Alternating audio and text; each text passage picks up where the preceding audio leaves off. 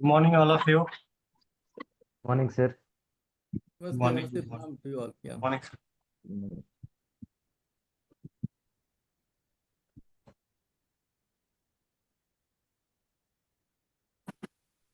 So, Jatin, please start the session.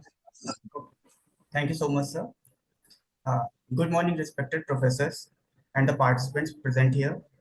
I am Jatin Kumar Jaiswal, along with my colleague, Ms. Pooja Kumari. We both are research scholars from Central University of South Bihar, Gaya. It is a great honor and privilege for us to welcome you all to this seminar organized by PG Department of Commerce, Magadh University, under the esteemed aegis of the Internal Quality Assurance Cell of Magadh University. Today, we have gathered here to delve deeply into an incredibly vital and relevant theme, that is human values and professional ethics in higher educational institutions. As we all know, education is not just about acquisition of knowledge, but also about the shaping of character and instilling the values which guides us in our professional and personal lives. We hope today's discussion will inspire us all to integrate these values more deeply into our educational practices. Now, I would like to request Ms. Pooja Kumari to take on this seminar from here. Thank you, Jatin sir, and good morning to one and all present here. On behalf of Magadh University, Hello. we extend a warm welcome. On behalf of Magadh University, we extend a warm welcome to the chairperson of today's seminar.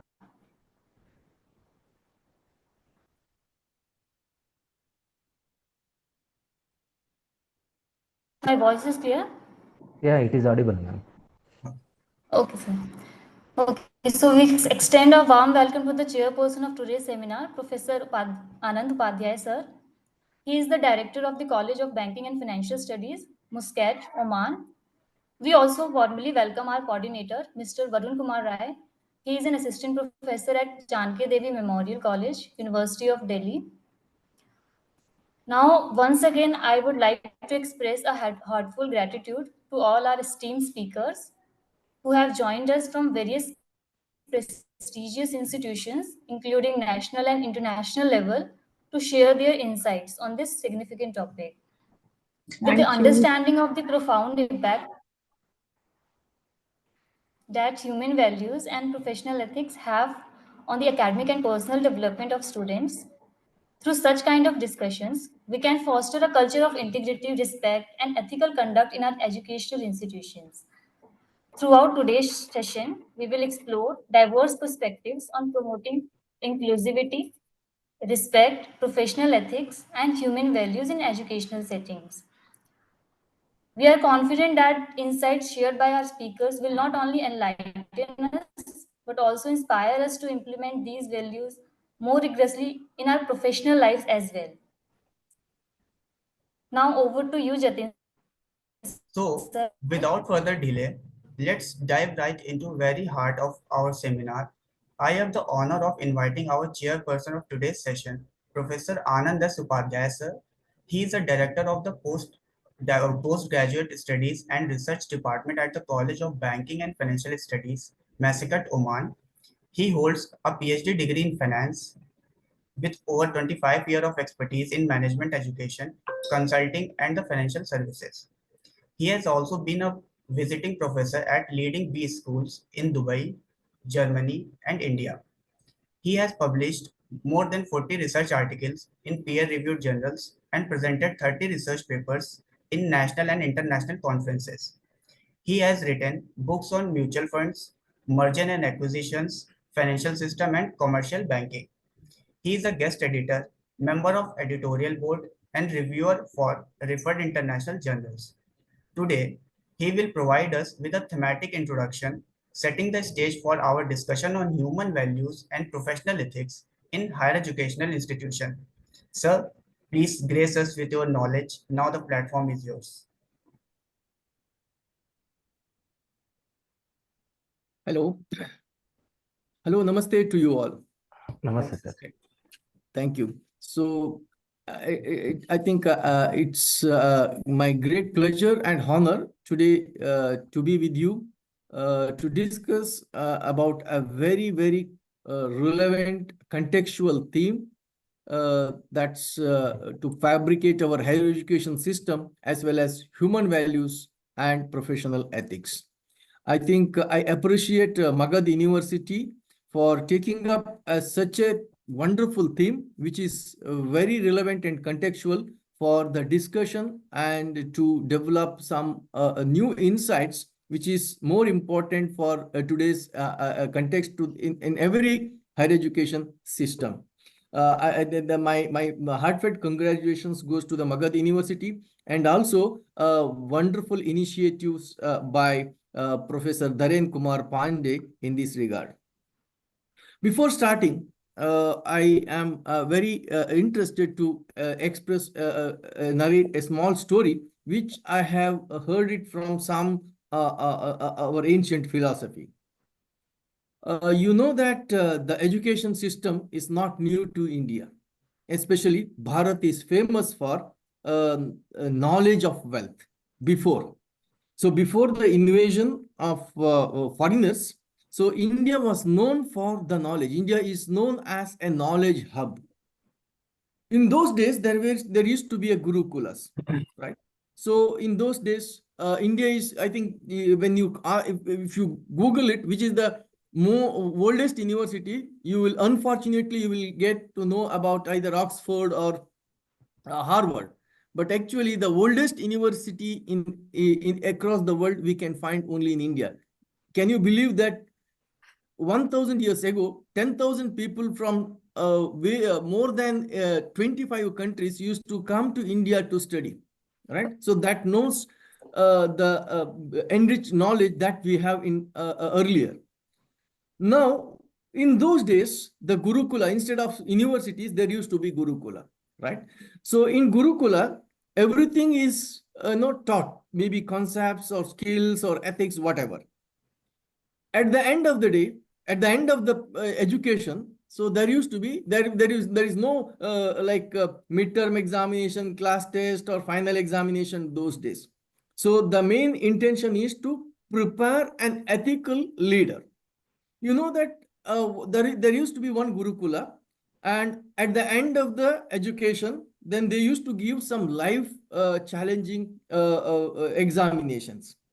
One guru called 3 people, and they said that you have been here for last 5 years. So whatever I know, I have transformed to you, I have transferred to you, I have given you the full education. Now it is the time to test whether you are suitable to serve the society or not. So today I am going to give a test. If you pass that, then you become an responsible person. You can go to the society and serve for the people. Do you know what was the test? The test was very simple. There used to be a river, and there used to be one basket of mangoes. These 3 people, they have to cross that bridge and bring that fruit. That was the test. But that journey is not so easy. That bridge was full of thorn. It's very difficult to cross, but still the challenge is there from the guru. So the student has to cross the river and bring that basket of fruit and give it to the guru. Then only he will be successful. Then these 3 people went together. So out of these 3 people, one person went up to the bridge and he said that Guruji, he come back immediately back to the Guruji. He is very knowledgeable person. He is highly qualified person. But again, he come back and said the Guruji that, Guruji, it is very difficult to cross the river, cross the bridge because it is full of thorn. I am very sorry, Guruji. I cannot bring you the fruit from that. If you want, I can get it somewhere else. But that fruit I cannot bring. That's the end of the one person story. The second person, he crossed the river and he brought the fruit. Do you know how did he cross? What he did was, he put one leg and he just removed the thorn, make the space ready to put another step. Similarly, he just removed the thorn wherever he is going to put his step. Then he crossed the river and he brought the fruit and gave it back to the guru. So Guruji, this is the fruit you want, I'm giving you. And the third student, he looked at the bridge, it is full of the thorn. What he did, he has taken a broom from the Gurukula, he swept the entire bridge, he make it clean and he make it good for everybody to walk, and he burned that thorn and he crossed the river and he brought the fruit and he served. Can you imagine what is the moral of this story? The moral of the story, there are three disciples. One person, he has a knowledge, but it is not at all useful for the society. He's a coward boy. He's not able to face the challenges. He has a knowledge, he has a skill, but he don't know how to utilize it. So that's why he become fail. So despite of the knowledge he has, but he don't know how to use it.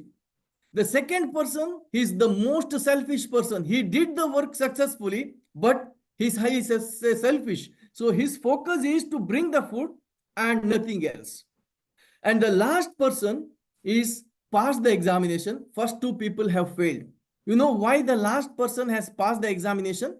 The last person is having knowledge, skill, attitude, and the last, but the most important, he has a social responsibility. Social responsibility. So he has an ethics of social responsibility. He was not only thinking of bringing the fruit just for the sake of the Guru's word. He is a knowledgeable person. He thought that this is very dangerous for everybody to walk. He noticed that there is a problem. He cleaned it, he swept it, he made the way clear to walk to everybody. Then the Guru was so happy. Out of these three people, you are the only person you are socially responsible. You are the only person you are ready to serve the society. You are ethical leader. You are a responsible leader. He gave the certification. He made him to fast, and he has blessed that boy, that student, and he said that go and serve for the sake of the society. Friends, this used to be the kind of ethics we used to follow in olden days. Ethic is not a new thing to India, but in between that has been deviated. So the ancient higher education, ancient education system in India, which always focuses on ethical values, moral values. Do what is good, don't do what is not so good. So this is the kind of education system we used to have. So now what we have to do today is we have to bring back that kind of ancient cultural values in our higher education system. So because of some invasions, because of some geopolitical changes, the Indian values, the ancient Bharatiya values has been deviated. So if we bring back that ancient Bharatiya values, I think there is nothing else. The values of Indian system comprises of only ethical values and the moral values. So with this brief introductory note, so I'm just wanted to highlight what we need to do in today's context. So higher education institutions today play a prominent role in shaping not only the minds, but also the character of our students. So please understand, we have to create a good mind as well as good character among the students, because you know that our today's generation becomes the tomorrow's generation. They are going to take our society forward, our culture forward. So that's why these institutions are very crucial, where the future leaders and innovators and professionals are molded. In this transformative process, the importance of human values and the professional ethics cannot be overstated. Human values such as integrity, respect, compassion, responsibility, and the fairness form a bedrock of a harmonious and progressive society.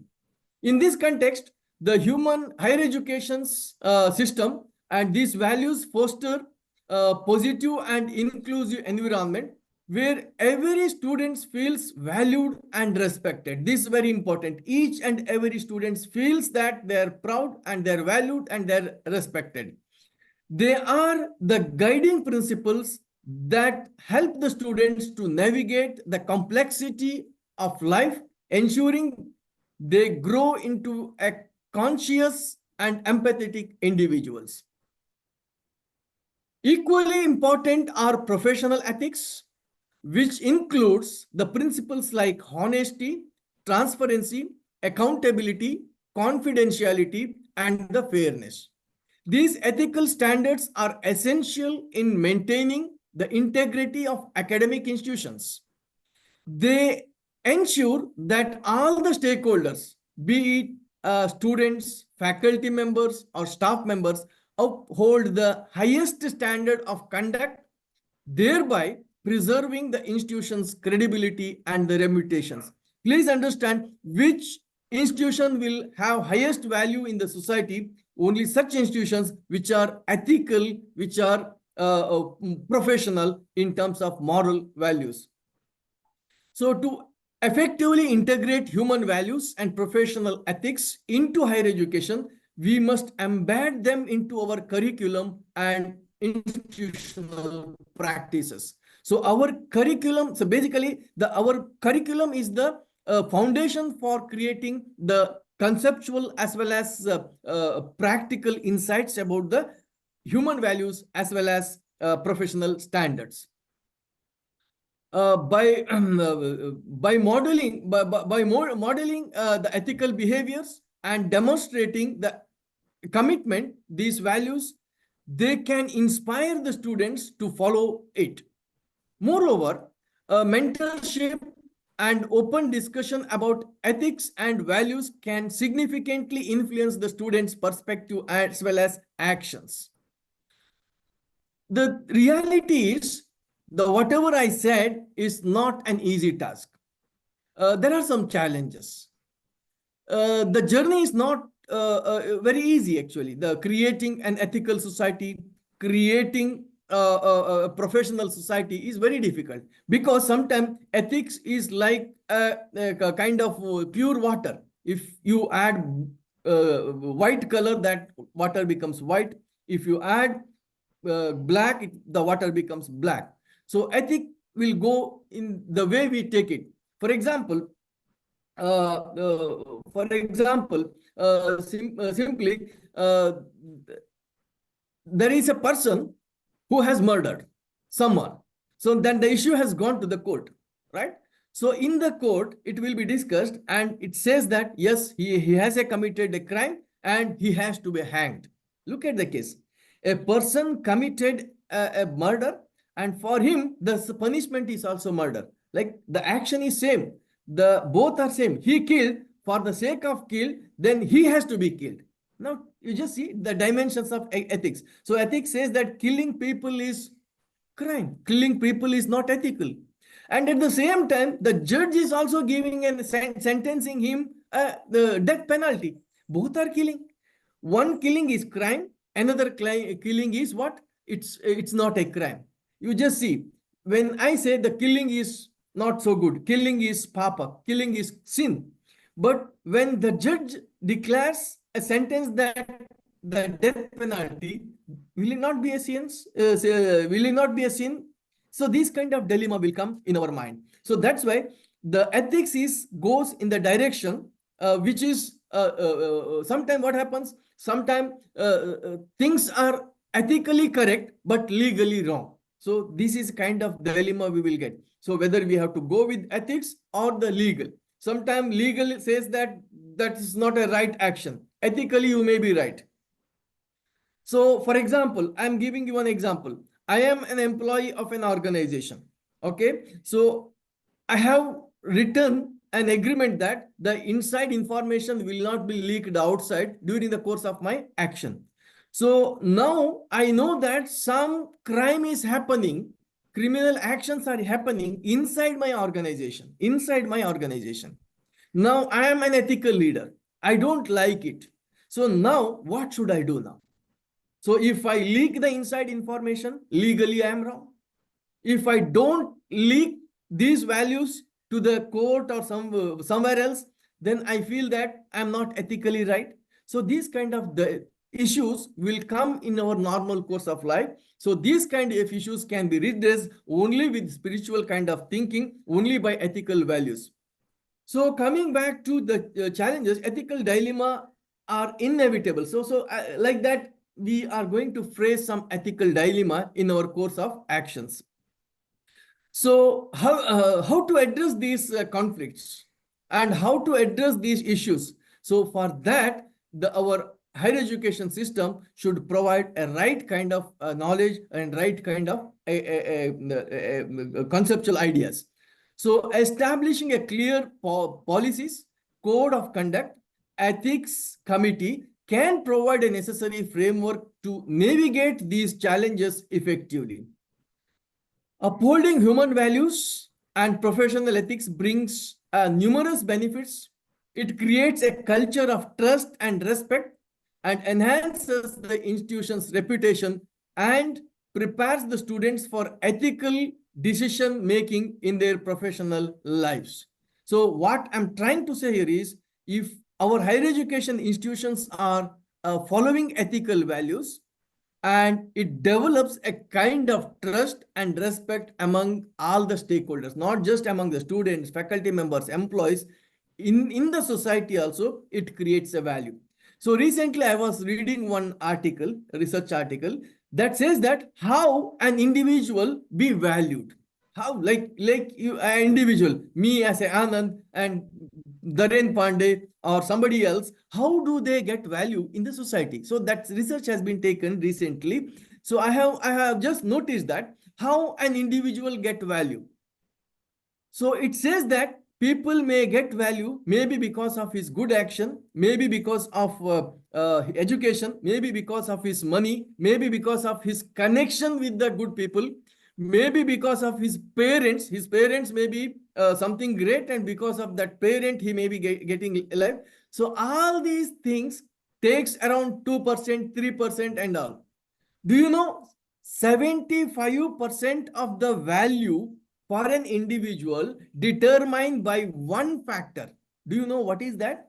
That factor is none other than the manners, that ethical values. So that survey says that 75% of the value for a human being is determined based on his manners, based on his ethical principles.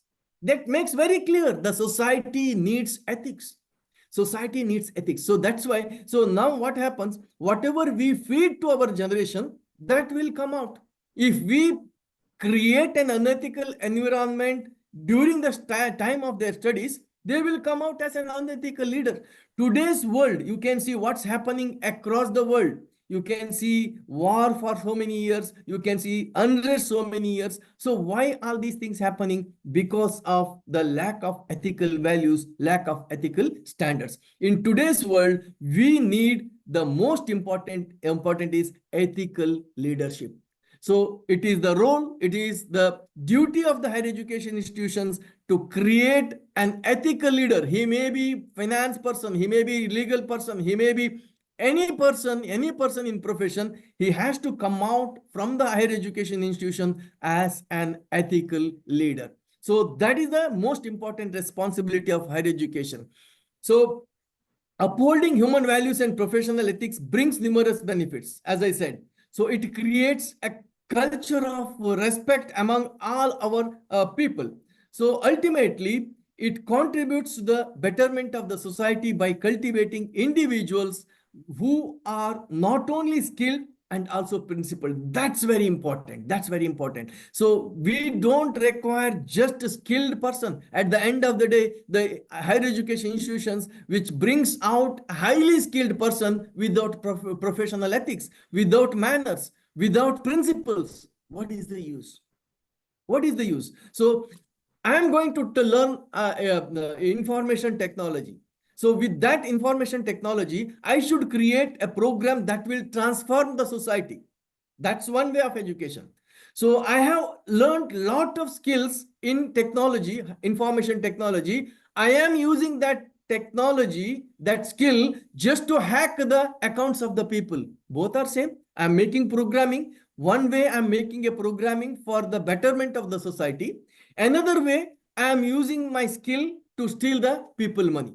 You understand my point? So that's why we have to create an ethical leadership among the students. By the time they come out, they are not only skillful person, he should be a principled person. That kind of environment we have to create. So ultimately, I conclude that saying that the importance of human values and professional ethics in higher education system is very, very, very important in today's context. We know around the world what's happening. As educator, administrator, students, we must commit to prioritizing these principles in our daily actions and institutional policies. By doing so, we can create an environment that nurtures both intellectual growth as well as integrity in the society. With this, I conclude my words. Thank you for giving me an opportunity to share my knowledge, and I wish the conference a great success. I hope a lot of deliberation is going to take place by making a paper presentation as well as the keynote addresses in the immediately after this program. Thank you very much. I thank the Magadh University for giving me an opportunity to share my little knowledge. I also thank Professor Dharen Pandey having trust on me and giving an opportunity to share my whatever the little bit knowledge I have. Thank you one and all. Wish you all the very best. Thank you so much, sir, for your insightful thematic introduction. Your valuable insights have really set the stage for today's discussion. Thank you so much, sir. Now I would like to welcome our first speaker, Dr. Raghavendra Prasanna Kumar. He is an assistant professor at the School of Business and Management, CRISP, Bangalore. He has a full-time PhD in resource management, in human resource management, with over 10 years of expertise in teaching and research. He has published research articles in ABDC Scopus journals and presented 22 research papers at international conferences. He won the Best Paper Award at the international conference organized by the College of Banking and Financial Studies, Muscat, Oman in 2019. He is also a reviewer for the Scopus and ABDC index journals. Today, Sir will enlighten us with his perspective on promoting inclusivity and respect for diverse values in educational settings. Over to you, sir. Please proceed.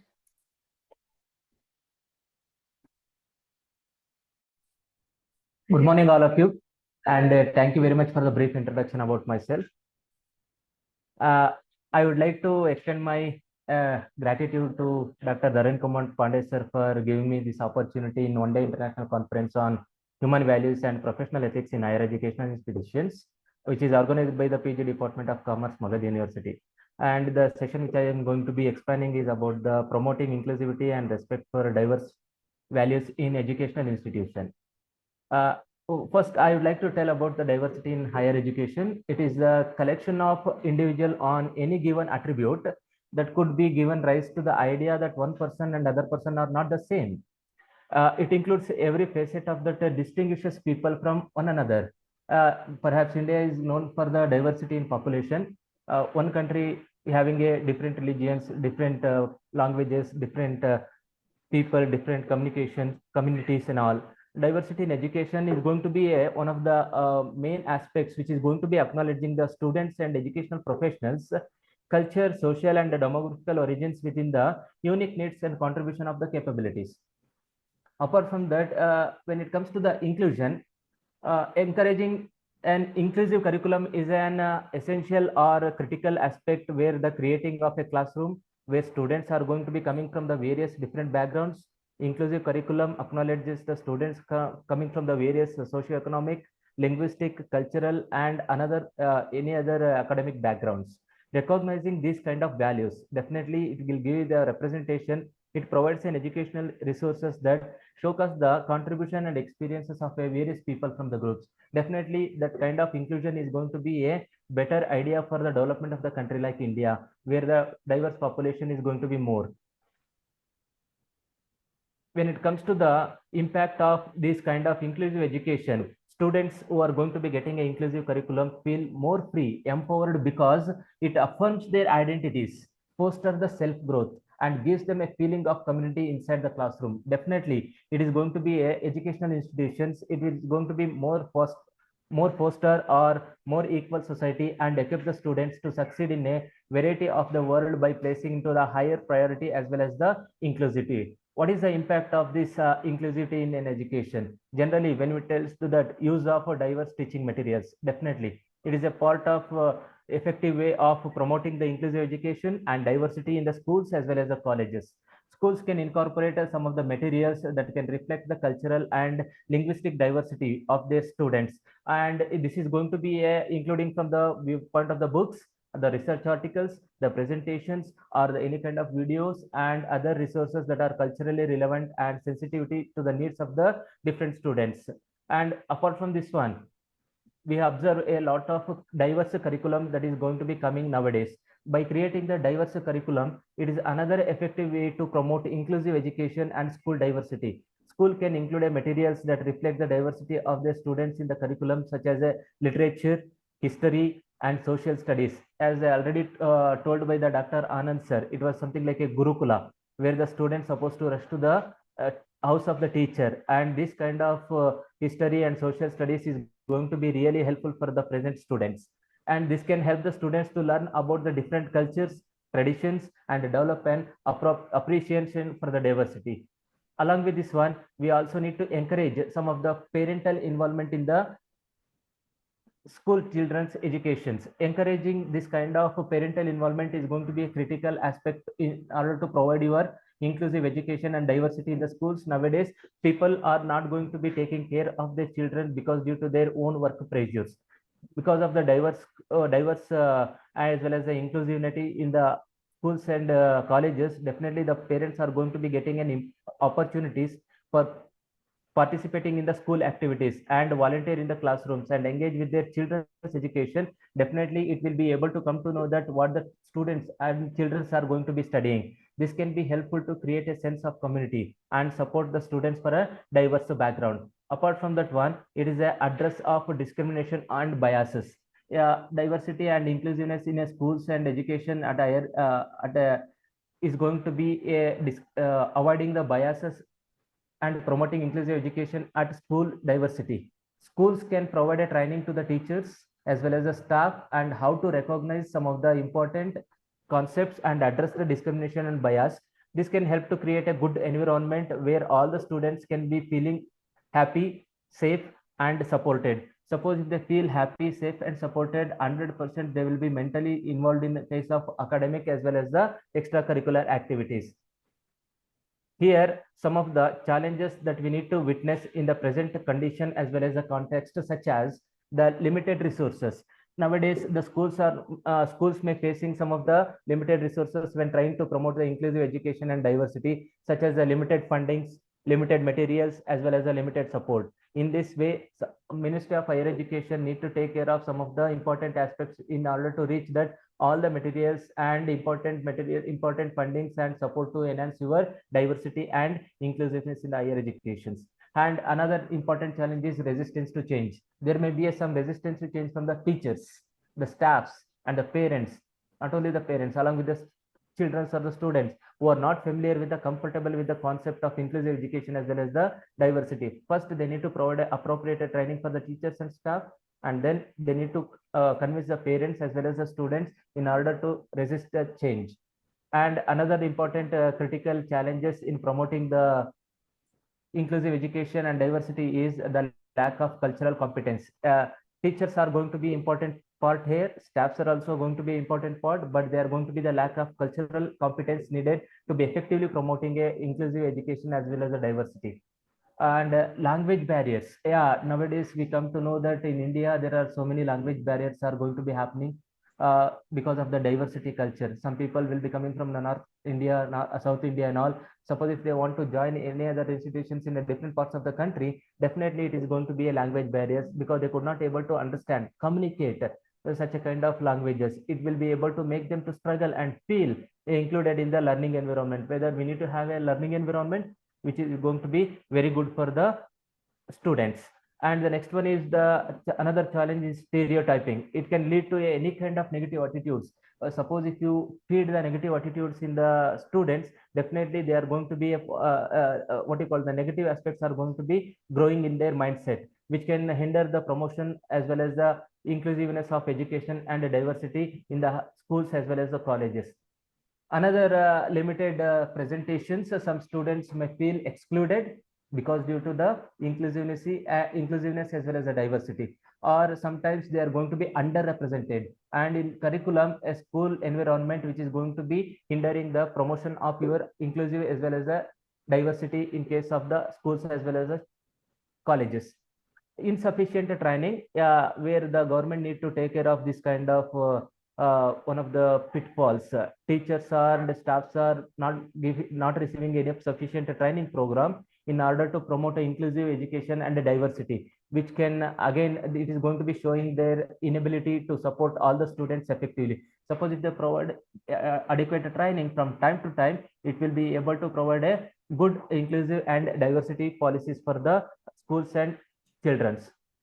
Next one is parental involvement is something like another one challenges that we are going to be witnessing now, where the parents are unaware of that one. They are going to be involved in various work pressures, and they could not able to concentrate on the children's education. This is also going to be one of the barriers towards your inclusive as well as the diversity. And limited teachers diversity, a lack of diversity among the teachers and staff can be a one of the major drawbacks of promoting inclusiveness and education and diversity by the limiting the range of perspectives as well as the experience in the school representations. And definitely I am going to be concluding about this promoting inclusivity and respect for the diverse values in education. Definitely we have a diverse population, starting from our Jammu Kashmir to the Kanyakumari and the east part to the west part of our India. Definitely in order to provide this one, we need to have a strong educational background in order to develop the country like India. By this, I would like to thank all the team in providing me opportunity, especially Dr. Dharen Pandey sir for making me to provide the session as a speaker for this international conference. I'm really happy for this as a part of this international conference. Thank you very much, sir.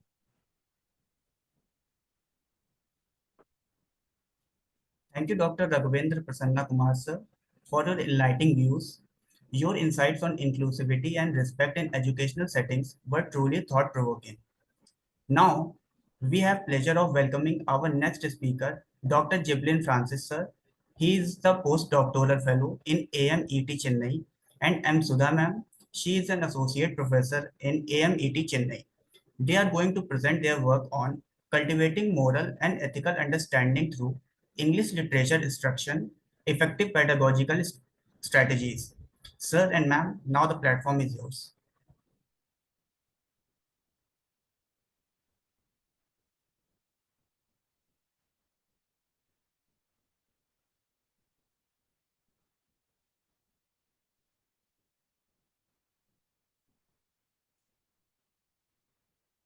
Jiblin sir.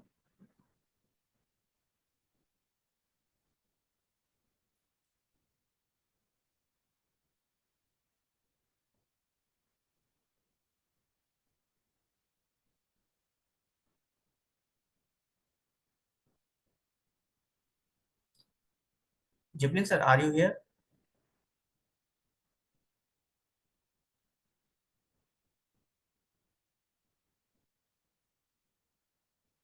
I'm connecting with him.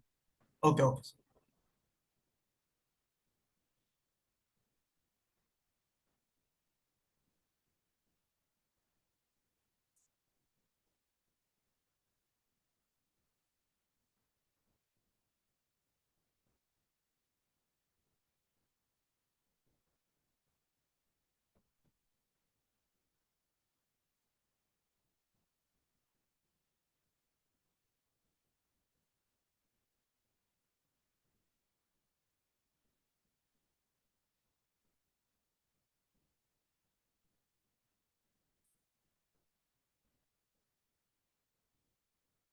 Okay, Jatin, please welcome our guest, Dr. Wali.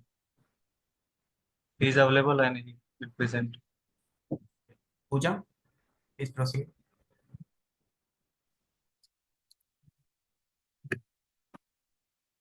So let's welcome our next presenter, Dr. Walid M. Al-Adel, sir. He is a senior lecturer at University of Malaysia, Terengganu, Malaysia.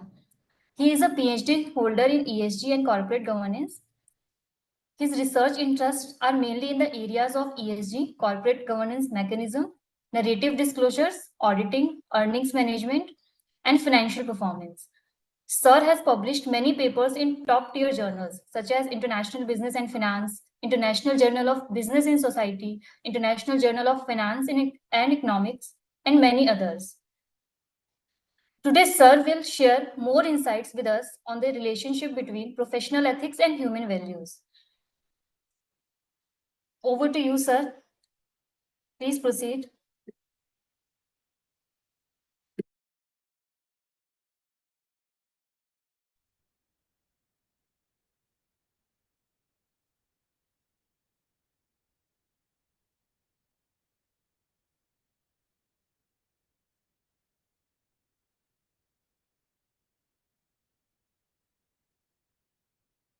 Good morning, everyone. Am I audible to you? Good morning, sir. Yes, sir. Okay, good morning. Thank you so much for this nice introduction. I'm also thankful to the organizing committee for inviting me to present my talk on this very important issue nowadays about, professional ethics and human value. It is the most important topic in our academic life nowadays. So to start my talk, my introduction, you can give example, in the beginning. So imagine that our society, we cannot rely on each other. We cannot believe, we cannot trust each other. If the parents, the family, the friends, the professor, the society as a whole, as a cheater, as a liar, how can we have effective communication? How can we trust in each other? How can we solve this issue, which will be continue forever? So that is the point which come our seminar today, to solve this kind of issue by implementing the professional ethics principles. So ethics is about the principles that will guide us to understand what is the right, what is the wrong, to guide us to understand how can we control our activities, how can we help each other, how can we, implement the standard. It's a rule and regulation that help us to show what is the right way. That is the industrial education play a fundamental role in order to implement these principles. So it is our responsibility as educated people to show the path to other society, to understand the principles of the ethics and to implement it.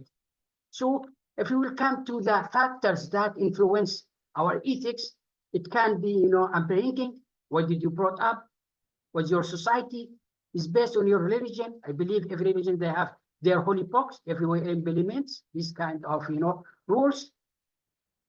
We can have self-society is about social, traditional, and beliefs. So in order for us to, these factors will influence our ethics. That's what we can, now we are a Muslim, we are a Hindu. How come? On the basis of what? Based on your religion, based on your underpinning, what did you brought up about your traditional, how can we differentiate? We are from different culture, is Malaysian or Indian culture, Arabian or European culture. So if we come to understand what is the right and what is wrong, many philosophies have come with different definition for ethics. But many religious people, organizations, etc., they define the ethics is all about principles. But if you discuss about the judgment are made about the good and bad behavior based on the religious belief, is all explanation about how human being will live there on the basis or in the view of religious point. Is about the culture. Culture is about set of attitude, beliefs, and practice that characterize of group of peoples. Your culture has influence upon you. It's about philosophical beliefs. Philosophical gives justification about some principle that may be applicable regardless of the religious point. That is how can we differentiate our judgment about the good and bad behavior. So there are so many sources that influence our belief, as I explained earlier. It can be family or friends, it can be ethnic background, religion, school, media, and so on. But nowadays, the media play fundamental roles in order to spoil our society. They have two weapons. So what is the main aim of education industry? To protect our society, to remind them about human value and professional ethics, to make them understand what is the right way for them to live peaceful society. So how we should believe, how should one live his life? Based on the ethical behavior, based on the principle that will control our life, as well as based on the experience of human existence. I can't be your friend for 1 month, 2 months, but when I understand that you are going in the wrong way, I can withdraw my friendship with you. So to be friend, it means that to help me to go with you in the right way. That is, there is a golden rules. Always do unto others as you would have them to do unto you. As long as you want me to respect you, you have to respect me. You have to respect my view. As long as you want others to treat you well, please treat them well. That they will do. They will help you. If there are so many unethical issues nowadays. Maybe you are involved in this kind of ethical issue. How can you solve these issues? Always remember the consequences. How can you remember the consequences? Consequences always, remember that you have a family, you have a friends, you have a kids. What will happen if this unethical issue will come to the media? Whether your family will be proud of you or not. What will happen to your society, to your personal? You will damage your entire life. So try to avoid totally this unethical issue. Try to analyze the action, collect the evidence, understand the fact, and solve this kind of issue by taking your decision. That is how can we solve unethical problems. So if you are coming now, there is this, Austin Durban has developed 8 questions in order to solve these dilemmas or unethical issue. So I'm going to read all these 8 questions. Is all about what are the facts, what can one guess about the facts, one doesn't know, what does the fact means, what does the problem look like through the eyes of the people involved. Question number 5 is all about what will happen if one chooses one thing rather than another. What does one's feeling tell on self? What will one think of on self if one decided one thing or another? And finally, can you explain or justify your action? So if you are involved in any dilemma, there are so many models that you will need to implement in order to solve your dilemma or issue. But if you can ask yourself just 8 questions and you can answer them, then you can take your decision based on your answer. Now, just to discuss this point in our academic life, you can imagine if a teacher return assignment to you with the grade F, failed. So when you ask him why, what is the reason behind that, he gives his explanation that, frankly, you are told that, frankly, the teacher doesn't believe that people like you, example, women, Christian, African, American, Indian, or whatever, are capable of doing work in this field. Same nowadays, if you will implement, this is some issue still exists and we need to solve this kind of issue. If you all apply for any job or for any position in any place, they will ask, first of all, who are you? They will not see what is your capability. They will not look at your CV. Meanwhile, in the same times, you can say, If we want to, and now we are facing not most of the journal, if you want to publish your article in high impact journal, they will, first of all, they will look, who are you and from where you are. If you are from lower developed country, they will not consider, they believe that you are not capable enough to publish in this high prestigious journal. At least you must have someone to help you. In this case, we don't need to judge people based on their, religion, based on their culture, based on their country, based on their race, ethnicity. We cannot judge the book from the cover. We have to understand the capable of people, then we can judge them. This issue needs to be solved and need to be end. And if you are coming to come to the last point, I'll give you some examples of unethical practice that's for undergraduate students. So if you can say sitting in exams, still this issue still exists. And how can we solve this kind, whether it is ethical or unethical? What would happen if you will graduate and you have your own degree and you cannot do anything, you cannot work in your field? The same example of plagiarism. Now in academic life, so many issues related to the professor now in the court is, plagiarism when you are copying someone else's work without even citation or paraphrasing. So this is an ethical issue and should be ended. There are so many issues. The photo is explained about itself, about counterfeitable product. So about environment, we are now responsible about future generation. We must take care for our environment, try to achieve sustainable development goals. So in this case, we can implement the new rules, implementing related to ESG, related to environmental system, related to climate change, or so on. And about the pride, this is almost of unethical issues. And about using some medicine for our vegetables or farmers or this kind of issue always come to the news. How this, our education in these studies can help people to implement these standards. And always remember, what comes around goes around. I hope I can finish my presentation within the time. Thank you so much.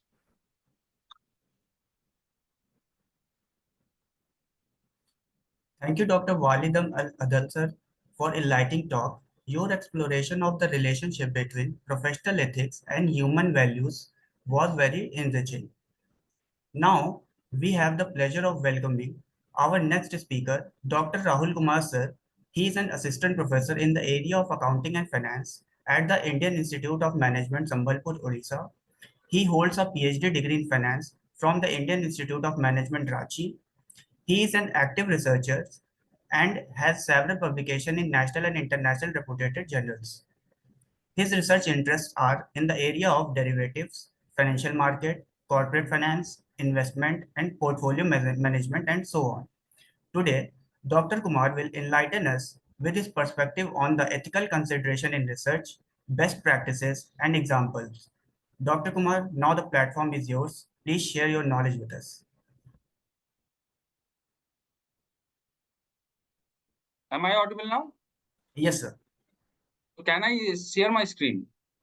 So I think you are sharing. Okay. Oh. So the topic of my presentation today is ethical consideration in the research, best practices, and with examples. So we are actually currently facing in India and across the world some of the unethical practices going on in research, primarily in some we can say in primary as well as secondary form of data. And currently in this particular presentation, I would like to discuss more about how those unethical practices are going on in primary data set and some of the secondary data sets. So what are the ethical concern or in these kind of researches where we are actually social science researchers? So there are some unethical practices in science related and science and related area, but in social science we have different kind of unethical practices like voluntary participation, informed consent, anonymity, confidentiality, and potential for harm, and some others. And then I want to discuss in detail each of them, like what is voluntary participation. So if you are taking some data from a set of population, or we can say a sample of that particular population, the participation should be voluntary. It should not be forced. It should not be pressurized to do anything which they don't want to do. For example, one of my colleague, they want to do a research on cancer patient. So they went for a particular hospital, and they don't allow them because they don't want to harass their patients. So those participation should be voluntary. In that case, she goes to those patients and they have asked whether you want to participate in this particular survey or not. So that give me a lot of people choice or ability to opt out for any time, because many questions actually they are not feeling good for answering those questions. So if they have already agreed to take that part of this particular study, so they should be allowed to part in that particular study. For example, that's the issue of voluntary participation. So if the participants want to engage in those surveys or those studies, so they can participate, as they should not be forced or pressurized to participate on any of the research idea, project, or study. Another thing is informed consent.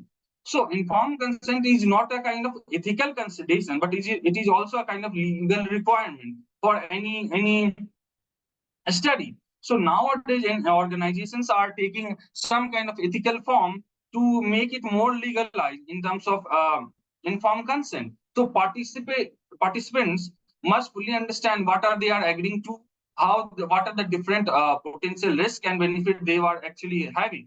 So the best idea to have a kind of create a consent form which have a kind of clear-cut idea of brief description of study and research method, the potential benefit of risk and risk of participation, and benefit and risk of participating in particular study, what is the length of the study, the contract information of the researcher, or if any research is sponsored by some people or some firm or some organization, it should be clearly mentioned to those participants. Now, the reiteration of the participant right to withdraw from any research project at any time without any penalty. But in majorly in outside India, they are actually imposing some penalty if you are actually withdrawing from any project or any survey.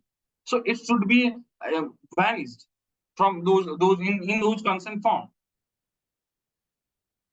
Third set of the thing is that anonymity. So anonymity means simply participants are should not be identifiable in any way. So if you are taking any survey or any data from set of people or organization, their name, address, email address, photographs, and video footages should not be revealed to anyone, because the purpose of research to get some idea from a set of sample which is drawn from some population. So if the idea of anonymity will be hampered, the purpose of research can be compromised.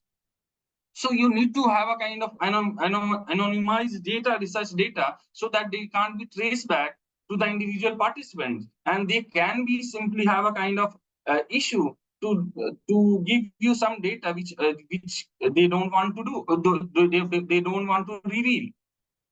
This may involve creating a new digital ID for the participants, and that can be linked back to the original identity using the numerical code. It is one of the way. Another way could be you can ask them, and you can transcribe those data sets. You can record their idea, their responses, and you can transcribe to have a kind of a more legal set of data. So it actually can it won't reveal the anonymity, the identity of the participants. So it is very important to do not revealing the identity. Another set of thing is that confidentiality. The information gathered during a study must be confidential. The confidentiality helps to protect the privacy in the research participant. It also ensures that their information is not disclosed to unauthorized individual. So it is very important to have a kind of idea of confidentiality in your consent form, because it gives you a lot of idea that the participants are more aware that their data is not revealed to some unauthorized people. For example, we have recently seen that the data has been revealed of our we can say Aadhaar card or UID numbers are revealed to a certain they have sold to some other agencies. So these kind of issues should not be there. And it's the other some ways to ensure confidentiality includes using a secure server to store data. We have now we are now technically more advanced to store data in more secure way, removing identifying information from the database that contains sensitive data. Another idea could be using a third-party company to process and manage research participant data. There are different companies in US which actually acquire data for you for conducting research, and the whole process is managed by that third-party company, and they pretty well manage all the things. And they have a kind of consent form to the participant. They have some idea of voluntary participations, anonymity, confidentiality. They manage all of the things, but it is a kind of costly process. So in India, we can't copy whole idea of third-party company, but we can give some segregated idea or segregated part of that project to that third-party company, where they can process and manage the data of the research participants. Another thing in confidentiality is that not keeping participants record for longer than necessary. If you have conducted your research, you have drawn your results from those the data of the participants, you simply can archive those data, because it is not longer needed to you. So it is these things should be informed to those research participants, where they can give you a clear-cut idea. They will give you a more generalized idea about their idea of that particular research or research project. Another thing is that avoiding discussion of the research finding in the public forum. So if you are, for example, I want to conduct a survey, a kind of for taking any idea how much loss Indian retail investors are making in FNO, or we can say in equity derivative. So I can interview any set of population and ask how they are actually trading, how they have made the losses, how they have made a profit. When those data on analyzing those data, we can get some idea how people are getting losses and profit, and how their strategies of getting profit and losses are. So those ideas can be informed to the decision maker like SEBI or NSE, where they can improvise the product, or they can curtail the activities of those small investors. So those data set or those findings could not be revealed to anyone or any public forum, because it actually hampered the interest or confidence of those set of participants. Another the set of ethical concern is potential of harm. For example, any research participants have any idea that what is the harm, or what could be the risk of this particular research? What could be the risk of involving this kind of research? The potential for harm is a crucial factor in deciding whether the research study should be proceed or not. It can be manifested through different forms like physical forms, psychological forms, social forms, and legal forms. So to conduct an ethical review to identify the possible harms. So if any nowadays different organizations, institutes are taking consent form, where they are actually ethically, or and another set of thing is that they are actually taking ethical forms, and where they actually review whether these study are having some kind of ethical or we can say potential harm for the larger set of people, where they simply conduct an ethical review to identify a potential harm or possible harm, and be prepared to explain how you minimize these harm and what is the support for available in case they do happen. If you are those harms are actually going to happen in that particular study, in that case, the people should have a kind of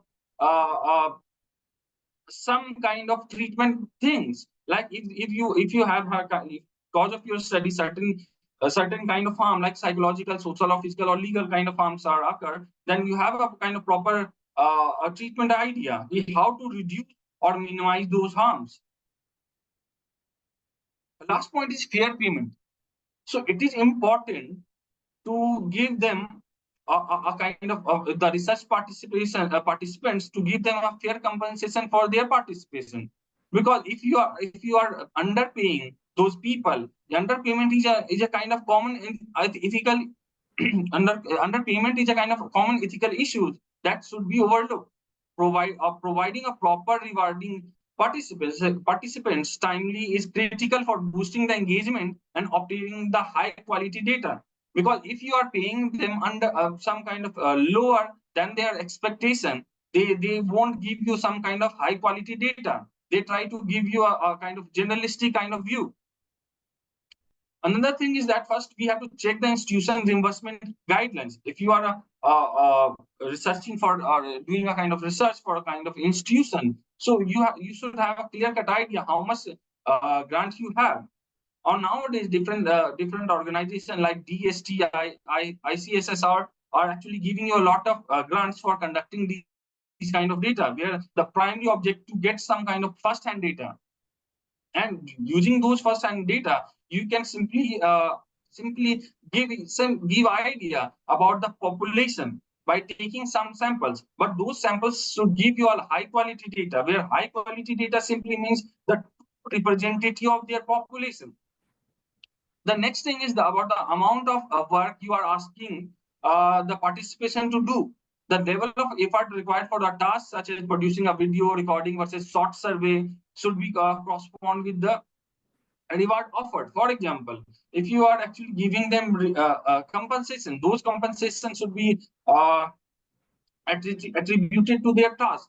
If you are taking some kind of video survey, then the compensation will be different. And if you are taking some kind of written kind of survey, short survey, in that case the reward can be lower. So you have to first decide what should be the actual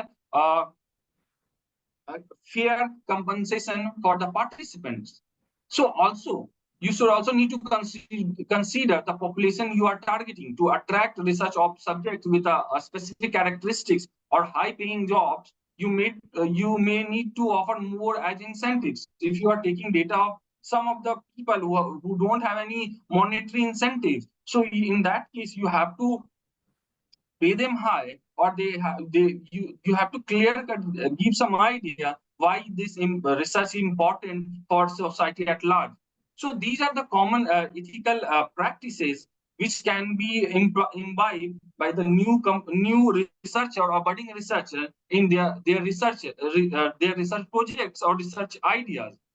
And these are the basic currently I'm discussing only those ideas which actually impact the researchers who are conducting or taking data or obtaining data through primary source of data, like survey, interviews, and these could be the potential ethical considerations they should consider while framing their research idea or project.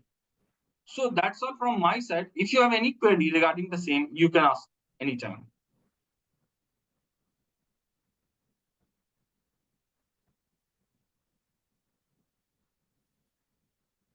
Thank you, Dr. Rahul Kumar, sir, for your insightful presentation. Your discussion on integrating professional ethics and human values in higher education was very informative.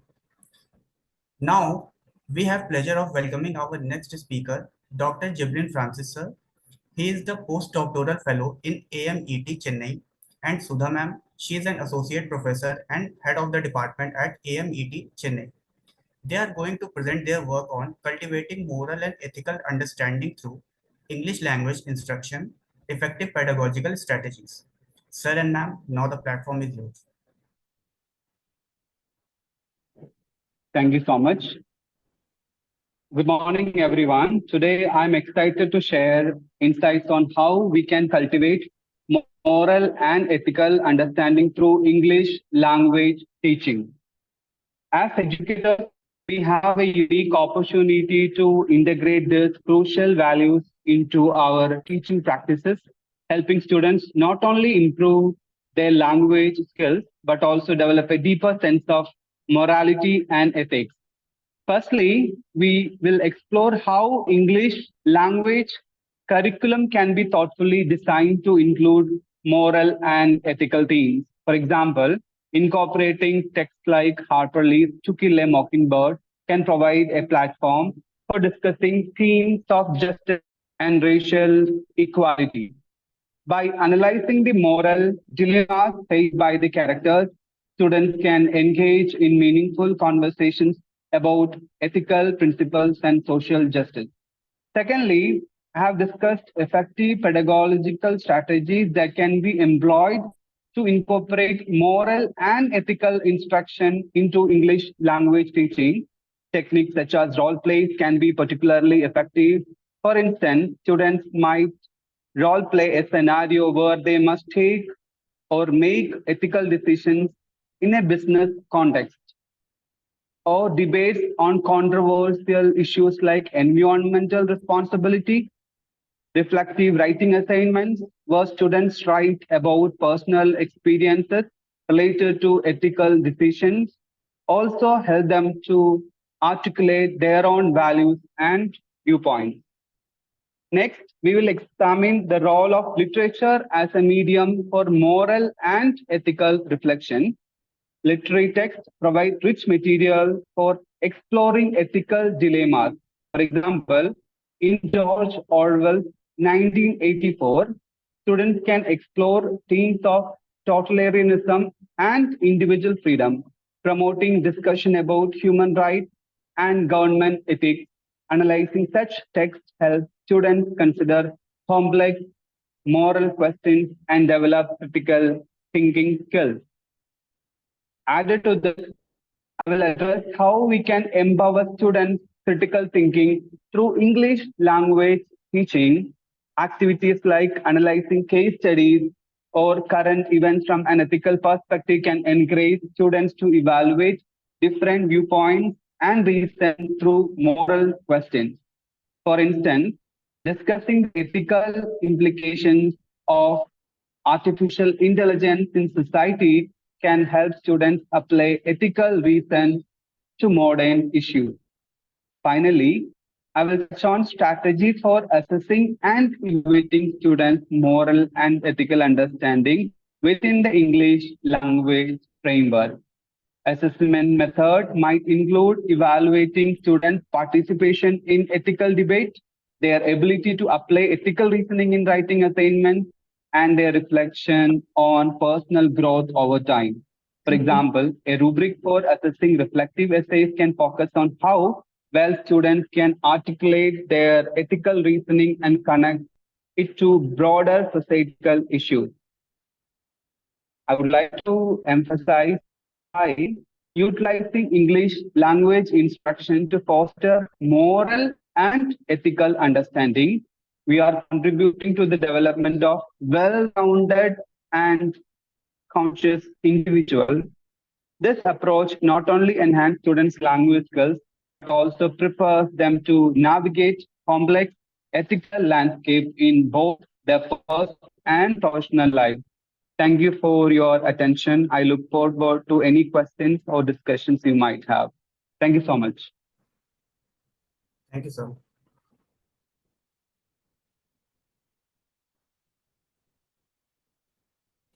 Now, we have the pleasure of welcome our next and today's last speaker, Dr. Gaurav Kumar sir. He is an assistant professor at Dr. Bhimrao Ambedkar National Institute of Technology, Jalandhar. He has done postdoctoral research in the area of financial data analytics at University College Dublin, Ireland. He has obtained a PhD degree from the Indian Institute of Technology, Kharagpur. He has published several research papers in Scopus and ABDC Index journals. His broader research area are stock market, corporate finance, and financial analytics. Today, Dr. Kumar will share his findings on the correlation between value-based education and academic success. Dr. Kumar, now the floor is yours.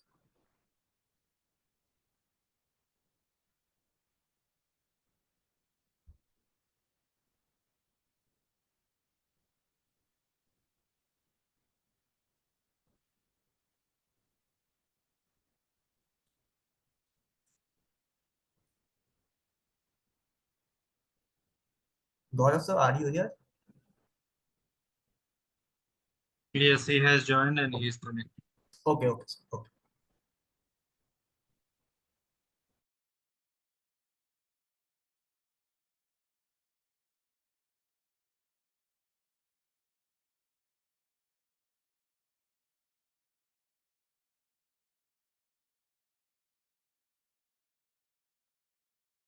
Dr. Gaurav, you may share your screen and start your presentation. Okay.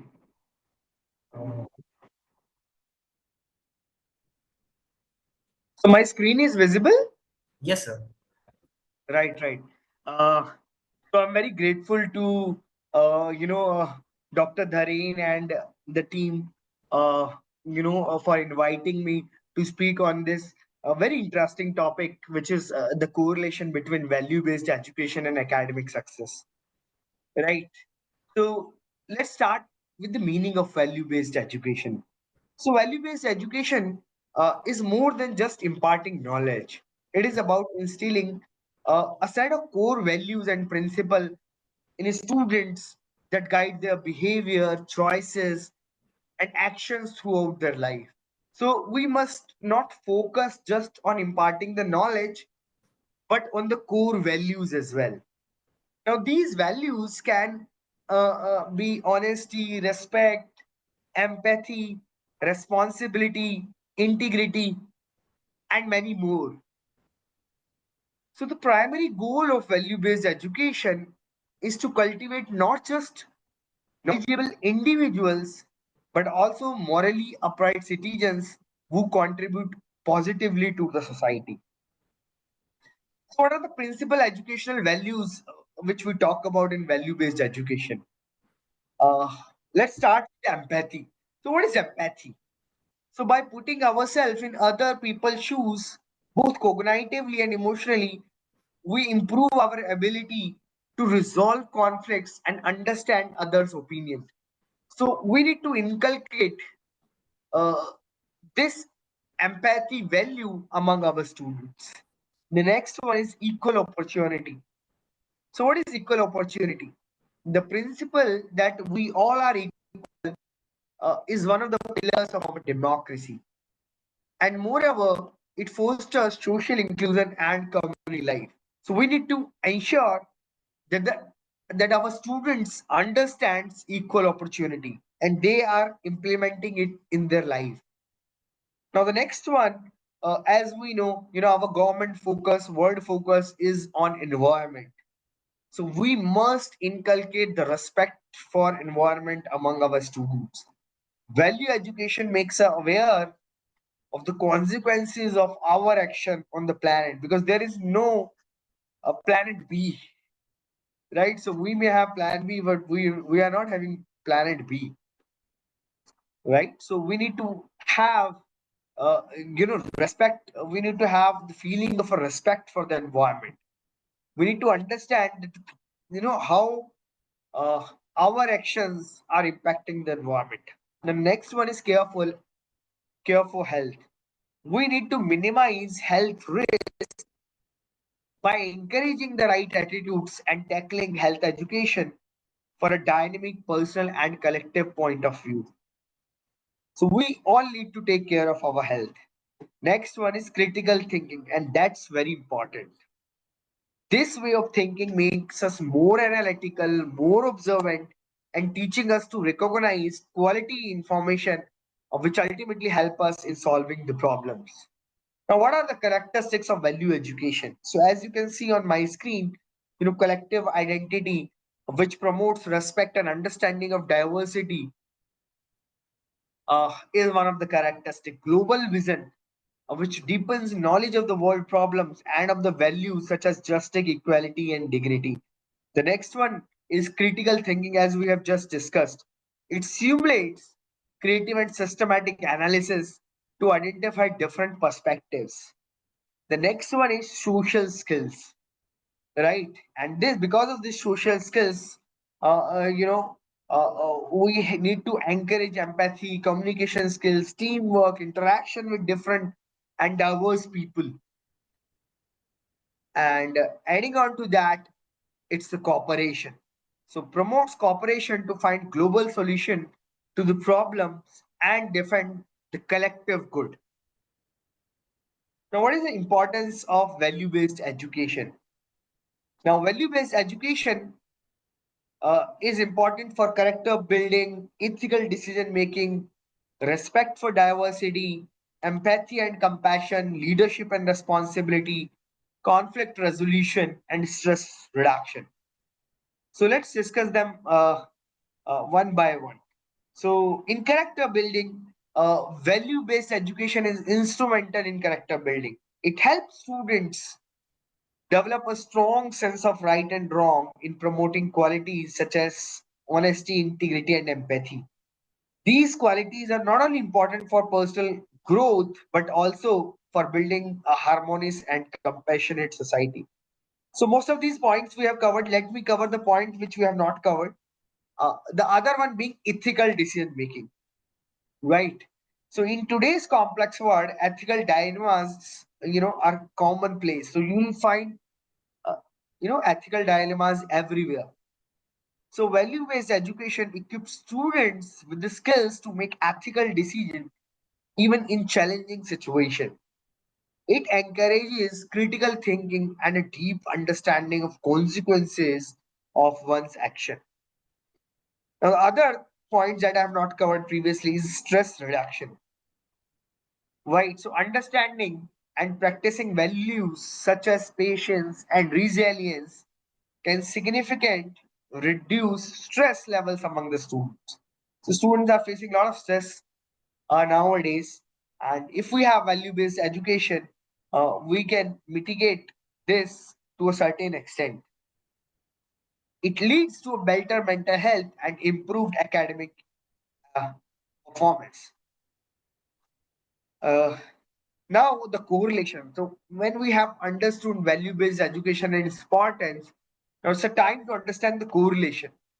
So when we have value-based education, the students become more responsible for their behavior with teachers and fellow students. Right? The students become regular with their homeworks and classworks. They learn to cooperate with teachers and fellow students in every situation. They learn to handle every situation in class with maturity. The students become more attentive in the class. It helps students to take their own decision without any hesitation.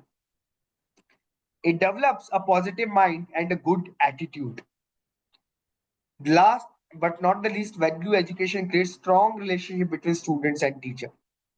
So here I can conclude my presentation, although 15 minutes time uh, uh, is very constrained in terms of discussing the correlation between value-based education and academia. But still, I have tried my level best, to discuss this very interesting topic. Now, thank you, Dharen sir. My presentation is over. You may take over now.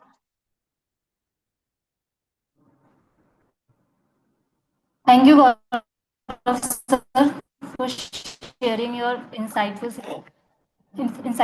session. Your presentation on value-based education and its impact on academic success was very compelling. Thank you, sir. Thank you. Okay, so now, finally, to conclude this seminar, we invite Mr. Varun Kumar Rai, sir. He is an assistant professor at Janki Devi Memorial College, University of Delhi. to deliver the vote of thanks with the concluding remarks. Sir, please take over to extend our gratitude to all the speakers and finally conclude the session with your vote of thanks.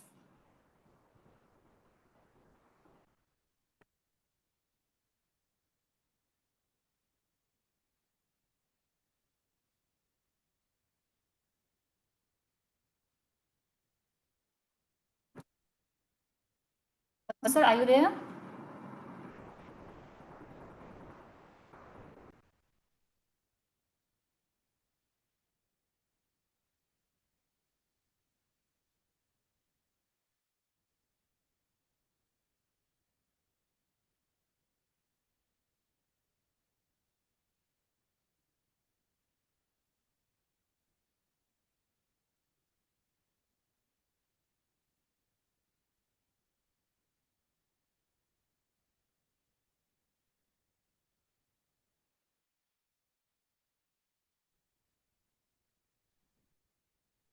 Yes, within few minutes he is coming.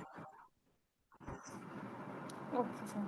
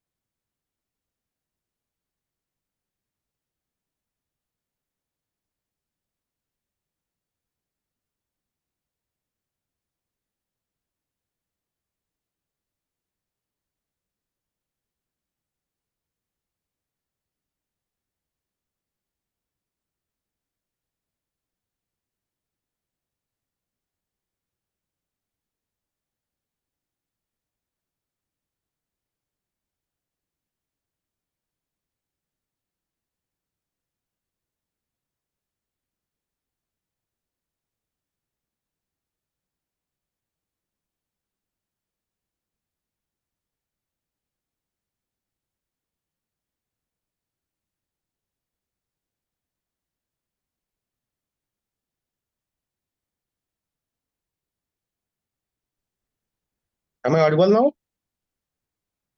Yes, sir. Okay. Thank you, Jatin.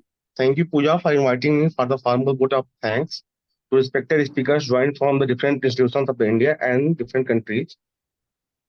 First of all, I would like to thank Professor Anand Upadhyay sir for accepting our warm invitation and providing valuable insight on Indian education, which focus on the ethical dimensions. Thank you so much, sir, for enlightening us. And I would like to thank Dr. Raghavendra Prasanna Kumar sir for providing deep insight on the promoting inclusivity and respect for diverse value and education setting. Thank you, Prasanna sir. Further, I would like to thank Dr. Rahul to enrich us with the ethical considerations in research. Thank you, Dr. Rahul, for providing the valuable insights on ethical horizon. Further, I would like to thank Dr. Waleed for enlightening us with the professional ethics and human values with different examples. And thank you, Dr. Waleed sir. And I would also like to thank Dr. Jivin Francis and Dr. M. Subha ma'am for giving the insight on cultivating moral and ethical understanding through English literatures. Thank you, sir. Thank you, ma'am. And I will also like to thank Dr. Gaurav Kumar, sir, for giving insight on correlation between the value-based education and academic success. Thank you, Gaurav, sir, for joining us and by providing the valuable insight and topic. At the end of the session, I would also like to thank Mr. Jatin and Pooja and all the participants for joining this session, without whom the success of the seminar was not possible. Thank you all. Thank you everyone for joining this session. Thank you, everyone.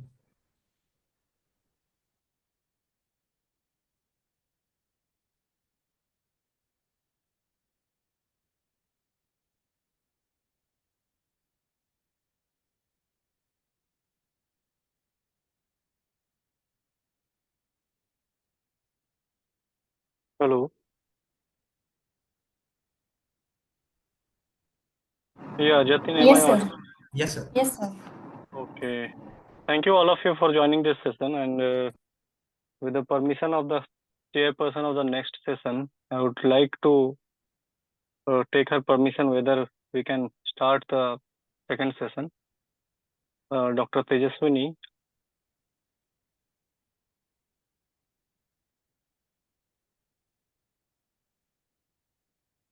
Hello.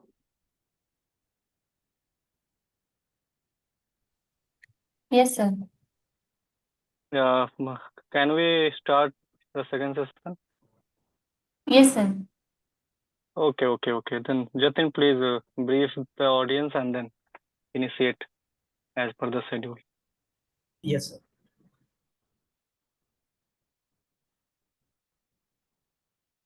Good morning, everyone. I am Jatin Kumar Jaiswal, along with my colleague, Ms. Pooja Kumari. We both are research scholars from Central University of South Bihar, Gaya. It is a great honor and privilege for us to welcome you all to the seminar organized by the PG Department of Commerce, Magadh University, under the esteemed aegis of the Internal Quality Assurance Cell, IQAC of Magadh University. Today, we have gathered here to delve deeply into an incredibly vital and relevant themes, that is human values and professional ethics in higher educational institutions. As we all know, education is not just about the acquisition of knowledge, but also about the shaping of character and instilling the values which guide us in our professional and personal lives.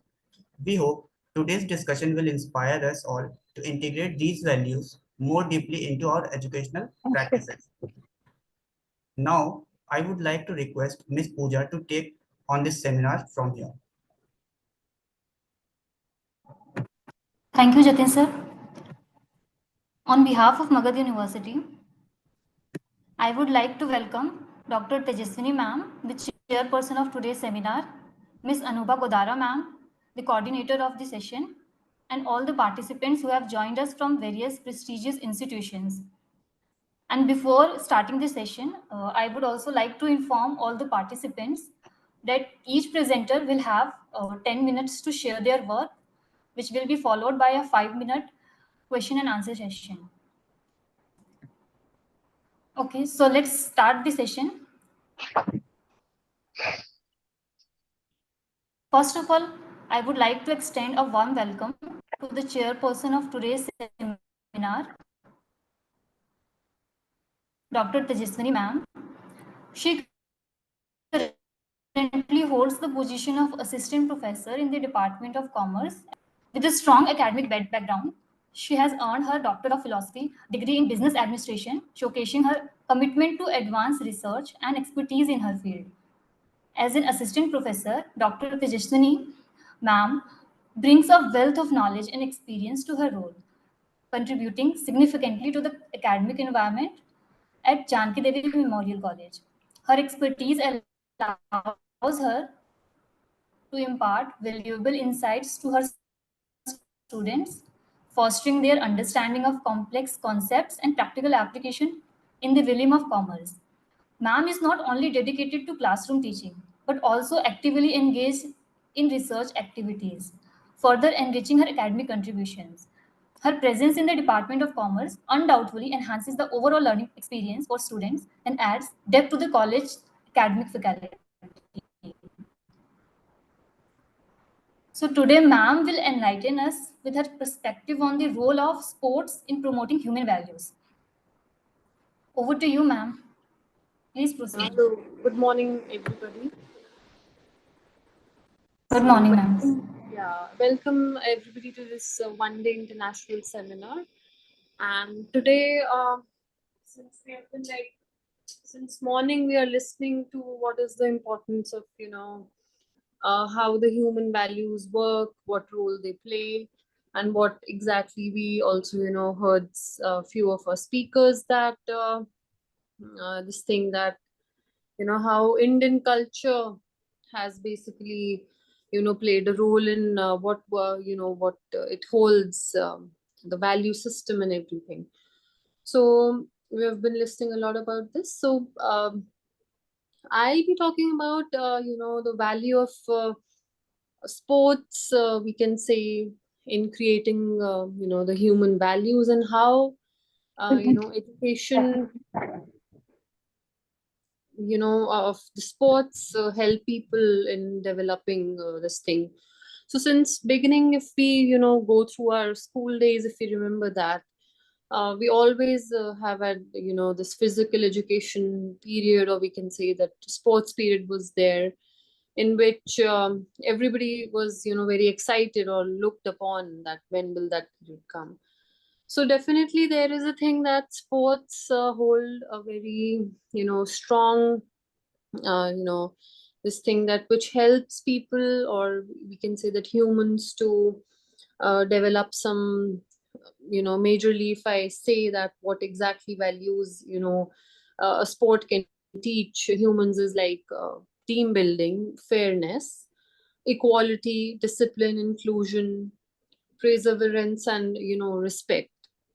So um, definitely, that when you are in some sport, or maybe if you have ever experienced playing a sport or anything, you must have felt that, there are some rules and regulations which actually, talks about being fair to this thing. And definitely there are so many team building games that, you have to come together, you have to be with the other player. uh, you can take any example of any, team games. So equality is there, that each, like Olympics are going on right now, but you must have heard that, very young people are also competing with very experienced player. And there is also, like, people or sports person from the different backgrounds, of different ethnicity, we can say, or from different countries.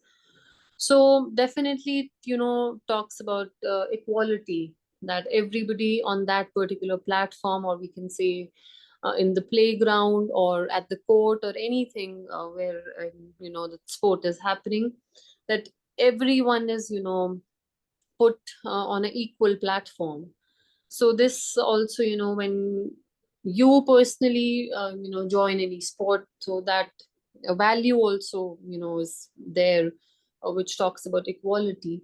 And definitely discipline, if we say that, discipline is a very important human value, which one and everyone should hold. So yes, sports for sure, from like discipline of how you play it, the timings, and the rules that you have to follow and everything. And specifically, if we talk about discipline in any, uh, matter of like activity of a day in a human, is very important. Like you have to be disciplined, you have to be on time, if even if you're a teacher, or you are a student or anything, that you have to, maintain that discipline in life to go ahead. Then there is inclusion, as equality also brings inclusion, and sports is a very, in between this, I would like, from the participants, that how many of you play sports, like any kind of sports activity that you are into. I would like to know that.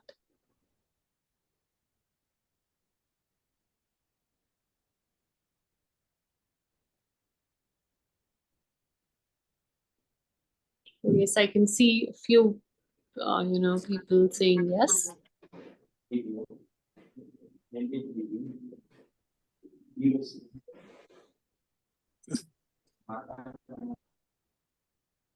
Yeah.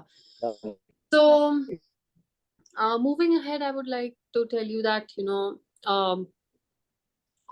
if we talk about imparting education of values through sports,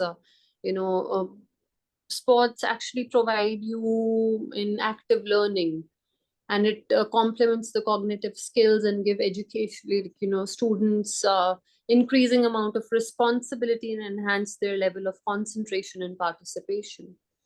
And if we look beyond, like what I can recall is that if we see the evolution of Homo sapiens or humans, as in.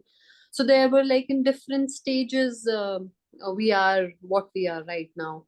So cognitive skills was one of the things which which is unique to us, Homo sapiens, or we can say the humans, which creates these human values.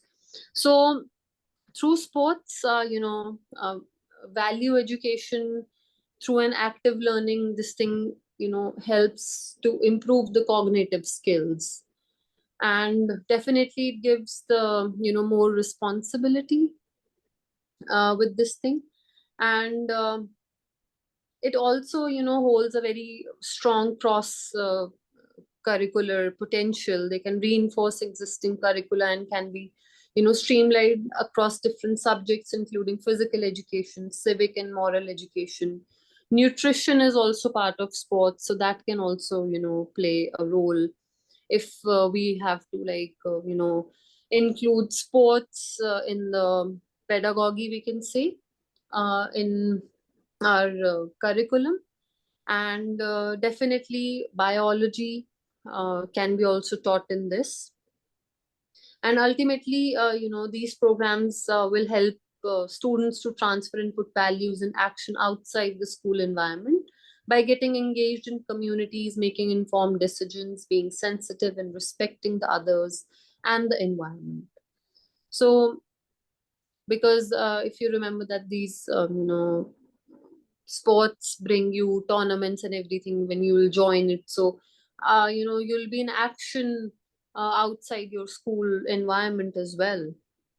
So, and definitely sports also creates a sense of independence, and if sports is a part of curriculum from the very beginning of your school, we say, then definitely it is going to support the transition of the humans in a very powerful manner from the very beginning of their school careers as well, and it will help them in battling life challenges and growing up in a more independent way, that I feel. So I would just like to end it here, and I look forward for all the speakers of this session. So thank you.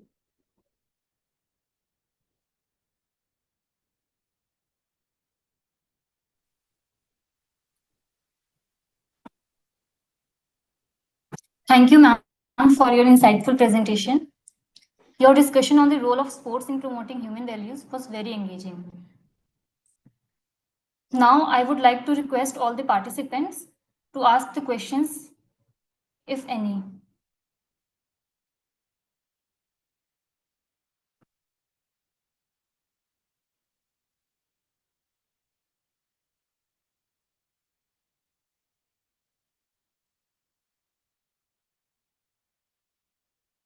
Participants can place their questions in the chat box.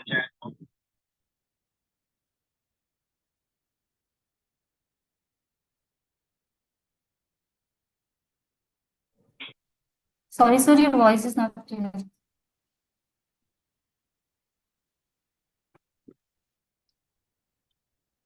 Hello. Yes, sir. Now it's clear. Yeah, I was saying that the participants can place their queries in the chat box. If there is no question, you can proceed to the next speaker. Yes, sir, there is no question. Okay. So let's proceed further. Yes. We now have the pleasure of welcoming Ms. Anubha Godara, ma'am.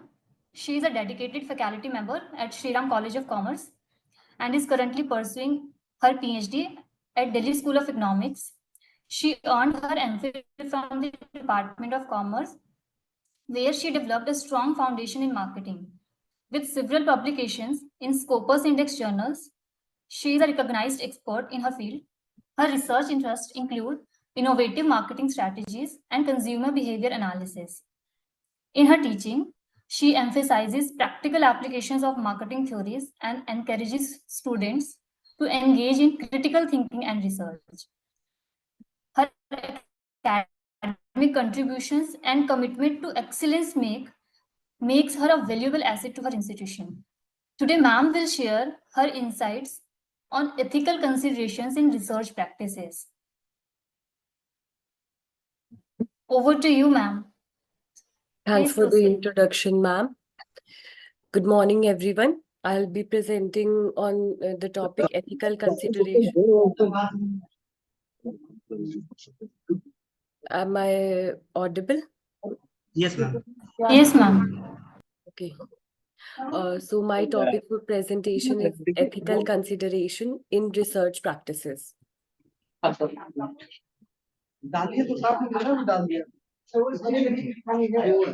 Just a minute, ma'am. My presentation is not going. Okay, so basically, what are research ethics? Firstly, research ethic comprises of the principles and standards that hold the researchers responsible in conducting their research. Ma'am, can you unmute the participants? There's a lot of disturbance. Yes, ma'am. So, research ethics, as we all know, that it encompasses the principles and standards that guide responsible conduct in research, ensuring that studies are conducted with integrity, transparency, and respect for all participants.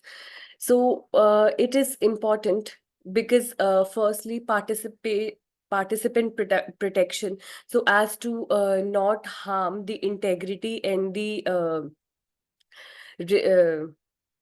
just 1 minute, ma'am. Is my presentation visible? Yes, ma'am, it's visible. Okay, so for participant protection, research ethics ensure the safety and rights and well-being of research participants, preventing harm and ensuring voluntary participation. Secondly, for scientific integrity, research ethics help in upholding the credibility and reliability of research data and findings through honest and accurate reporting. Thirdly, for public trust, it maintains the confidence of the public and the scientific community by adhering the ethical standards. Next is the fundamental ethical principles. So we need to ensure the fundamentals while when we are exploring the ethical principles. So firstly, the respect for the persons involved in the research should be there. So they should be provided autonomy about so that ensuring that they have their own freedom and they are making informed decision, informed choices, and they are not under the undue influence of any other individuals. Then informed consent, that they should be informed how their responses are going to be recorded and how their responses are going to be used in the future scenarios in the research. Then justice for the participants, that is there should be equitable distribution so as to ensure that the benefits and burdens of research are distributed fairly across different groups in society, avoiding exploitation of vulnerable groups. Inclusive recruitment should be there so as to ensure the diverse presentation and equitable access to the benefits of the research. Then for beneficence, it should focus on minimizing the harm and maximizing the benefits. Next is the definition and importance of why informed consent has to be there. So it is a comprehensive process wherein it doesn't mean that if any particular form has been signed, that doesn't mean it is an informed consent. It is a process of communication wherein the researchers and the participants should mutually ensure that they understand the research and its implications. So the components of informed research, informed consent are, firstly, information disclosure should be there. There should be comprehensive assessment, ensuring that participants understand the information provided, often through interactive discussions, questions, and assessments.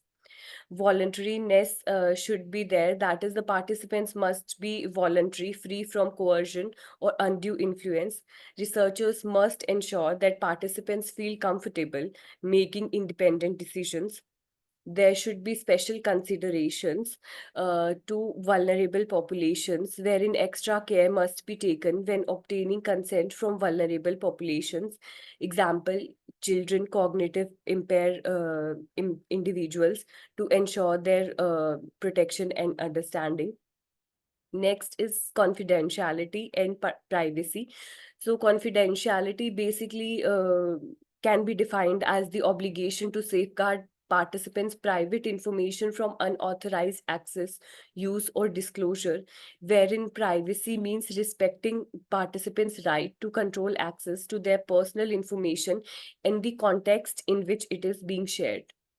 So why it is important? So as to build a trust between the researchers and participants, so as to ensure the honest and accurate participation of the respondents.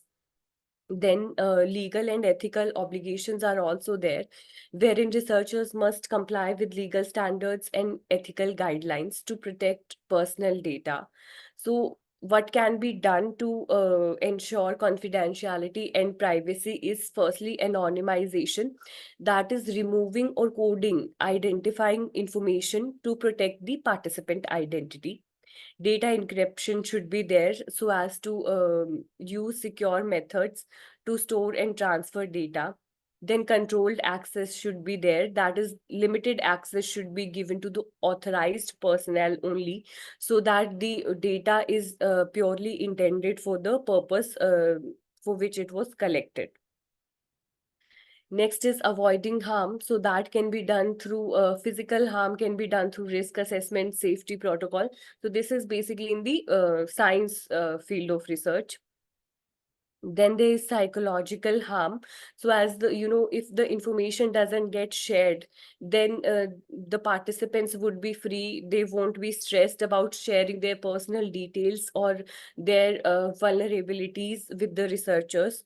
And also ethical sensitivity should be there, so as to um, you know that all the data is being handled with care, and it is not shared with the unauthorized people. Then social and economic harm, so that the participants doesn't face any social stigma or discrimination for the responses they have given. Then financial risks are also there. Um, and to avoid harm, it should be ensured that the participation does not impose undue financial burden on the participants, and provide compensation or reimbursement when appropriate. Next is conflict of interest. Basically, conflict of interest is a situation where researchers' personal, financial, or professional interests may compromise or appear to compromise the integrity of the research. So this could be managed by disclosure, that is, full and transparent disclosure of any potential conflicts of interest to research participants, funding bodies, and publication outlets. Independent review should be there, through which the involvement of independent reviewers to assess the research design, conduct, and findings, ensuring unbiased oversight. Then separation of interests, implementing measures to separate conflicting interests from the research process, such as delegating specific responsibilities to independent parties. Then there are ethical review boards such as institutional review boards or research ethics committee. These are bodies established to review a research proposal and ensure they meet ethical standards. So the key responsibilities of such review boards are firstly risk benefit analysis, that is they'll assess the potential risks and benefits of the research to the participants and society. Secondly, informed consent oversight, so that so as to ensure that informed consent processes are thorough and ethically sound. Then ongoing monitoring, monitor approved research projects to ensure continued compliance with ethical standards and address any emerging ethical issues. Then composition and independence of these ethical review boards should also be ensured. That can be done through diverse expertise, that is including the members from with diverse backgrounds and expertise, such as scientists, ethicists, legal experts, community representatives, to provide comprehensive review and oversight. Then independence should be ensured to prevent conflicts of interest within the review process.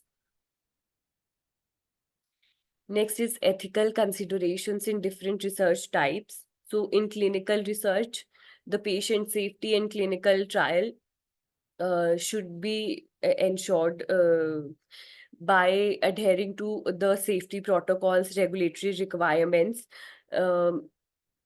And then social and behavioral research should ensure the cultural sensitivity and privacy concerns. Educational research should ensure the student welfare and institutional approval.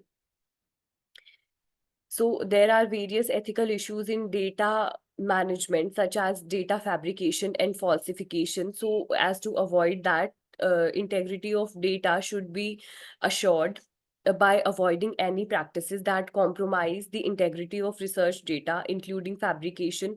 Fabrication is basically making up your own data, and falsification is manipulating or certain responses from the respondents.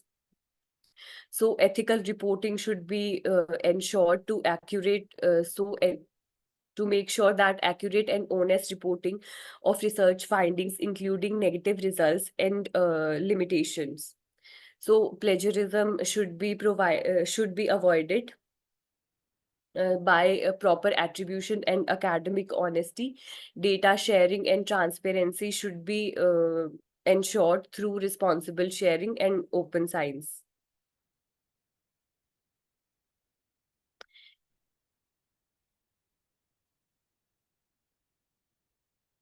So this is a case study in research ethics wherein Zimbardo's Stanford prison experiment background, it was conducted there. So the objective of the study was to investigate the psychological effects of perceived power in a simulated prison environment.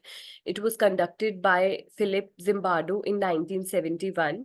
The method of the conducting the study was participants were randomly assigned roles of guards or prisons in a mock prison, with the study planned to run for 2 weeks but terminated after 6 days due to extreme behavior. So the issues were firstly psychological harm to the patients. So the participants suffered extreme emotional and psychological distress, particularly those which were assigned the role of the prisoners. Then there was lack of informed consent, that the participants were not fully informed about the potential risks and severity of the conditions that they would be facing. Then inadequate oversight was there, that is the study lacked adequate safeguards to protect participants from harm, and the principal investigator's role as prison superintendent compromised ethical oversight. So by this case study, we learned that rigorous risk assessment should be done, so that the researchers should have plans to mitigate potential harms. Participant welfare should be ensured by ongoing monitoring of participant well-being with clear protocols for addressing any distress if there any arises in during the study. Then independent oversight must be there to ensure ethical standards are maintained. and if there is any need for intervention, it should also be intervened.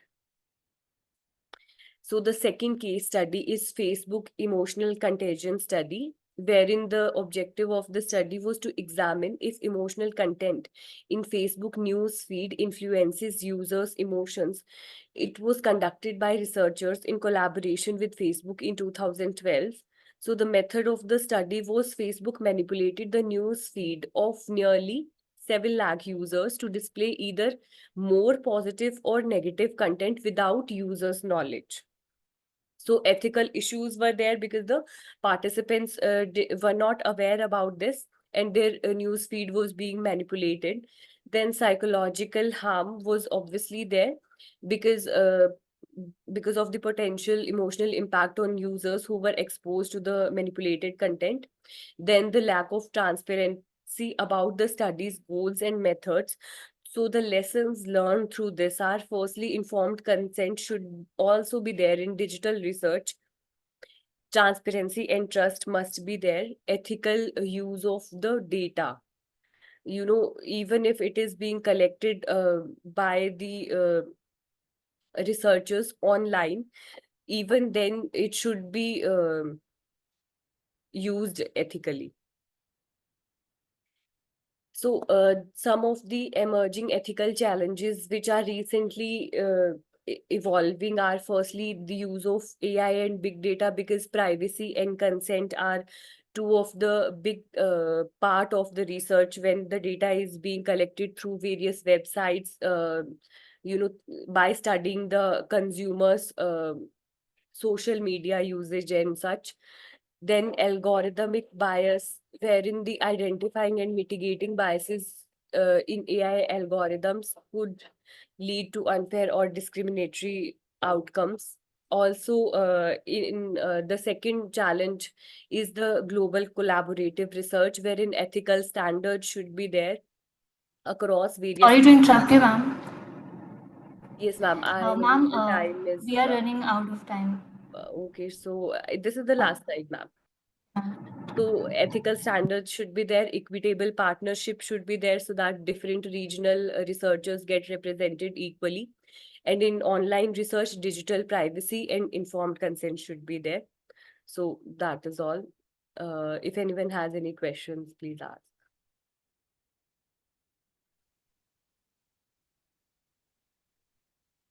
I request to the participants to please ask the questions.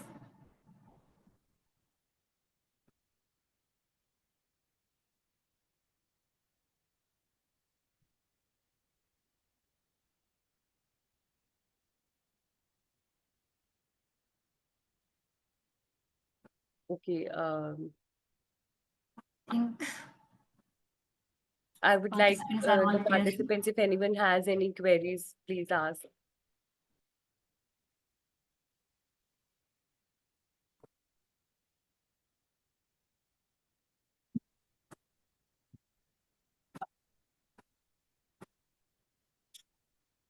There are no questions.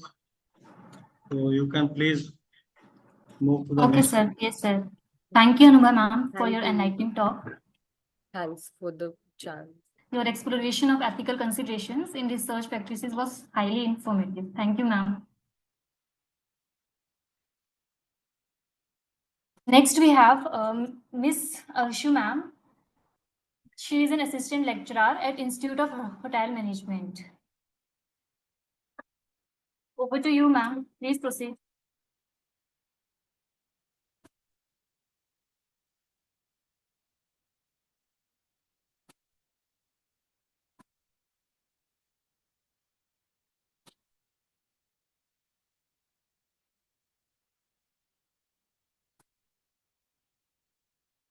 Ma'am, are you there?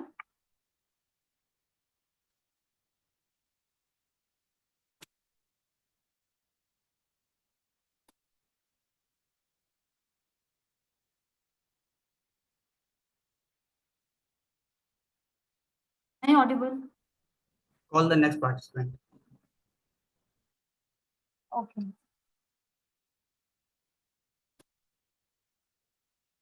Next, we have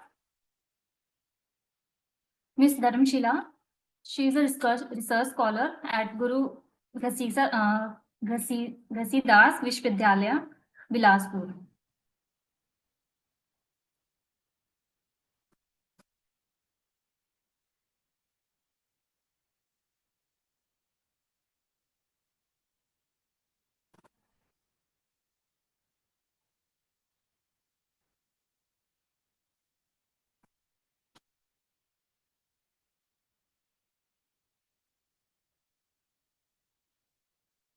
Participant.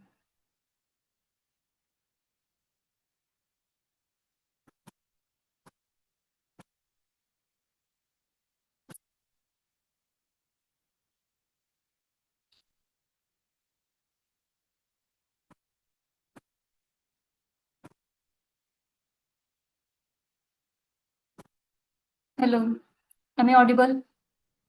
Yes, Pooja, you are audible. Please call the next participant. Okay. So the next participant is Dr. Ravi Prakash Singh. He is an assistant professor at Tirankar Mahavir University, Muradabad, UP. Sir, please proceed.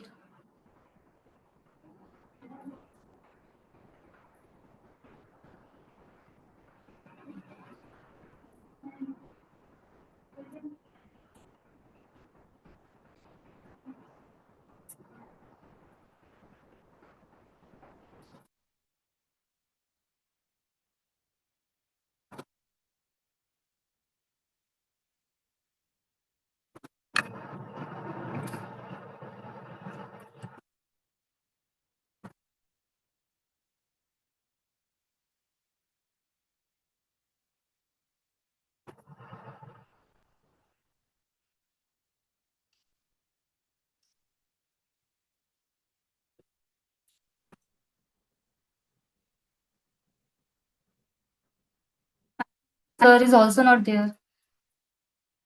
So let's move to the next participant, Dr. Jibin Francis and Dr. Mesuda. Dr. Jibin Francis is a postdoctoral fellow, and Dr.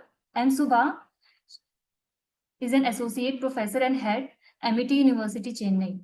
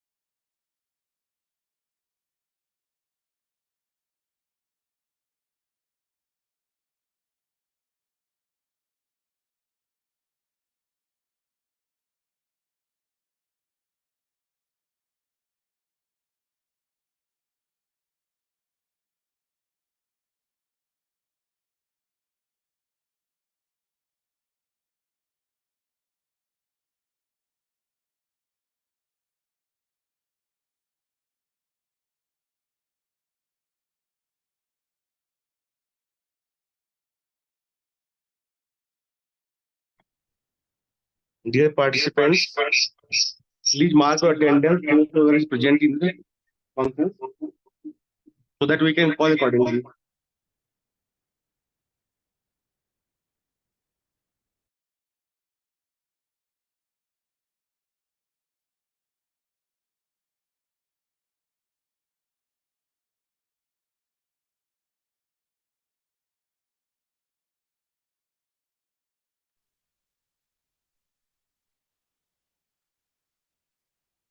I would like to welcome Ms. Dharmshila ma'am.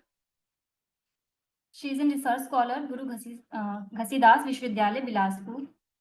Ma'am, please proceed further.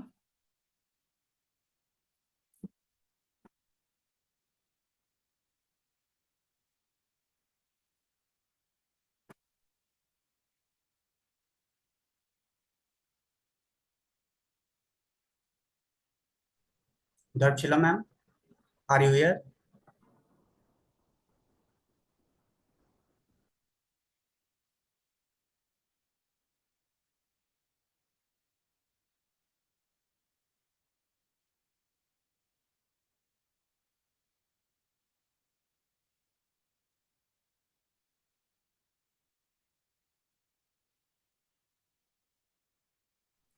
Dharmshila ma'am.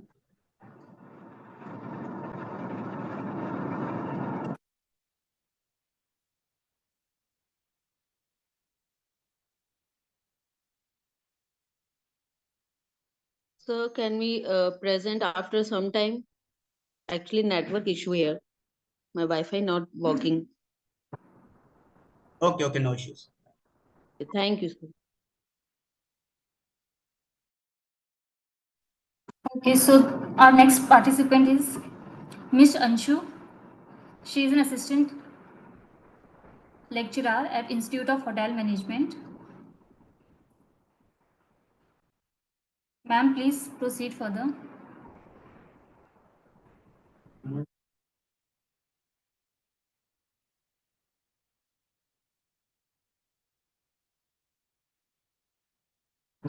Anshu ma'am, are you there?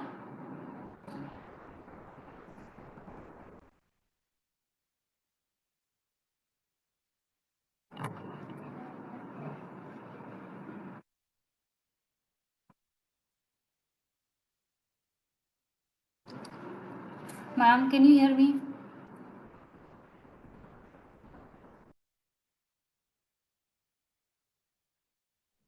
Call the next participant. Okay.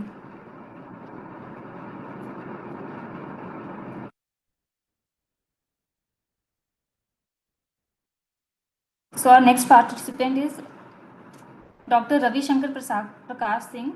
He is an assistant professor Tirankar Mahavir University at Muradabad, UP. Sir, please proceed.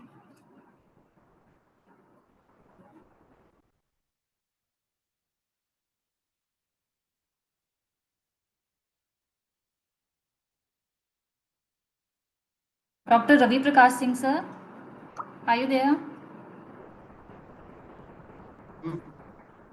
Yes, ma'am. Hello, everyone. Good morning, all of you. I, Dr. Ravi Prakash Singh, Assistant Professor, Tirthankar Mahavir University, Muradabad. Actually, my topic is political ethics in India.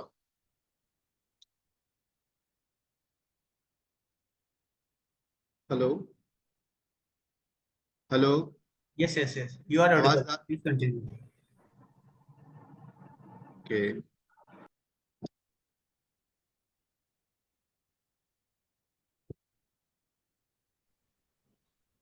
Please continue, sir.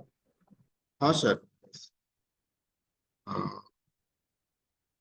Actually, ethical value की जहां तक बात है, politics, Indian politics जो है वो एक democratic वे में हम देखते हैं.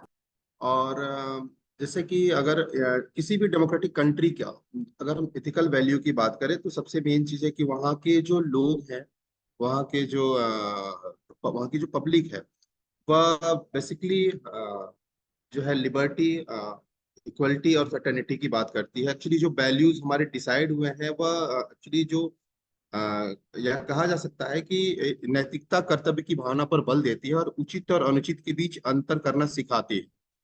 तो उचित और अनुचित का जो मापदंड है, उचित और अनुचित का मापदंड हमको वहां से मिलता है जहां से हमने अपने रेफरेंस लिए हैं, अपने रेफरेंसेस लिए हैं, डेमोक्रेसी के जो रेफरेंसेस लिए हैं हमने, जहां से लिए हुए हैं वहां से इसके जो कह सकते हैं कि वहां से हमको ये मिला हुआ.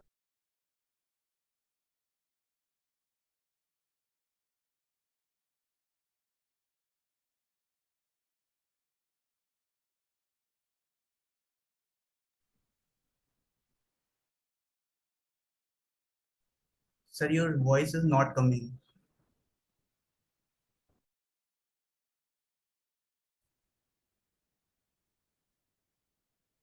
Hello. Yes, now you are audible. हाँ सर.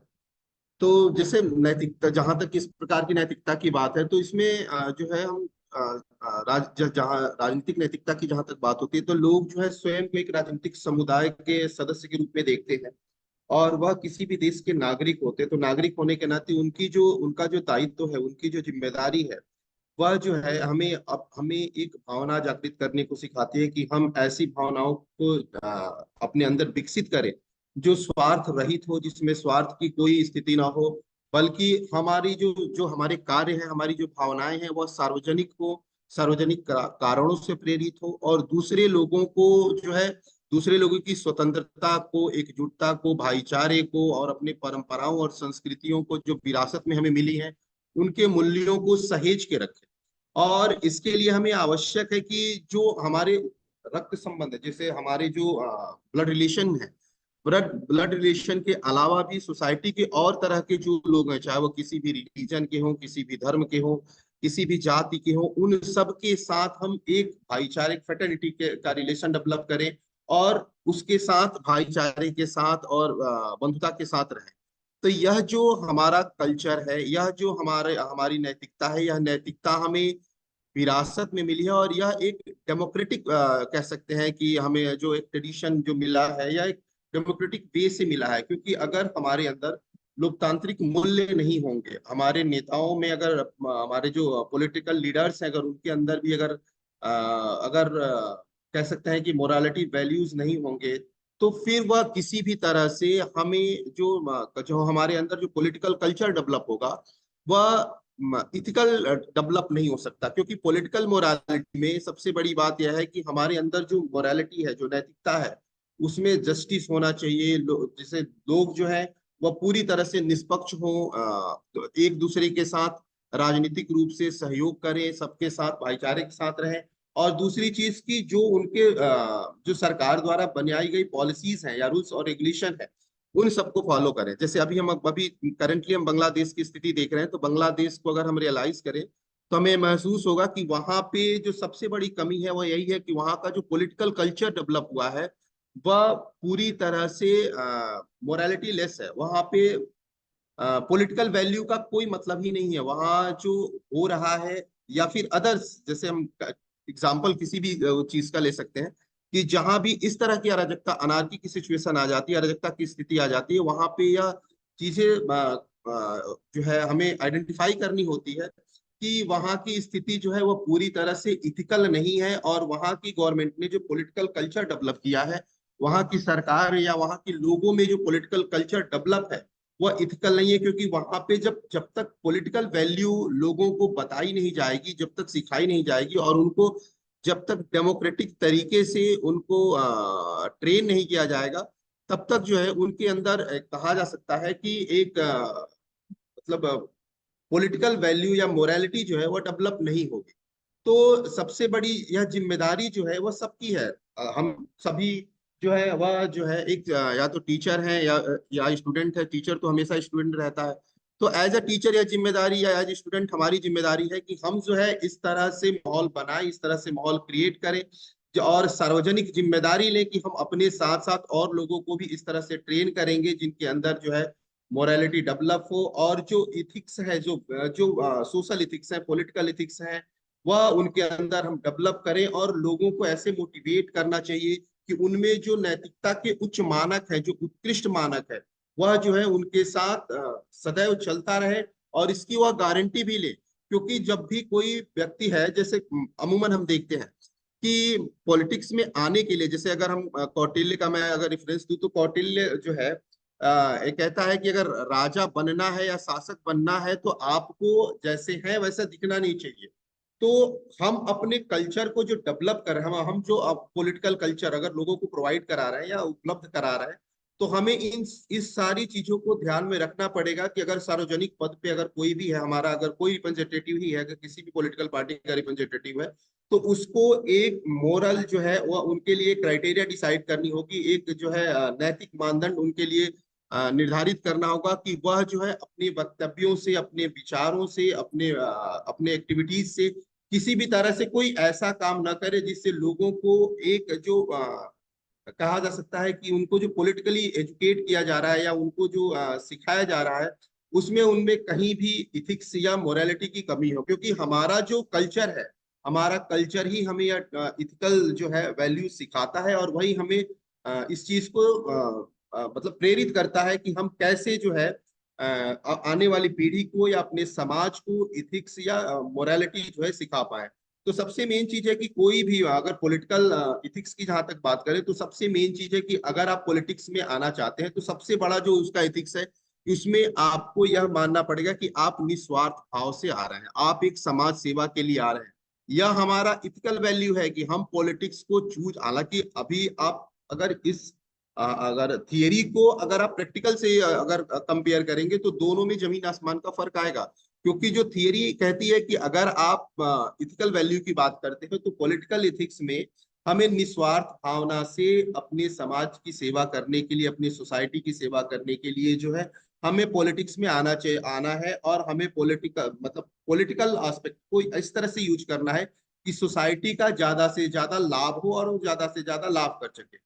उसके बाद इसमें सत्यनिष्ठा की बात होती है कि हमें ट्रूथनेस होनी चाहिए कि हम जो कह रहे हैं हमारे कथनी और करनी में भी एक तरह से साम्यता है, इसमें कोई भी विरोधाभास नहीं है। अगर दोनों में विरोधाभास है तो इसका मतलब है कि कहीं ना कहीं हमारे में पॉलिटिकल इथिक्स या पॉलिटिकल जो इथिकल पॉलिटिक्स कहा जाए, या दोनों जो है वह अलग अलग है, यह हो ही नहीं सकता।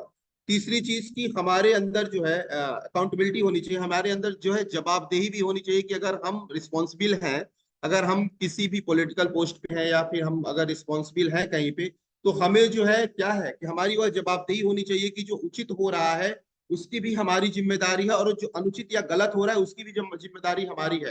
क्योंकि अगर हम, ऐसा तो नहीं है कि हम सिर्फ सही करेंगे बस उसी की जिम्मेदारी लेंगे, अगर सही हो रहा है तो उसकी भी जिम्मेदारी हमारी है, और गलत हो रहा है तो उसकी भी जिम्मेदारी हमारी है। तो यह जो है, उसके बाद ईमानदारी सबसे मेन चीज है कि ईमानदारी होनी चाहिए। हालांकि मैं फिर अपनी एक बात रिवाइज कर रहा हूं कि प्रैक्टिकल पॉलिटिक्स में और जो थियरिकल पॉलिटिक्स है, ये दोनों में अंतर है। तो हमारे जो वैल्यू है वो हमें यह दिखाते हैं कि एथिक्स जो है वह निस्वार्थता की भावना जगाती है, सत्यनिष्ठा की बात करती है, जवाबदेही की बात करती है, निष्पक्षता की बात करती है, ईमानदारी की बात करती है, और कुशल नेतृत्व की बात करती है। लेकिन आज का जो पॉलिटिक्स है वह कहा जा सकता है कि इसके पीछे जो रीजन है, जैसे अगर मैं कहूँ तो इसके पीछे जो रीजन हमको जो दिखाई देता है वो यह है कि हमारा जो पॉलिटिकल कल्चर डेवलप हुआ है, हमारा जो पॉलिटिकल कल्चर इधर 20-25 सालों से जो हम लोगों को मिला है, विरासत में मिला है, वह पॉलिटिकल कल्चर पूरी तरह से कह सकते हैं कि इथिक्स लेस हो चुका है, या फिर इसमें कोई इथिकल वैल्यू दिखाई नहीं देती है। अगर आप देखेंगे तो सबसे ज्यादा अगर कंट्रोवर्सी किसी में है अगर इथिक्स को लेके या वैल्यूज को लेके, तो आपको पॉलिटिक्स में ही दिखाई देगी। क्योंकि कथनी और करनी दोनों में, चाहे वो कोई पॉलिटिकल लीडर हो, चाहे किसी भी पार्टी का हो, कोई भी हो, दोनों के ही कथनी और करनी में अंतर आता है। और इसके लिए हमें जो है अपनी आने वाली पीढ़ियों को, हमें अपने लोगों को, अपनी सोसाइटी को अपने पॉलिटिकल इथिक्स से या पॉलिटिकल इथिकल वैल्यू से लोगों को परिचित कराना होगा। नहीं तो आपने चुनाव में देखा होगा कि चुनाव में लोग जो है तरह तरह के हथकंडे अपना के अपने पद को पाने के लिए अलग अलग तरह से इलीगल काम को, इलीगल जो है वे को चुन के, और किसी भी तरह अपने पॉलिटिकल जो उनका ऑब्जेक्टिव है उसको जो है वह गेन करना चाहते हैं, अचीव करना चाहते हैं। और इसके लिए वो तरह तरह के जो इलीगल काम भी करने को, जैसे पैसा बांटना, शराब बांटना, कपड़े बांटना, इन तरह के चीजों को उपलब्ध करा के, और यह जो है अपने जो उनके जो मेन ऑब्जेक्टिव हैं, जैसे किसी भी पॉलिटिकल पोस्ट को प्राप्त करना या किसी भी पद को प्राप्त करना, वह पाने का प्रयास करते हैं। तो जैसे अब्राहम लिंकन जो है, आज के समय में अगर अब्राहम लिंकन की to the people, by the people, for the people की बात करें, तो ये सारी चीजें तो डेमोक्रेसी में सही दिखती है। लेकिन जो वे ऑफ मेथड है वह पूरी तरह से इथिकल लेस हो चुका है।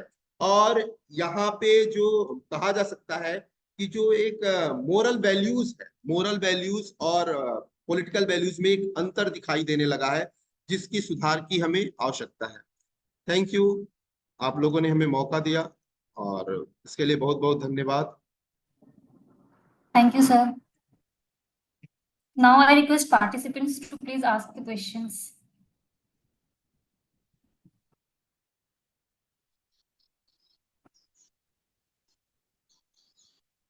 मैम मैं पेपर प्रेजेंटेशन कर सकती हूँ? लाइट चली गई है तो अभी लैपटॉप भी शट डाउन हो जाएगा और थोड़ा नेटवर्क इशू भी है। Ma'am, after 2 presentations, you can proceed. Ma'am मेरा पहले ही नाम था Dharamshila. Okay, ma'am, no issues. Okay. ठीक है सर, कर सकती हूँ क्योंकि लाइट चली गई, कुछ प्रॉब्लम हो जाएगा, अभी बड़ी मुश्किल से Okay, be पता ready. चल रहा है। ठीक है sir, thank you so much sir. Good morning, all the dignitaries. I, Dharamshila, research scholar from Guru Ghasidas Vishwavidyalaya, Chhattisgarh Central University. My research paper topic is ethical leadership in higher education institutions. Now, what is ethics in educational leadership is understanding the rules, understanding how your actions affect other peoples and system as a whole. Those in position of educational leadership must always make decisions and exercise ethical leadership in the best interest of their students. Unfortunately, things are not usually as simple with this approach. Now, professional principles for ethical leaders in education includes selfness, integrity, objectivity, accountability, openness, honesty, and leadership. Personal values of ethical leaders in education include trust, wisdom, kindness, justice, service, courage, and optimism. Now we know what is ethical leadership in education. Now ethical leadership have a clear moral purpose that centers on the well-being and development of students. They are driven by a commitment to providing quality education and promoting the best interest of all learners.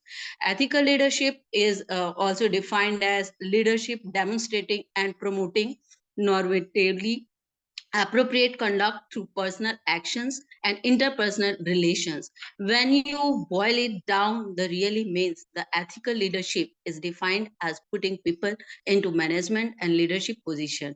Now, what is the objective of ethical leadership in education?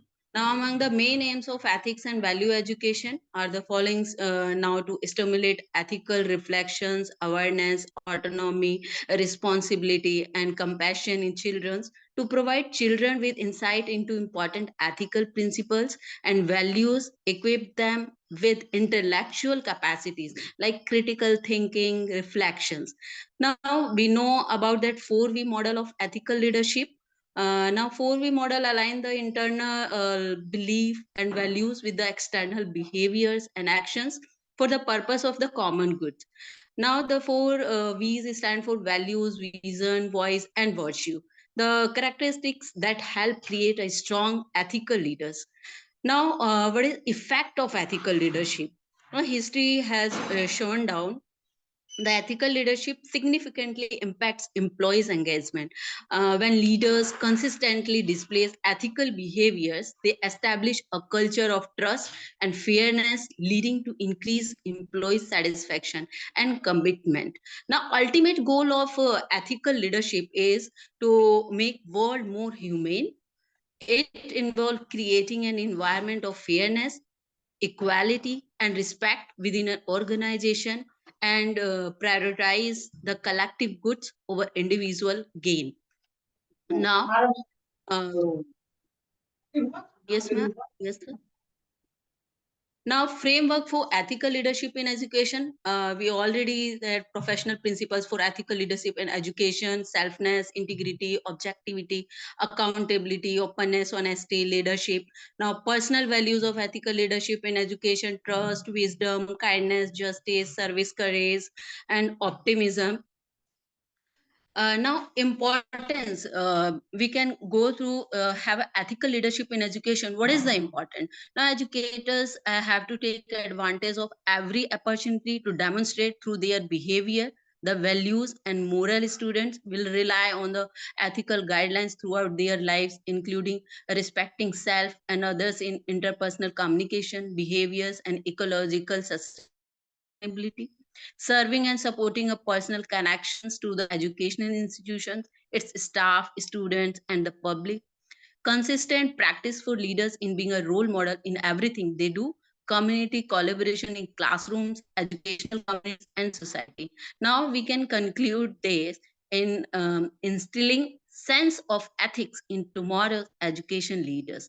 The foundation for ethical leadership in education begins with an educator's earliest educations, experiences as a child, and in nurtured throughout their training. They benefited from seeing firsthand how the person's underlying sense of fairness, honesty, and empathy is exhibited in their decisions and actions. As such, the cycle of ethical education never ends. Thank you so much.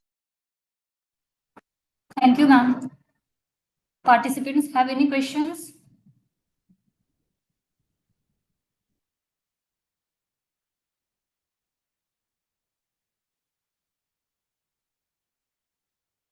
Okay, so let's proceed further. Next, we have Miss Leena. She is an assistant professor at Home Science Department, Mahila Vidyalaya Degree College, Lucknow. Ma'am, please start with the presentation. Hello everyone. I extend my greetings to everyone present over here. Am I properly audible? Yes, ma'am, you are audible. Okay. I just want to share my screen. Please allow me. Okay, ma'am, just 1 minute.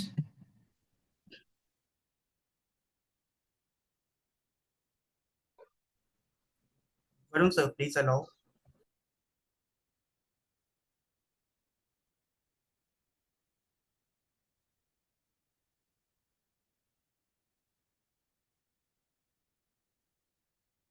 Ma'am, please share your screen. Yeah, sure.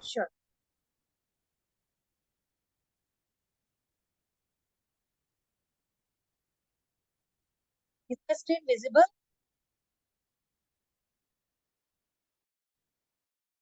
No, ma'am.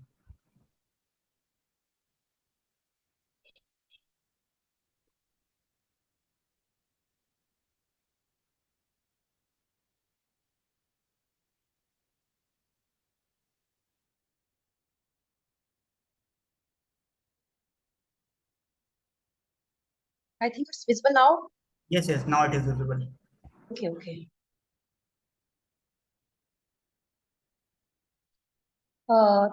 Thank you so much for extending this opportunity to me. So the topic for my presentation is the impact of interactive screen media exposure on language acquisition and value education of children. So starting with the screen media. So here, this is a part of my PhD work which I am sharing with you all.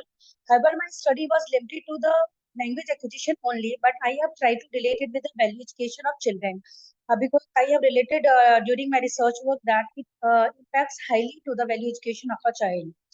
So in this topic, the term interactive screen media means the media which is accessed through accessed by a child like mobile phone, laptop, computer, tablet, and video games. So I have not taken into consideration TV over here because that is passively engaged by the child.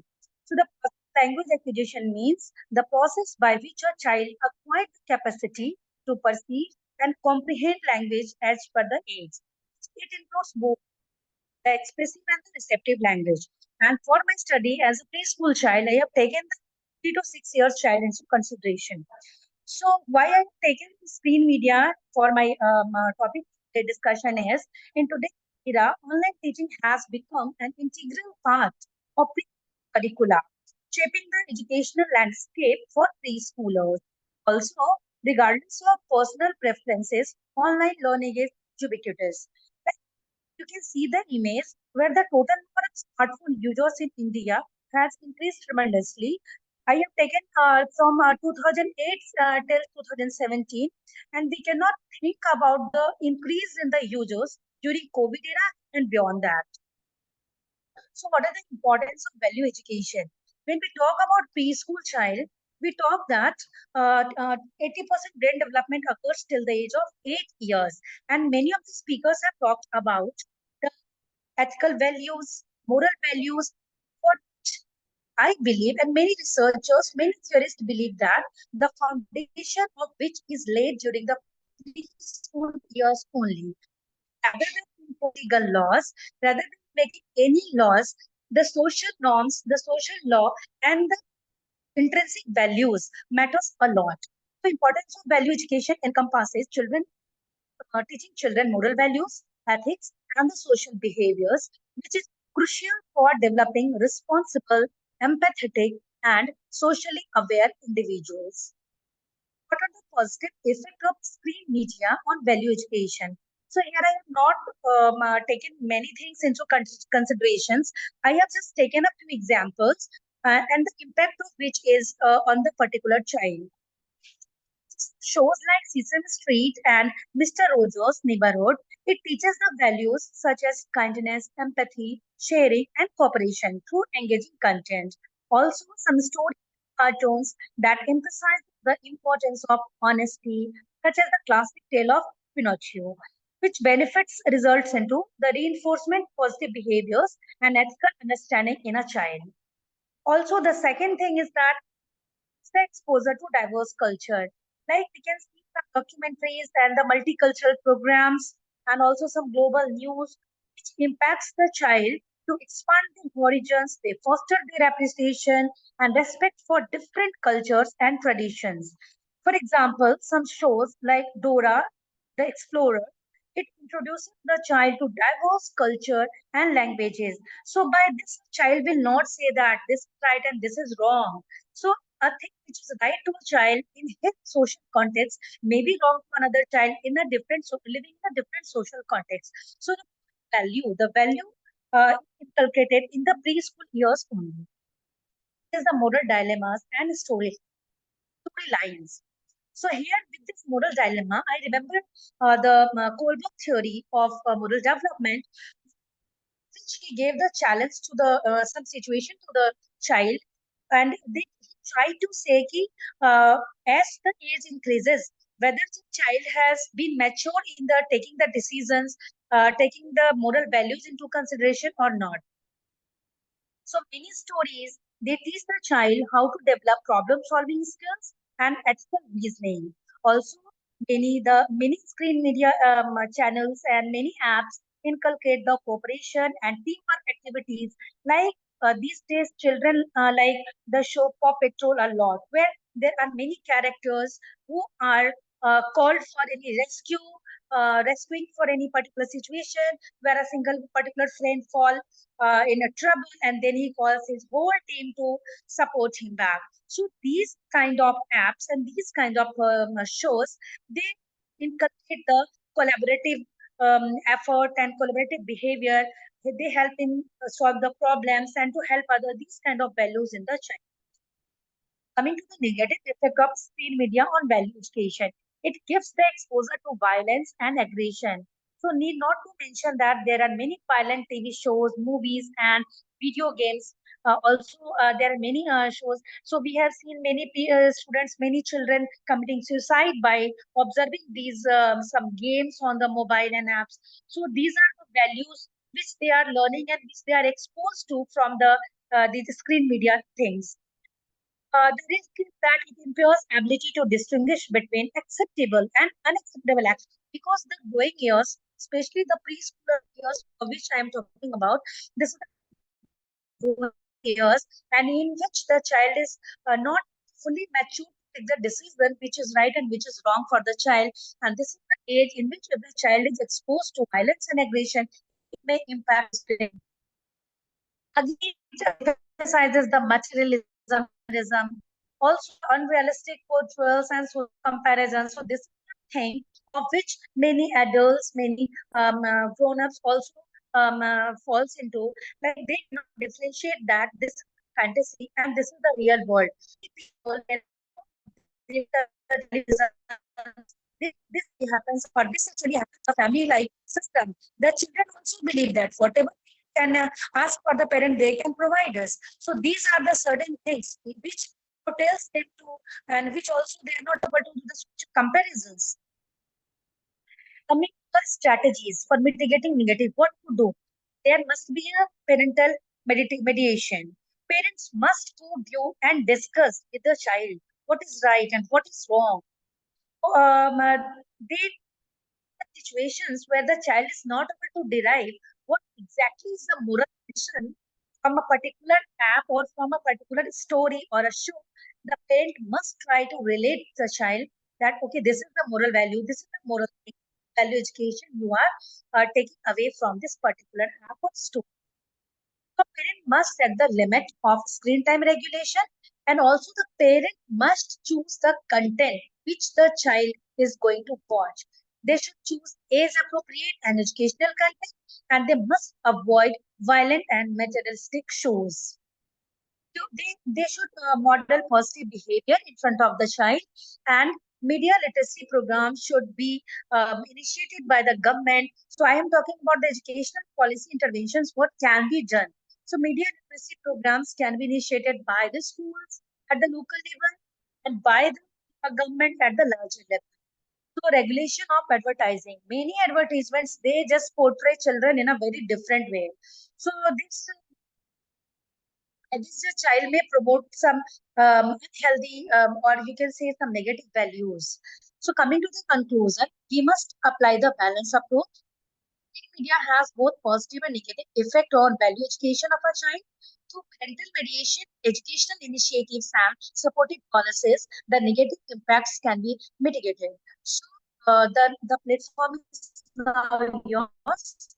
I will wind my slides. Thank you so much for letting me. Thank you, ma'am.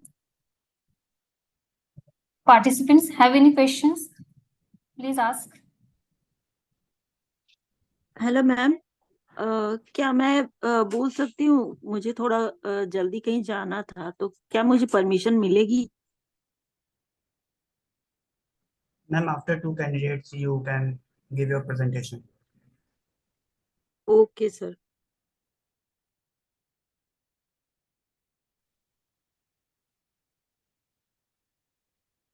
Any questions?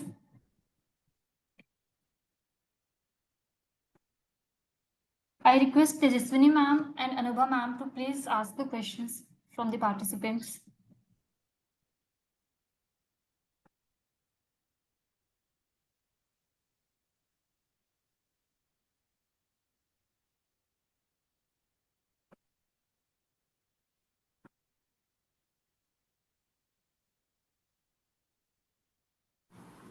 Hello. Hello. Yes, sir.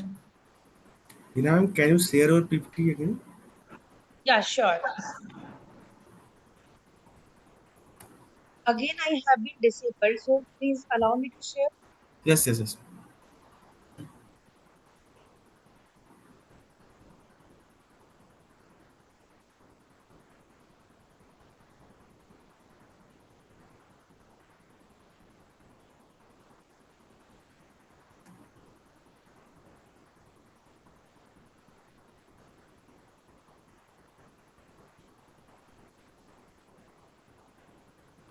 Which slide you want me to talk about? No, ma'am, please open the first slide. Okay.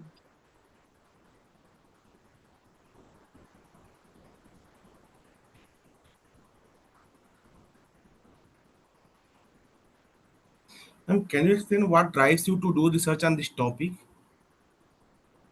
Yeah, sure. So actually, my topic was the impact of interactive screen media exposure to language acquisition of preschool. Like, I just want to know the child which is more exposed to this interactive screen media, like as I mentioned earlier, the laptop, the mobile, because nowadays through researches and through my personal experience also, I realized that many children are now having issue with picking the language with speech. They are having some problem with speech at the age of 2 years or 3 years. The child is not able to talk properly.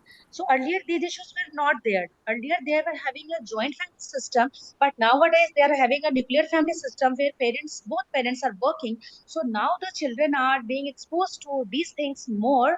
And this I realize that this may be one of the reason the child is not able to speak, because they are actively involved in the screens. So they will just put their fingers scrolling and scrolling. So they are having lack of content concentration, lack of this. I just realized, and through searches, I try to explore whether I am on the right track or not. And through the existing literature and through my experience and the discussions with my colleagues and the respondents, I realized that I should work on this topic, that how the screen media is impacting the language acquisition. I am just talking about how the child starts talking. Acquisition is not about the development. It's not about language development. It's just the receiving and the expressing language. Okay, ma'am. Ma'am, what was the sample size and what was the sample technique for this research? Yeah, sure. I will share with you. So actually, I had taken Lucknow City into the consideration. So in Lucknow City, it was a stratified random sampling in which a total registered three schools were there. 131 total private preschools were there, in which I had taken 5% of the total population. It came as 7 schools. Again, from 7 schools, I just contacted the since I have taken 3 to 6 years age group. So I have contacted the parents of the children through school administration, and I emailed them the consent to take participate in my study. And then through them, I received almost 550 consent that okay, I want to take into the study. Then I had certain criteria for the respondents, like either of the parents must be graduate, and they must have the basic functional computer literacy, and at least they must have 3 out of 5 household and household interactive screen media in their house. So these three criteria were there while selecting the respondents. So those parents who fit into these three criteria, so I took them as a respondent, and they were almost 394 total respondents. Okay, ma'am. Yeah. How you find reach at the sample size? As you told, you have taken a 550 sample, right, ma'am? Actually, I had taken complete population into my study, so it was 1,110. Okay, so Okay. out of which all of them were sent the consent form, and according to my criteria, which I told earlier, there were 3 criteria for my study. So in that criteria, only 546 participants were found suitable. Okay, fine, ma'am. Fine, thank you, ma'am. Most welcome, sir. Any other questions, please?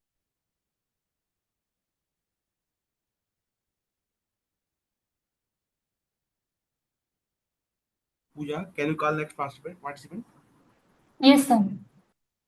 So Thank you next so we much. have Hemant Kumar. He is a research scholar at Magadh University. Sir, please proceed further. Yeah. Am I audible? Yes, sir, you are audible.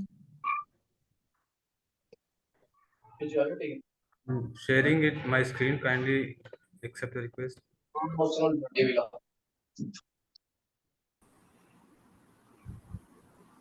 Yes, Hemant, you are now co-host. You can share.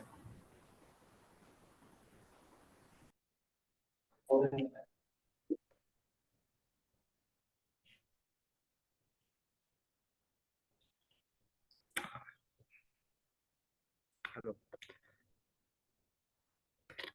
Hello. Yes, sir, you are audible. Yes. So, good morning, everyone. My name is Hemant, and this paper I am presenting is a part of my thesis, which I am pursuing with Department of Management. And the topic of my paper is PMMUI implementation practices in Aurangabad, promoting integrity and accountability. So my thesis is regarding PMMBY, Pradhan Mantri Matri Vandana Yojana. So the implementation of this scheme in Aurangabad is happening since 2017, and from January 1st, 2017, the government of India have launched this program, and since then it is running, and the main main points of this scheme is that it provides a direct benefit transfer of 5,000 rupees in 3 installments for nutrition, wage loss, and medical assistance to pregnant and lactating mothers. it works under the guidelines of Section 4 of National Food Security Act. And for this paper, we did some literature review with of Grippi and Leidenberg, Tikotsky, Ella, Galmeri, Sahu Day. And we also went through the websites of ICDS, PMMBY, and various research websites to come to a conclusion. Basically, this thesis of mine, in finding, I have I have used three methodologies. One is interview, one is focus group, and one is the study of secondary data. So since the topic of this research paper was associated with promoting integrity and accountability, I have only focused with the secondary data which I have gathered from my thesis. So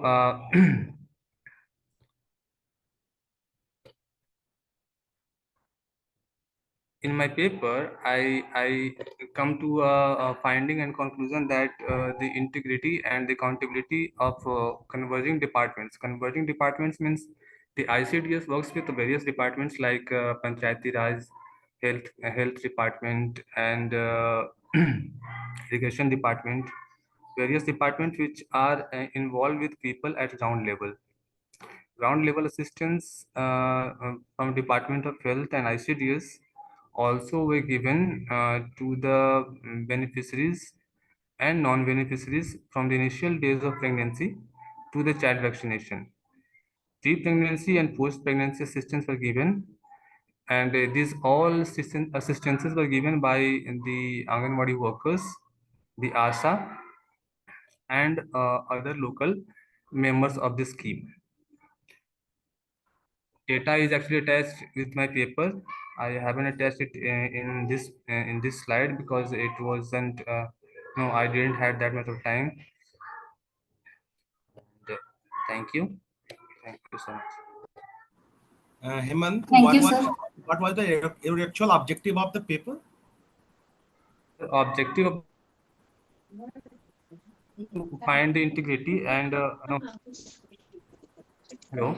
So how did you find the integrity and accountability?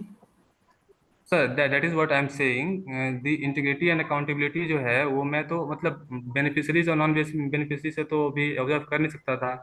तो जो secondary data मैंने observe किया हुआ था regarding the department, वो data मैंने use किया और उस डेटा को मैंने यूज़ करते हुए देखा कि जो NHS4 जो national family and health survey होता है, जो हर एक 4 साल पे एक बार होता है, उसके डेटा को मैंने ऑब्जर्व किया है। उस डेटा को कंपैरिजन में डालते हुए और इसको इस पेपर में इंक्लूड किया है मैंने। Okay, what was the test you have applied in this study? Can you tell about the test you have applied? I'm sorry, sir. What? What was the test you have applied in this study? What was the tool? What was the tool? Tools. Yes. What was the tools?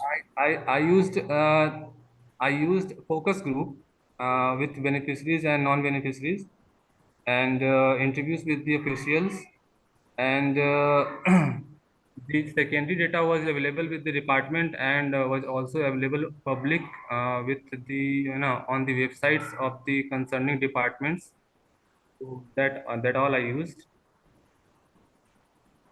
Okay. Did you apply any test on it, on the data which you have collected?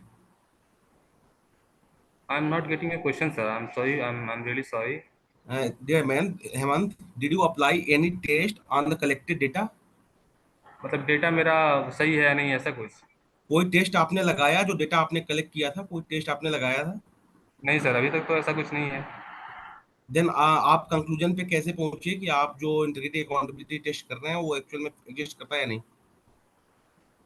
Sir actually जो data मैंने जैसे जो मेरा जो thesis था sir, thesis में है कि जो PMAY का इम्प्लीमेंटेशन है वो ग्राउंड लेवल पे कैसा हो रहा है, और उसके लिए मैंने कुछ क्वेश्चन तैयार किया था। क्वेश्चन में मैंने फोकस ग्रुप में उन बेनिफिशरीज से पूछा कि हाँ ये जो चीज़ें हैं वो ग्राउंड पे मतलब इम्प्लीमेंट हो रही हैं या नहीं हो रही हैं, और अगर नहीं हो रही हैं तो क्या क्या प्रॉब्लम्स आ रही हैं। regarding documentation and regarding payment, और जो ऑनलाइन प्रोसेस है उनका उसमें क्या समस्याएं आ रही हैं। उसके बाद जो डिपार्टमेंट था, concerning departments like ICDS and health department, तो उनका जो एफर्ट है वो तो विजिबल है थ्रू द NFHS, जो national family and health survey है, वो हर 4 साल में होता है। तो NFHS 4 एंड 5 दोनों पब्लिक डोमेन में है, दोनों को कंपेयर करके तो निकाला जा सकता है कि हाँ कितना काम हुआ है, कितना काम नहीं हुआ है। Okay. Thank you.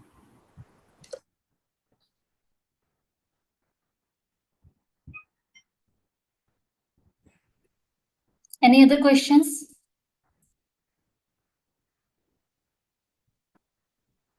Okay, so next we have Mr. Kundan Kumar Mishra.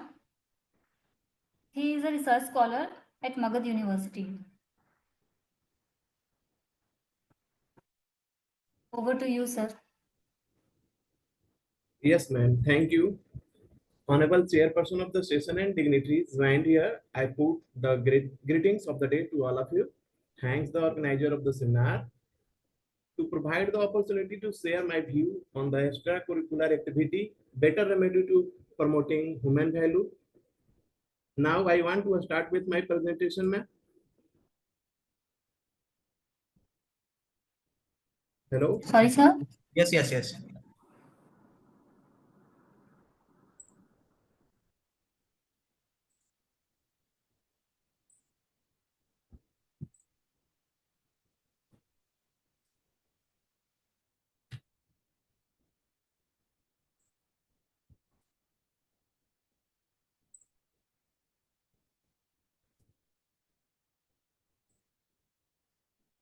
Ma'am, extracurricular activities are the activities that the students participate in the outside of their regular academic curriculum activities.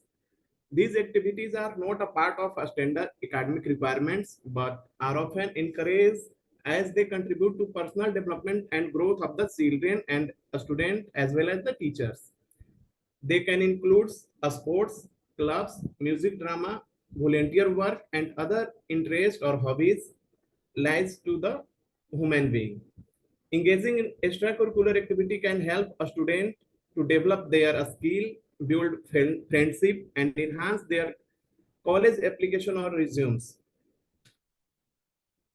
Importance of human value in society.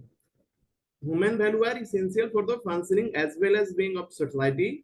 They provide a moral framework that guides individual behavior and interactions, ensuring harmonious and respectful coexistence. Here are the several reasons why human values are important in society.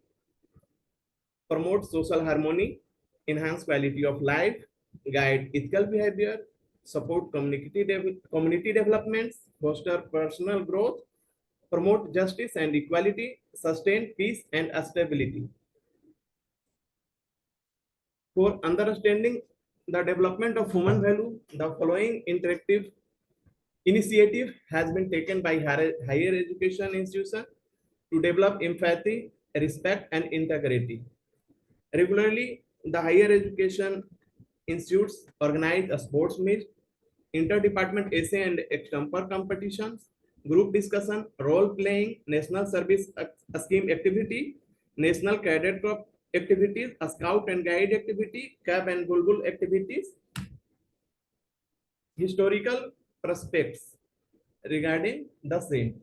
Evaluation of the human value in education, traditional method versus modern approaches. Participating in a sports teaches a student the essence of the teamwork. They learn to collaborate, communicate, and support one another, which build a strong foundation of the personal and professional relationship in future after their education. The practices help social justice because during the extracurricular activity, no one talk about their caste, religions, and the nationality. The role of extracurricular activity promote human value comparison with the traditional classroom teaching. Engaging in arts and culture activity fosters creativity and self-expressions. A student explore their identity and learn to appreciate diverse perspective, enhancing their emotional intelligence and cultural awareness. The slide I discussed above. The extracurricular activity also support sports and teamwork, art and culture appreciation, community service and social responsibility, club and leadership development, interdepartmental activity, debate during regular classes. Benefit of extracurricular activities: developing empathy and social skill among the students, enhancing self-discipline and responsibility, promoting cultural awareness and tolerance, developing leadership skill. Extracurricular activity often provide leadership opportunity. A student learn to take, initiate, make decisions, and inspire others, preparing them for future role in their communities and workplace. These are some other extracurricular benefits. Facing challenges in extracurricular activity help a student develop a resilience. They learn to cope with setbacks, adapt to change, preserve, which are essential skills for overcoming life obstacles. Participating in community service cultivates empathy and social responsibility. A student gain a deeper understanding of the societal issue and learn to contribute positively, fostering a sense of belonging and purpose. Extracurricular activity that involve cultural exchange promote global awareness. A student learn about different culture, enhancing their appreciation for diversity and preparing them for a globalized world. Engaging in extracurricular allows the student to form lifelong friendship. This connection often lead to valuable professional network, enriching their personal and career growth as they navigate in the life. To truly nurture the human value, educational institution must integrate these principles into both curricular and extracurricular activities. The holistic approach ensures that a student grow as well as rounded individuals. While extracurricular activities are beneficial, challenges such as time management and accessibility can hinder participation. Addressing these issues is crucial to ensure all students can benefit from this experience. Challenges: ensuring equal access to extracurricular activities, balancing academic and extracurricular commitments, overcoming resource limitations, gender biasness, literacy of the parents, availability of the resource. Encouraging our role of educators and institutions. The institution encourages the students for participation in the activities. Designing a program that emphasizes human values, supporting a student in holistic development. Here is a picture जहाँ पे मगध महिला college की लड़कियों ने अपना एक presentation, एक karate का ये दिया था, फिर भी वहां पे एक मैसेज ये किया गया कि हारकर भी जीत गई लड़कियां। तो ये जो है इंस्पिरेशनल रहेंगी और भी लड़कियां जो हैं वहां पे जिन्होंने पार्टिसिपेट नहीं किया इस तरह की एक्टिविटी में, उनके लिए।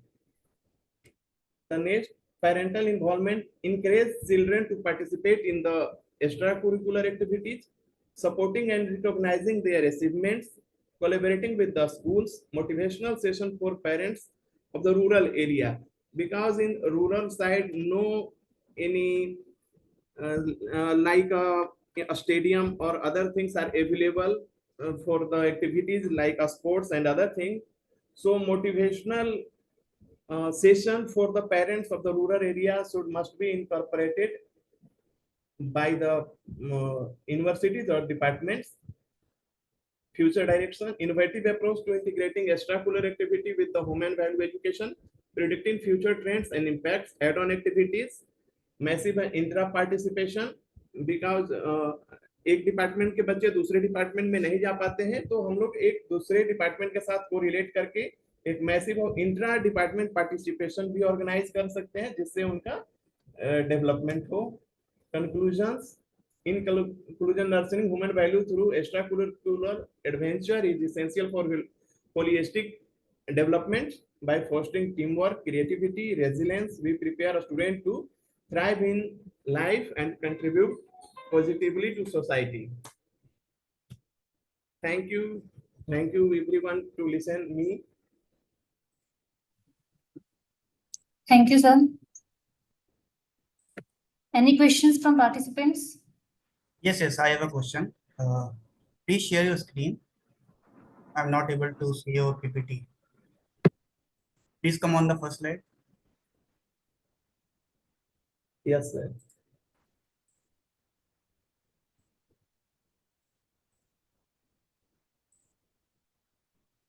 First slide. This is the second slide, I think.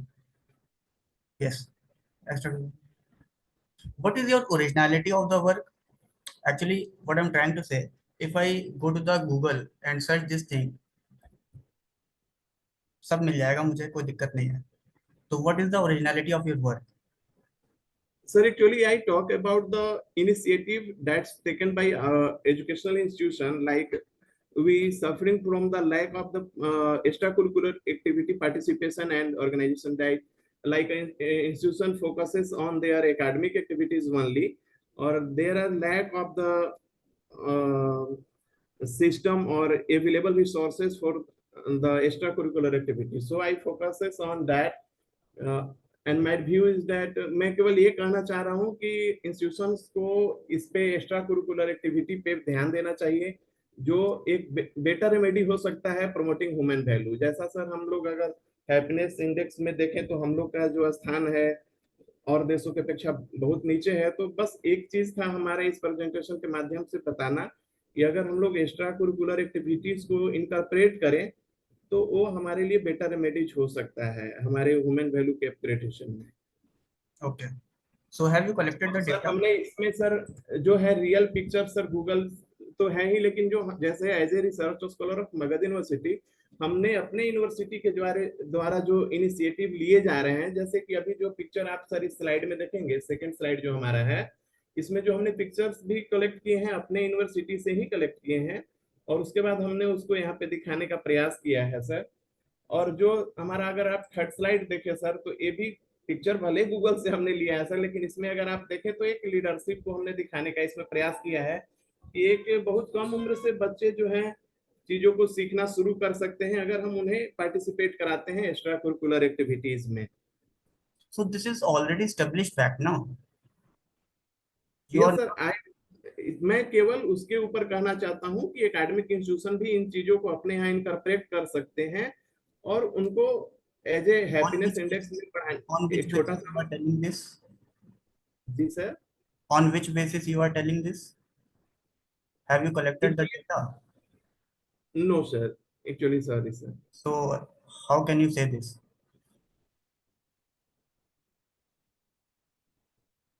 Yes, sir. According to available resources and as a research scholar, I visit the different. As a research scholar, I work on my work. कि हमने काम किया कि एक social media जो है उसके marketing के ऊपर क्या इफेक्ट है और ये है, तो हमने बहुत सारे स्टूडेंट से बात किया इसके ऊपर और उनके द्वारा जो ये बातें हुई, जो हमें एक चीज कमी देखने को मिला कि जैसे हम दूसरे इंस्टीट्यूशन से बच्चों से मिल नहीं पाते हैं, तो उस दौरान हमने क्या किया, उन लोगों से एक बात किया और उसके बाद एक चीज आया निकल के कि अगर हम लोग इंटर डिपार्टमेंट या इंटर इंस्टीट्यूशन या इंटर यूनिवर्सिटी कोई चीज ऑर्गेनाइज करें तो हमारे बच्चे दूसरे जगह जा सकते हैं, जैसे हम एज ए रिसर्च स्कॉलर दूसरे इंस्टीट्यूट को जा सकते हैं. तो सर इसलिए हमें लगा कि लैकिंग है, तो हमने यहाँ पे सर इसको डिस्कस किया एज ए इंस्टीट्यूशन लोगों को इसको डेवलप करना चाहिए कि हमारे बच्चे कहीं दूसरी जगह भी जाएं और वहाँ के बच्चे हमारे यहाँ हैं. ओके गुन, thank you. Thank you sir.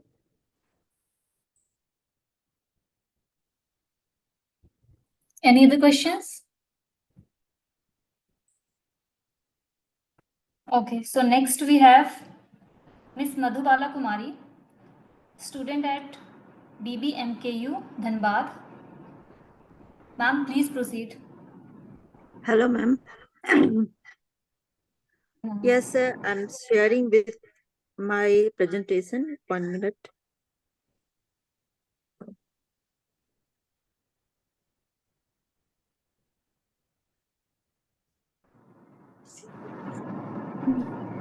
Hello. Yes, sir. Hello. Yes, ma'am. Actually, I'm unable to share my screen. So I mean, you are 1 minute. the co-host. You can share, ma'am. 1 minute.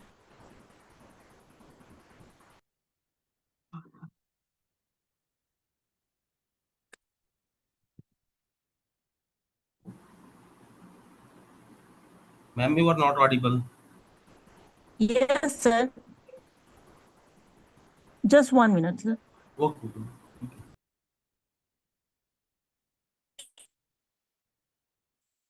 Yeah.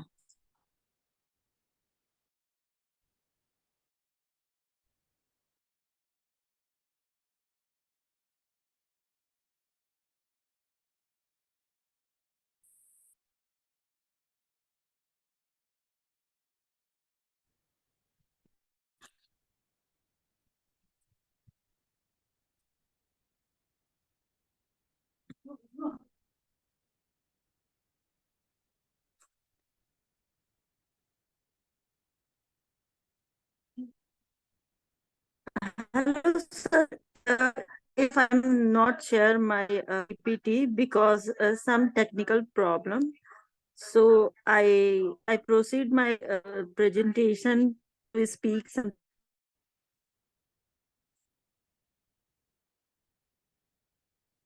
Can you permission it? Tejaswini ma'am, can we allow? Without the PPT, yeah, she can do it, no problem. Okay, ma'am, you can do. Okay, thank you, sir. So this is introduction. Integrating human values and professional ethics is essential in higher education.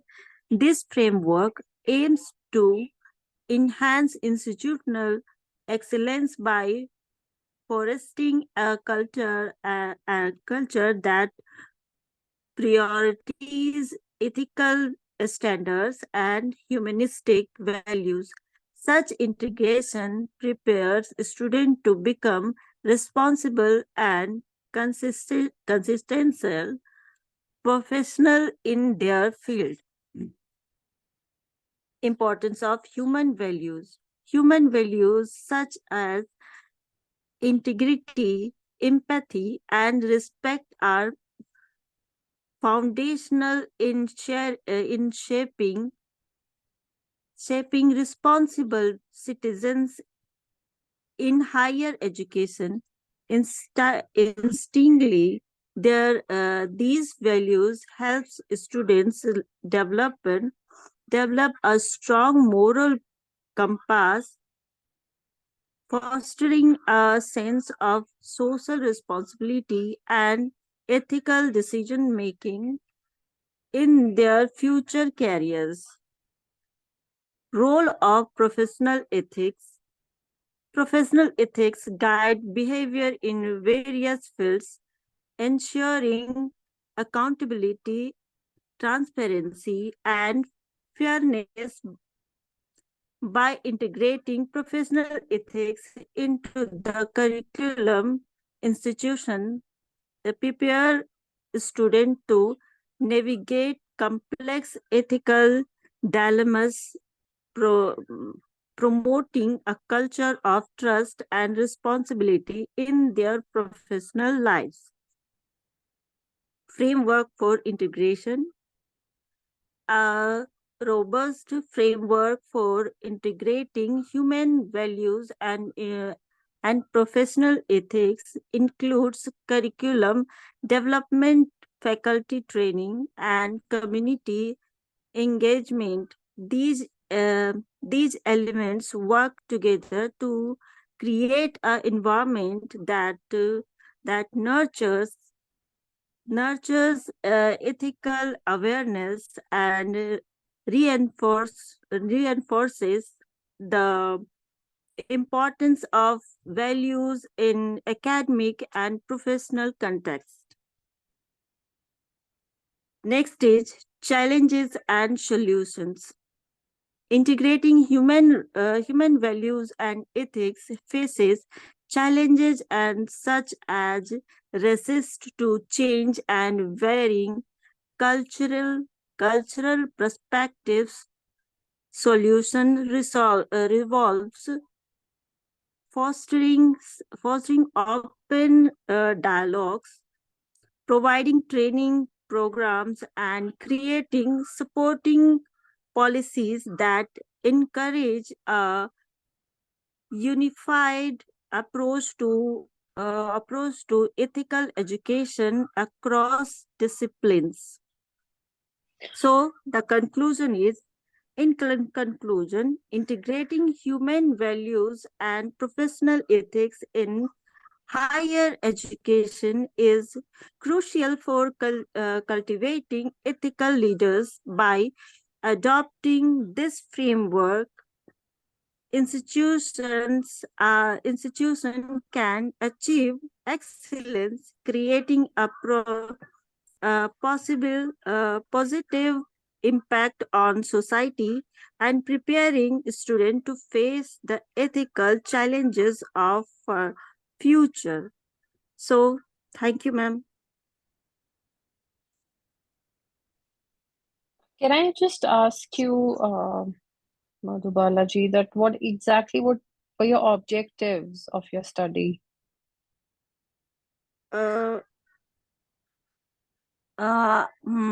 मैं कहना चाहती थी, इसे मैं एक simple word में कहना चाहती हूँ कि जो हमारे एथिक्स है वो हमारे एजुकेशन को शेप देते हैं, human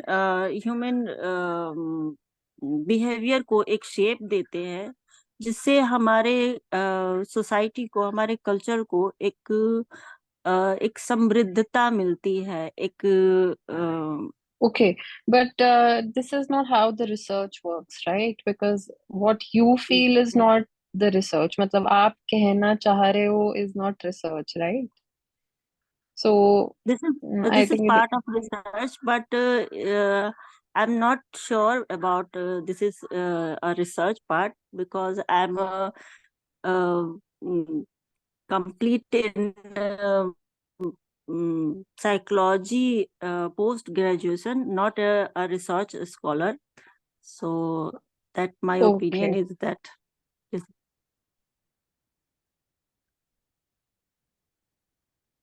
Fine, we can proceed to the next presentation. Okay, ma'am. So next we have Mohammad Tabriz Alam. He is a research scholar at Patliputra University, Patna. Over to you, sir.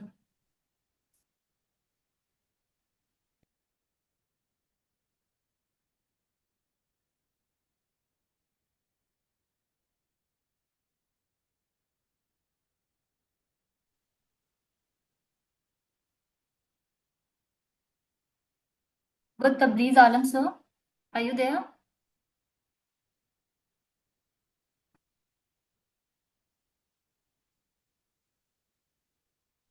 Hello Yes, sir. आवाज आ रही है? Yes, sir, you can proceed. तो 1 minute. I think you have joined with मेरा two topic ji devices. Yeah. So your voice is echoing. Yeah. Ma'am, my topic is GST in India, its impact on Indian economy. This quote is from Adam Smith, often considered the father of modern economics. It reflected his belief that minimum government intervention, low tax, and a fair legal system are sufficient to allow a nation to progress from a state of poverty to I'm really prosperity. sorry to Smith interrupt, ideas. but will you be sharing your screen or any presentation? Ma'am यहाँ पे थोड़ा सा network problem है, net उतना अच्छा, तो अच्छा we'll नहीं just चलता है। simply go, you can start by what are your objectives and what, to yes. analyze the impact of GST on Indian economy, to review the objective of classification of GST. Okay, now you can proceed, with your Abstract. presentation.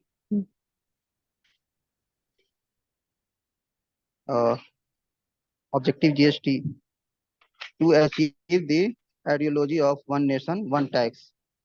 GST has replaced multiple multiple indirect tax from the previous tax regime, leading to a unified tax system where each state follow the same rate for a particular product or service.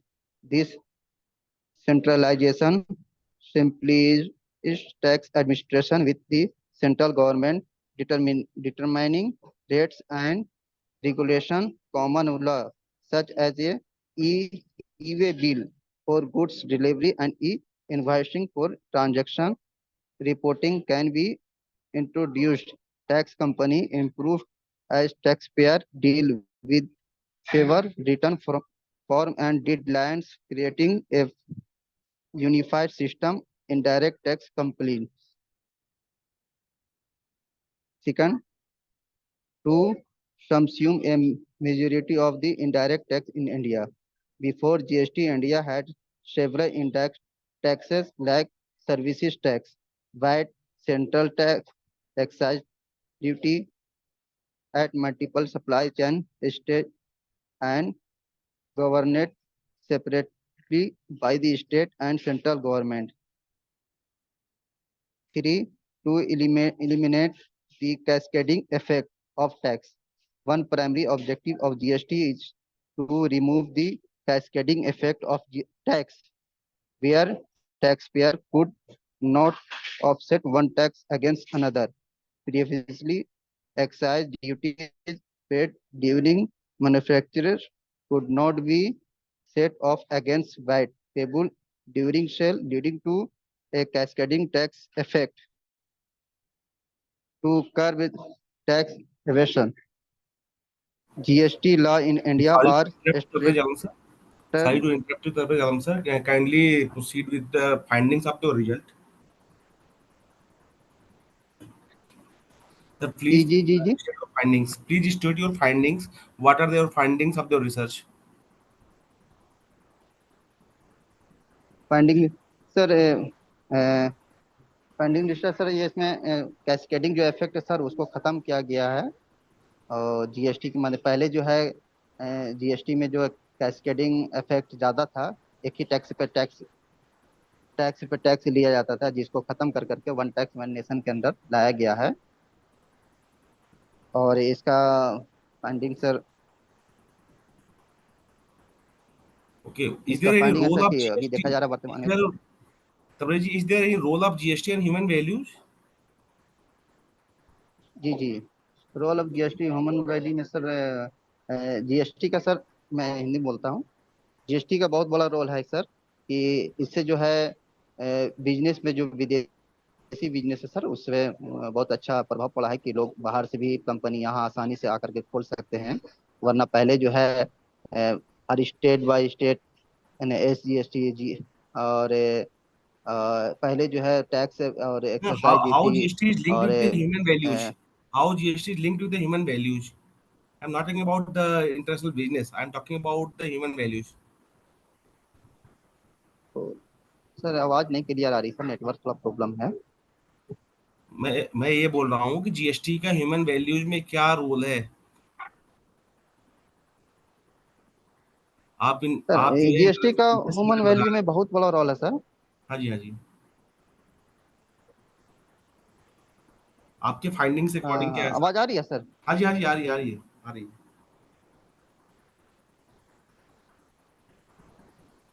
Hello आज हाँ जी, आवाज आ रही है, आप बताइए sir.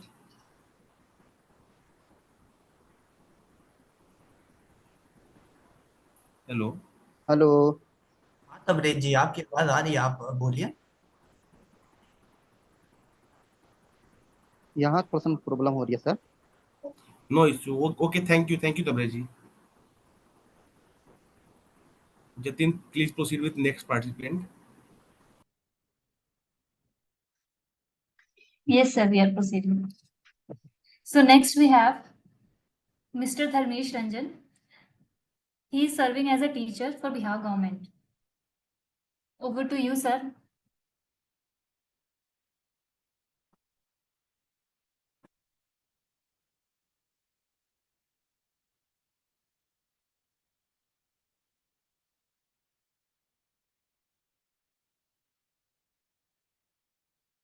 Dharmesh sir, are you there?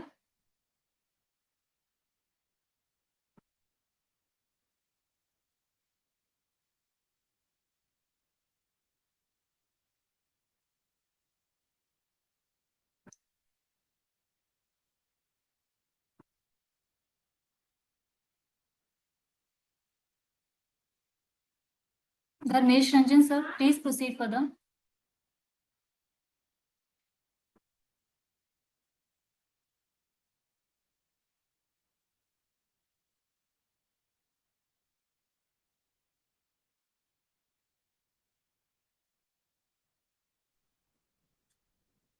Pooja, please proceed with next participant.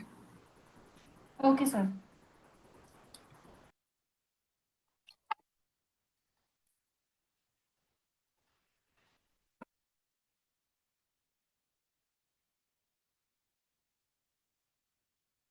Next, we have Mr. Pavan sir.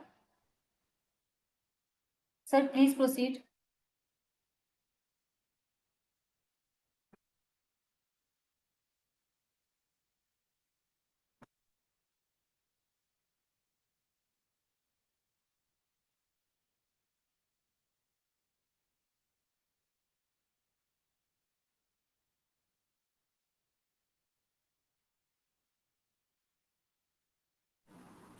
Pawan sir, can you hear us?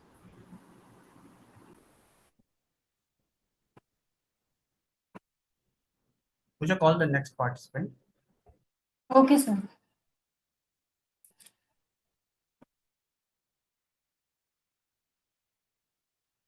So next we have Shala Tabisum ma'am.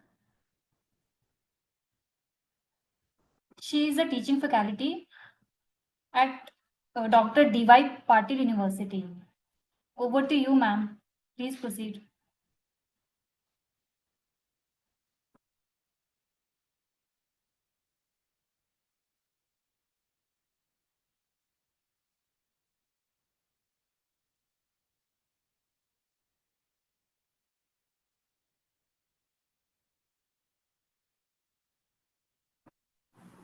Miss Shala ma'am, are you there?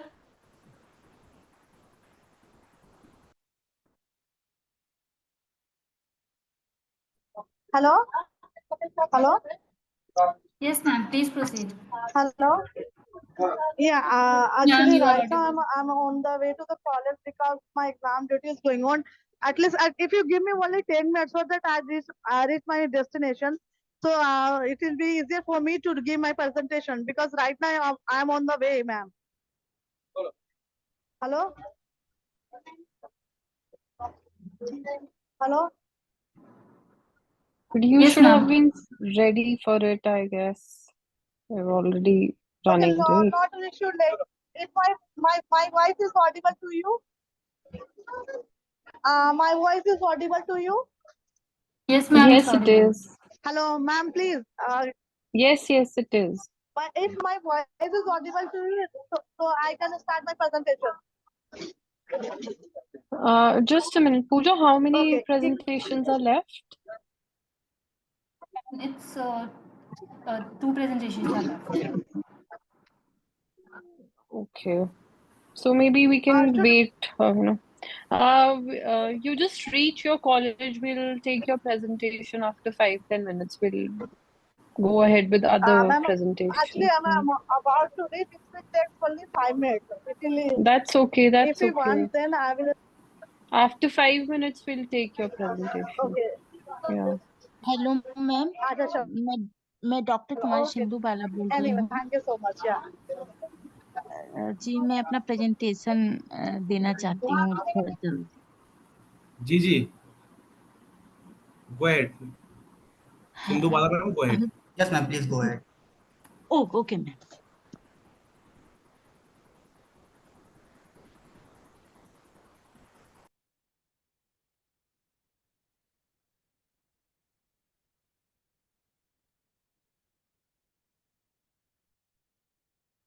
Yeah.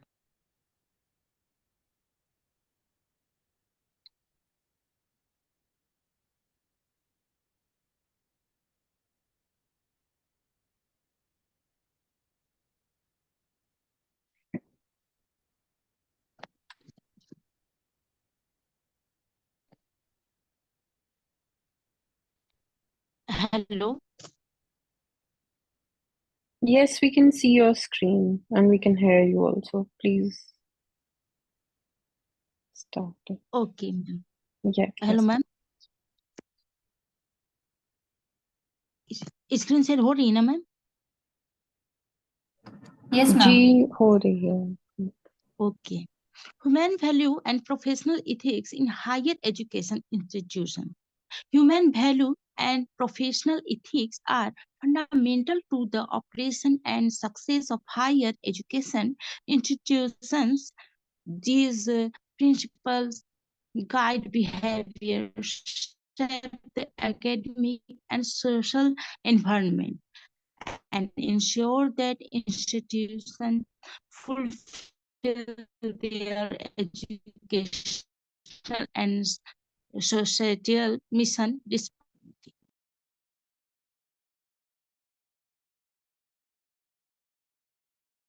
Human value in higher education, academic integrity, promoting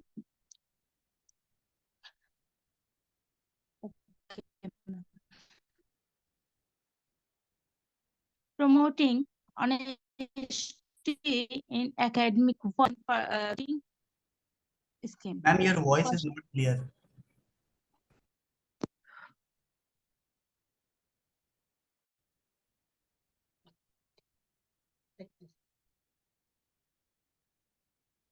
okay, ये काम नहीं करता है.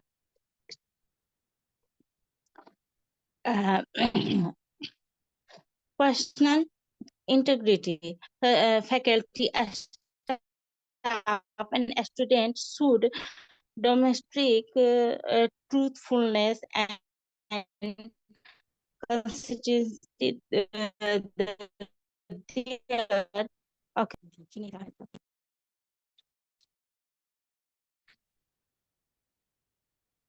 तो थोड़ा सा आवाज रुक गई सर. Respect and inclusivity. मतलब मेरे कहने का अर्थ यही है कि जो भी हायर एजुकेशन है उसमें मेरा जो इथिक्स वैल्यू है, मतलब नैतिकता बना करके रखना है, जिससे कि हर एक क्षेत्र में जो भी है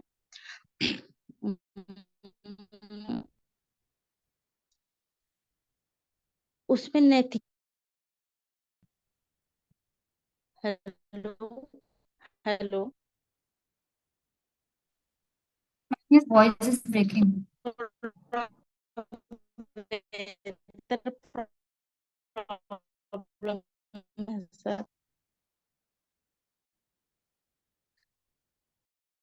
Human value proposal.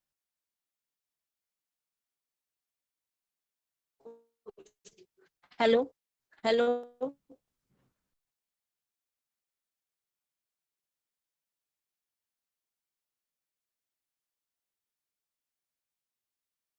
Hello. Yes, ma'am, you are audible.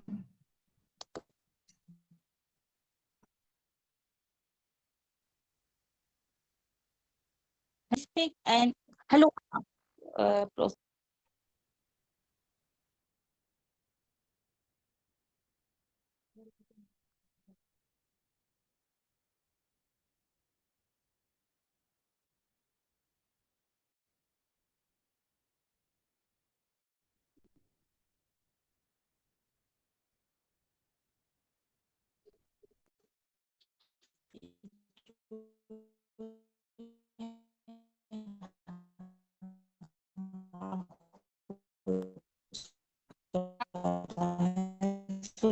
दिख नहीं रहा.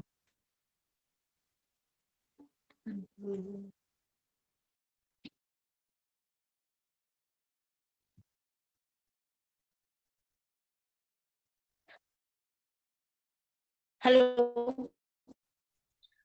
Ma'am, really sorry, but we On can't. integration in higher education. Hello, hello, ma'am. Thank you. Whether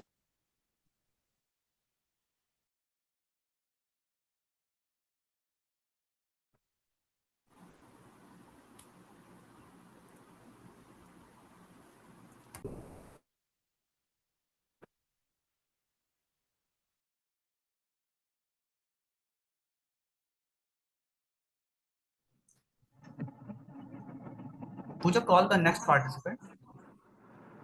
Okay, sir. Next, we have Mr. Vivekanand. Sir, Yes, ma'am. he is serving as a teacher for Bihar government. Sir, please proceed. So you all can hear my voice, right? Yes, sir, it's audible.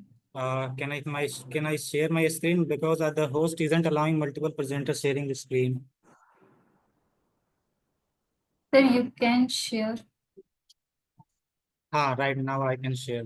It.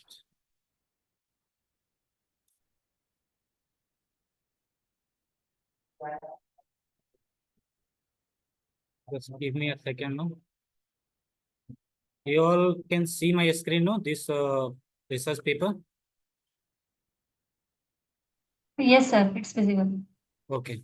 So thank you everyone. Thank you PG Department of Magadh University for organizing such seminar for us. And today my topic is the importance of moral education in higher education. So for basically, you all have this particular research paper, so I won't go one by one towards the point. I will just let you know what, why, and how we can cope up with this moral education. What is moral education and why it is important, and how we can cope up in our current technological era. So first, what is moral education? First of all, so basically, moral education is. Sorry for the background noise. No, actually, I am in class, so teachers are coming and going. So what is moral education? So first, promoting moral values through education for a student to embrace truthfulness, honesty, hospitality, tolerance, love, and kindness. So that is what basically a moral education is, to promote our moral values in students.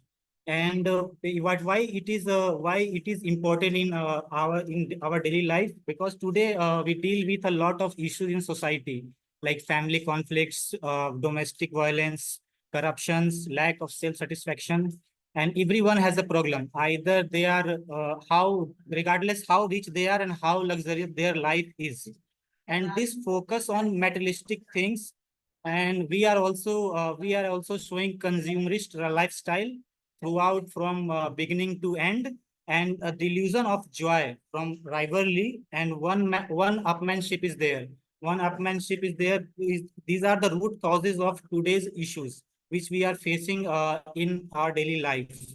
So there is a quote of Gandhiji. Gandhiji considered that a man as the sum of total body, mind, and spirit.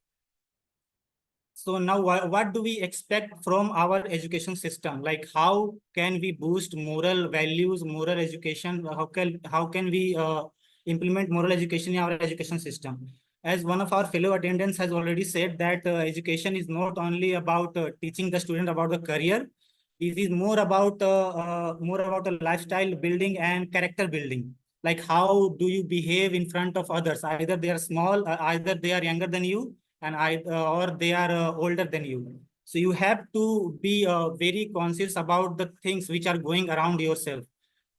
And recently, right now, our government has initiated NEP, National Education Policy, which has a slightly a very important aspect of this moral education in our higher education.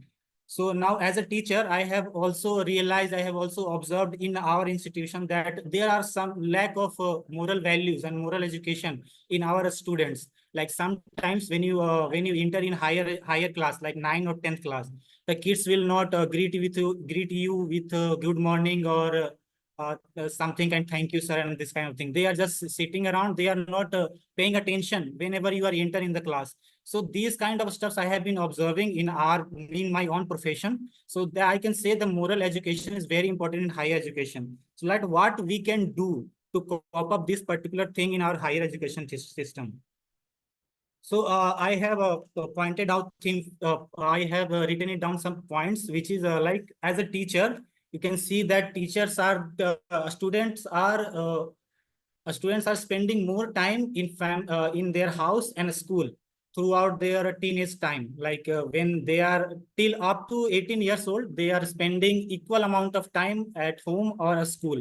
So these both places are very vital in boosting their moral values and teaching them about moral educations, like how they can behave, how they can contradict with something which is comes in front of them, like how can they cope up with the life problems, like something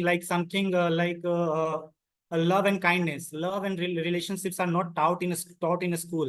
So they are not asking also, and we are not teaching them also. So there is a gap in communication gap in between a student and the parents, either it's parents or a teacher. So they are not telling the exact data and exact information to sharing the exact information to them, how to cope up with the life's problem. And I have some points, which is implementation of moral value classes on ground level in every institute from primary to higher education should be mandatory. And there should be a fun classes also, because this is something which cannot be taught as a boring class. Moral education and moral values should be taught as a interactive ways. Like they can see and they can learn. Whatever they can see, they will learn from that. More behavioral demos and to shown in such classes to decide what is morally correct and what is morally incorrect. I'll quote some example of UPSC. There is a paper of ethics and policy, and whenever you attend the paper in mains paper, you will have to see a lot of scenarios there. Like if you become this particular officer and there is this scenario, what will you do and how will you cope up this particular situation? So at that point of time, you have to know what is ethically right, what is morally right, and what is morally wrong. There should be engaging class.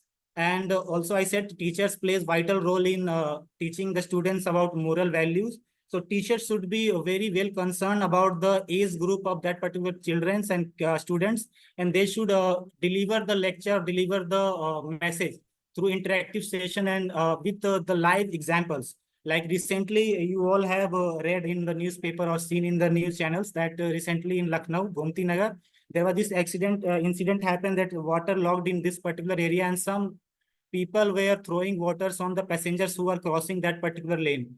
So that shows how morally incorrupt we are, how moral education is lacked in our system. The punishment is already there, but that first place we should not done those kind of things. Because if we taught our kids moral education in our schools, in our family, then such scenarios will be reduced for sure. I guarantee that such scenarios will be reduced for sure in our country. And there are one more thing I should point out for government, that government should take initiative in finding and organizing value educational institute. Like there are very few institutes which focus on value education, like either it's moral value or the value related to their career. Like there is this place, there is a friend of mine who has a different set of friends who started an institute which taught the kids like how to punch, how to make punctures from your cycle, how to sew your clothes, how to help others whenever it is urgent, it is important. So these kind of institutes along with moral values should be should be explored and should be funded by governments to make it more important in moral education and higher education. Because we see the kids from 10 to 18 years old are that's a very tender age, and they are basically a teenagers, and they are very keen to information and very early grasping kind of power in their mind. So if they see if there's something is happening, they will just directly grasp that thing. Like there is this example of in my real life only. There is a senior of mine which is in college, and he used to drink alcohol, and we as a junior used to go to their room to meet some other seniors, and then he used to ask us, do you guys drink? So we used to say no, we don't drink. And he used to say this quote in Hindi that might be offensive for some, and that might be intellectual quote also. I'm just putting a reference that he said ki ghar bina sisa ka aur mard bina nisa ka is not suitable. So I think I'm not attracted towards that quote, but few of friends are definitely thought that this senior is doing these things, so I will be become a murd after drinking alcohol, this kind of thing. So that shows the lack of moral education in our education system. So that's what my topic is. And if you guys have any question regarding this, I'm open to any question regarding this. Hello.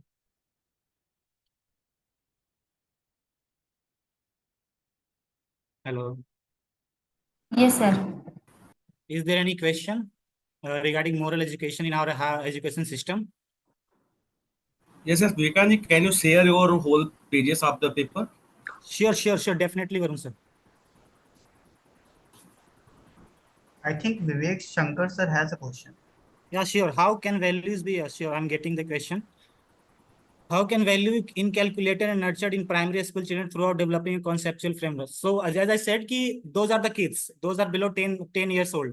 So they are just basically see the things and do the things. So if they are seeing their elder brother touching the feet of parents, then they will learn from there. कि भैया अगर ये कर रहा है, तो that is a good thing. I should also do this thing. And if you say, so many of you have noticed that kids around 1 to 2 years old, they don't spell pani, they spell mom, because we are used to tell that mom is like water. We don't tell them his mom is pani is pani. We tell them mom is water, because mom is very easy to pronounce and very easy to say, because a kid is very in the learning phase. They can grasp a very little information, which is easy to say to him, which is easy to see.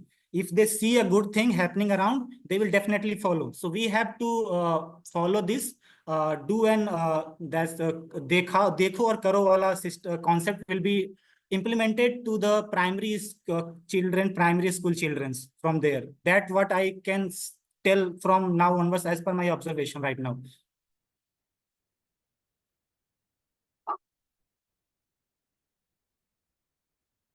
Hello, Vivek sir.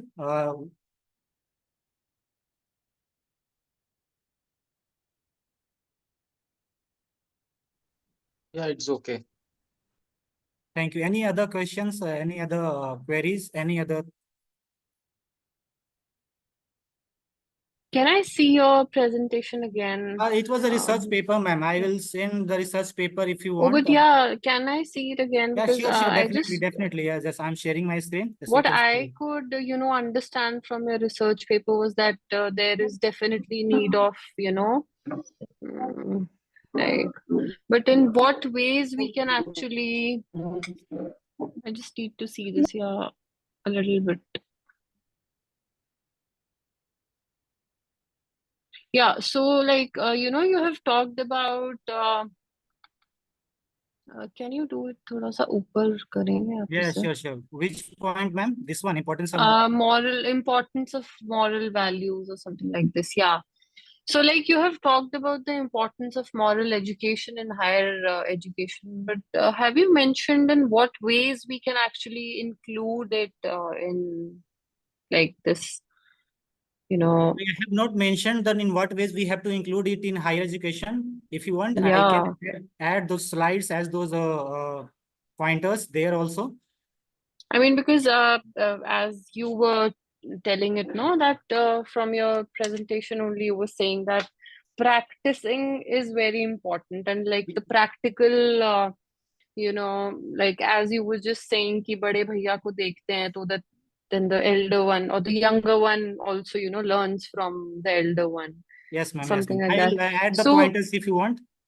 yes, so because from everything you have got to know that importance is there of the moral education, but in Definitely. what ways we can implement it or add it in this curriculum for that matter. So I think that will add in some quality to your research. And can I I'll like add those. yeah, can I see your conclusion as well? Yeah, sure.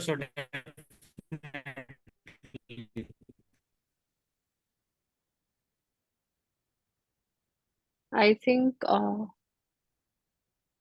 that. The technology is a vital role in our daily life. I can't like see your paper.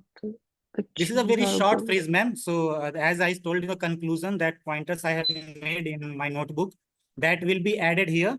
And one more thing Yeah, you that's have okay. suggested. Yeah, that one more thing you have Mhm. suggested how to implement these kind of things in institutes or in our higher education. That will be also added. I have noted it Yeah, down that because you. that will add in more impact of your paper, right? Because Yeah, definitely. we somehow there is obviously that you have done a research that moral values play a role in this thing, but how Yeah. to implement it, right? Like once we know the importance, but how to take benefit of that particular thing is also equally important, right? Just let me value. So 2 points I have noted down, Math Jaswini ma'am, that 1 point. So what are the conclusions in terms of what metrics I am talking about, and how Yes. moral education is valuable in our education system? There should be some pointers should be added, which I have researched more. So those pointers will be added and Yeah, shared so with like you. which activities or how this Yeah.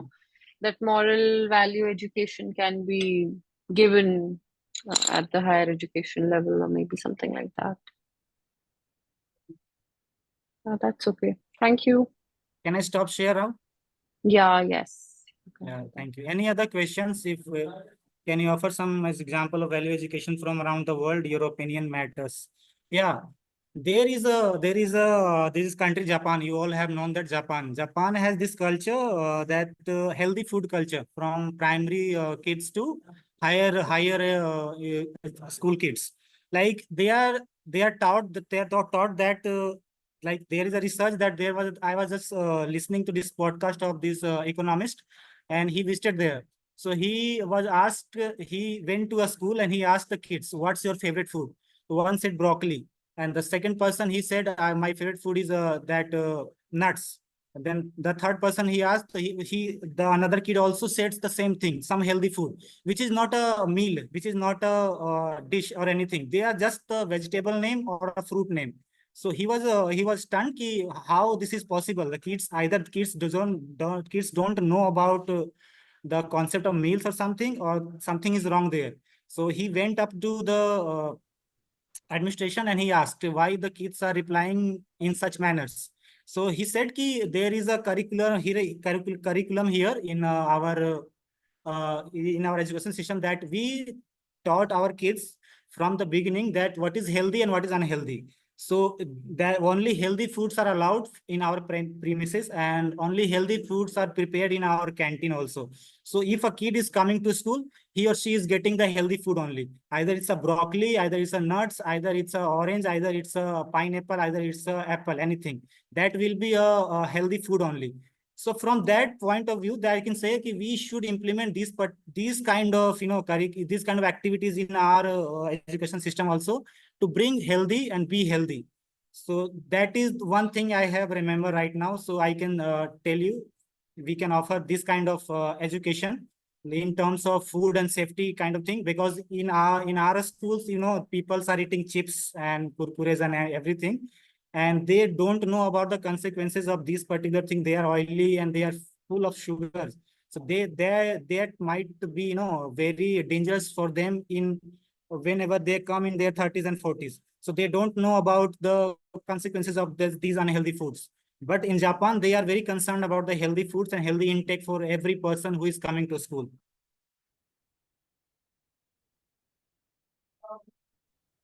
Thank you. Is there any other question from the panel? No, thanks a lot. It was a good. We can Thank work you, sir. further in this area. Thank you. I'll add the points, ma'am, and sir, I'll just share the research paper after adding those points also. Although these particular paper is already with you, but I'll add the pointers also and share it again. Vivekanand, Thank you. I have one suggestion. Yeah, sure, Jatin sir. Is this established conceptual framework is available in the which framework, sir? Moral values and in higher education. Yeah, it is available. I am a teacher. I know about it. It is available in our school because the Bihar government, I work in Bihar government as a teacher.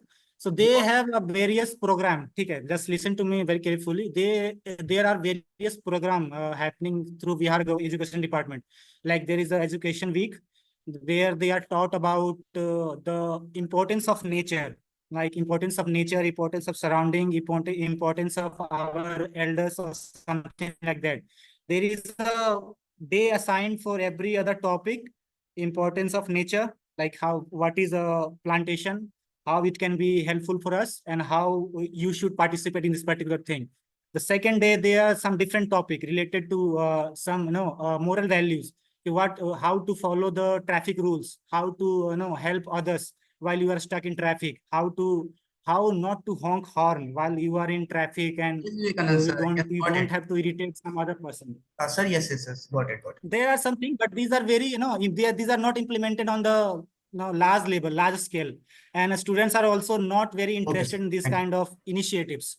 So these kind of frameworks are very useful, but government is doing it, so we'll be seeing some further good results about it.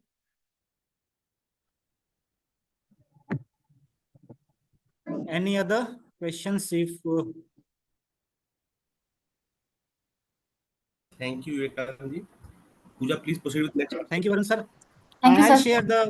share the research paper once I know. Thank you. Thank you so much Okay, sir. Thank you, sir. for giving me the opportunity. Thank you. Thank you, sir. Is there any participants who want to present? Yeah, sorry to interrupt you in the session. Actually, right now I'm ready to give the presentation. Yes, My ma'am. name is Shalata Basu. Yes, ma'am, you can present. Ma'am. Should I? Okay, thank you so much for giving me the chance to give my presentation. First of all, very great to from my side that I'm really happy.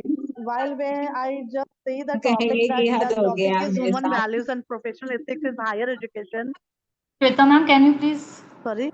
mute yourself? कंचन बोलिए कंचन जी कंचन Hello. Should I proceed, ma'am? Yes, ma'am, please proceed. Hello. Okay.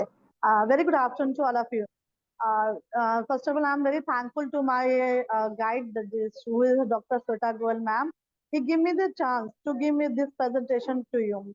Actually, when I just see the topic that is human values and professional ethics in higher education, I just shocked because this is a very emotional and very nowadays this topic is very important because we are in our daily life. Then now we are in a modern age, and in this life we are going only we are going and going. We are not caring about our moral value. We are not giving the seeing the chance to what are the we are seeing the our what we have the human values and how we are. So in this presentation, in this theme, I just want to give you some facts about the human values. First of all, understand what is human value. Human value are just like it is really closely related to the human life, because this is human value means human life. What we are doing is all effect in our human values. Okay, so human values are those universal concepts which is derived of action which are found in all the cultures, all or in all cultures, like in all our societies, in fact all our activities, all times and all places where human beings are related to find or where we are living nowadays. So we can say that human values are state of consistent behavior and measure that guide human beings in doing what is right and what is wrong and what is we can accept in our life. So this is very important topic. I am really thankful to you, all of you. So this human values, the concept of human values is that this is give you the honesty, we have to courage, we have to give the right motivation to the people, and we can say that it is also self exploration. Okay, so there is 5 values of generally human values. What are the 5 values? First of all, we have to take care of the word, the love, truth, right conduct, peace, and non-violence. So this come in the human values. Human values refer to the basic inherent moral inclination toward the kindness, honesty, loyalty, peace, sympathy, and truth. These are concerned about the human values. So now give me the chance so that I can share my presentation with you. Should I proceed my presentation with you? Yes, ma'am, you can proceed. Okay. Only give me that one chance because right now your network is so bad, but I am trying to share my presentation. 1 second, where is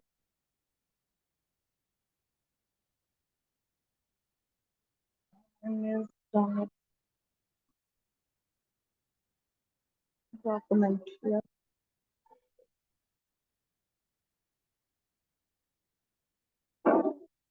Yes, ma'am.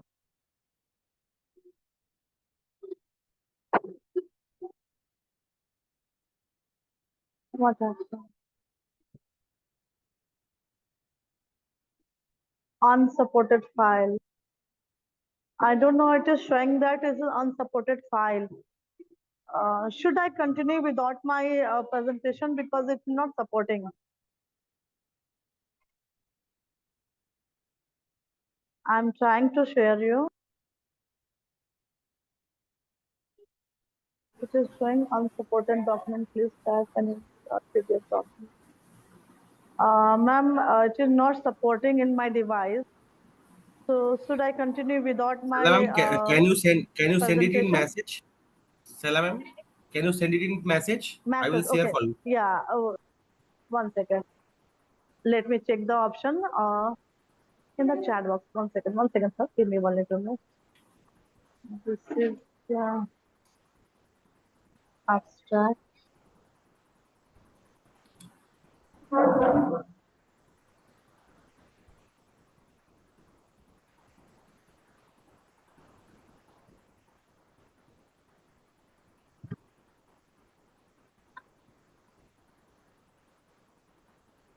Should I send you an email so that it is in my mail ID?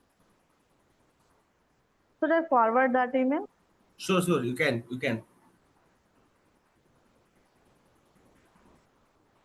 Please tell me your email ID. I'm just typing. I'm writing in chat box. You can share there. What is the email ID, I'm sir? writing in chat Please? box. Sir, actually, I have chat box.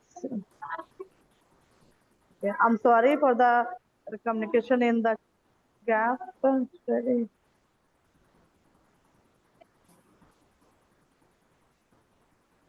One second.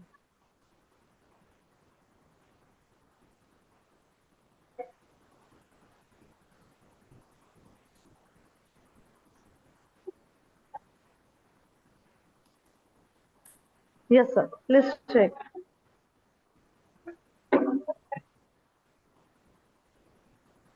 I have sent. Wait a minute, ma'am. Yes, sir. No, ma'am, I have not received it. Yes, I received. Thank you. I'm sharing it. Okay. Uh-huh.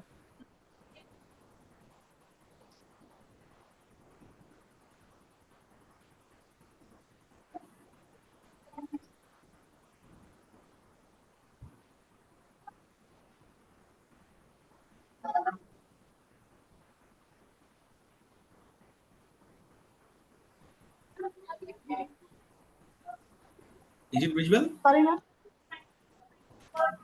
Is it visual, ma'am? Actually, I'm not. Just after this session, I will just pay the money. Achha. Is it visual? Uh-huh. Yes, Yeah, sir. it is visible to me. It is visible to all of you. Please let me know. It's visible. Yes. Now the aspect part of human values and professional ethics.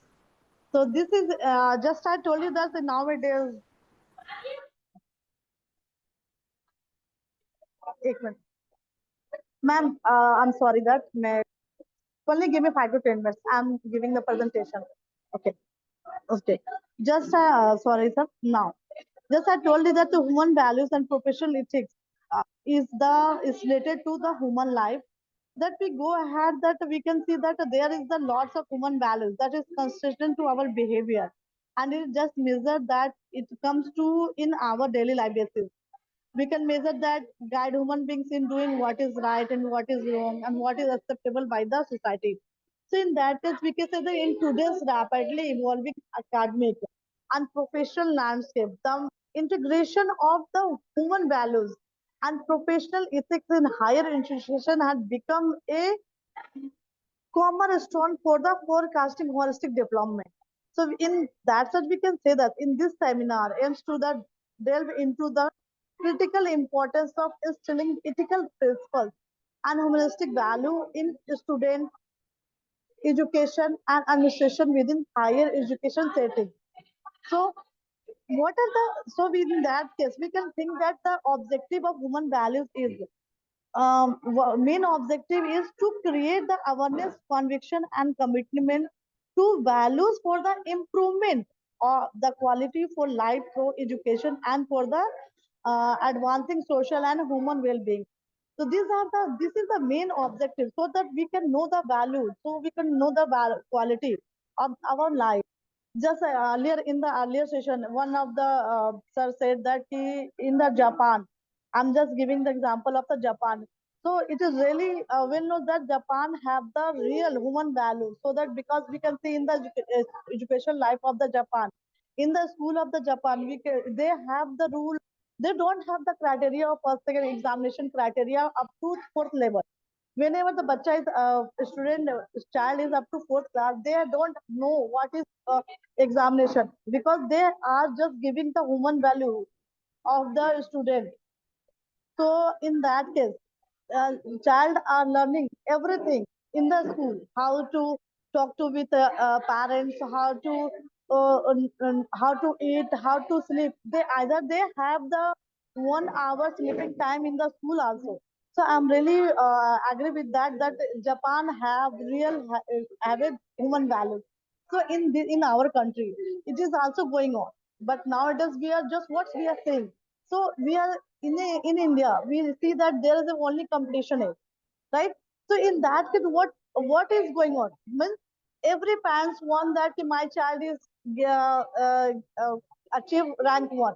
So this is not the real value, because if this, in that case we are giving pressure to our child. Just wake up and read. Every time they said, oh beta, go and read. What are you doing? Why are you playing? No, this is not like that. So in India, human value are very essential. If we want that our child is grow in very easier way. And nowadays you can see the concept of with the ashram, right? Old age. Why it is in India?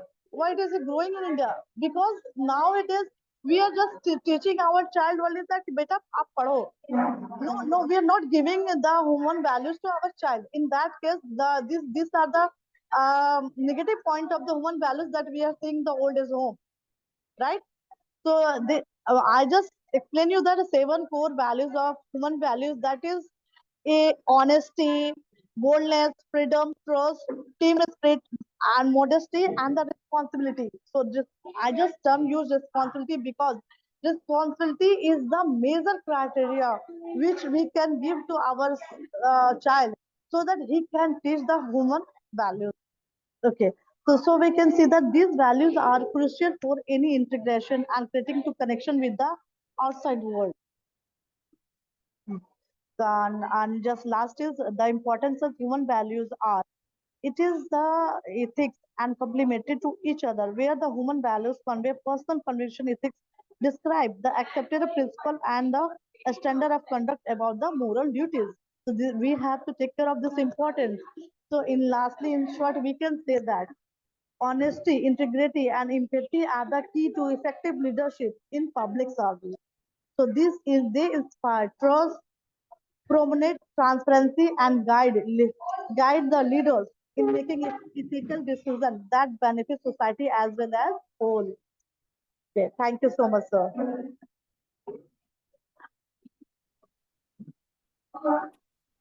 Hello. Hello. Any questions from participants? Yeah, if you have any question, if you have any doubt, then please let me know, so that I will happy to assist you in this regard. Please, sir.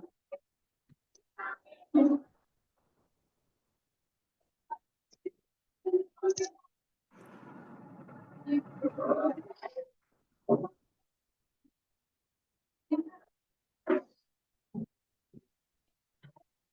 you so much. I think there is not any question. Okay, ma'am. Then thank you so much, ma'am. Is there any participant who is left now, or shall we conclude the session?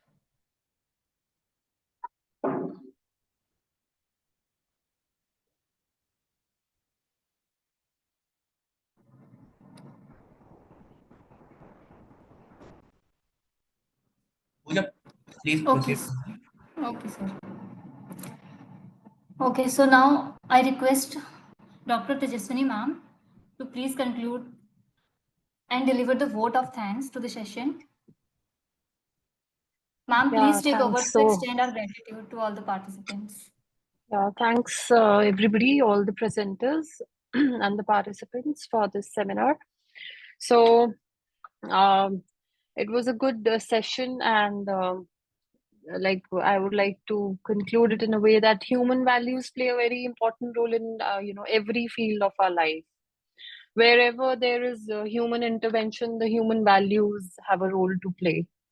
And from this session as well, we saw that from the variety that we talked about human values like ethics, honesty, and its role in almost every aspect. Like there was a presentation on research ethics. Then there was a presentation on like how we can inculcate human values in higher education, what is its role in banking, HR, and everything. So when we say that human values, whenever we talk about human values, whatever comes to our mind is honesty, compassion, respect, ethics, accountability, and inclusivity. So terms like this come into the picture and mind when we talk about human values.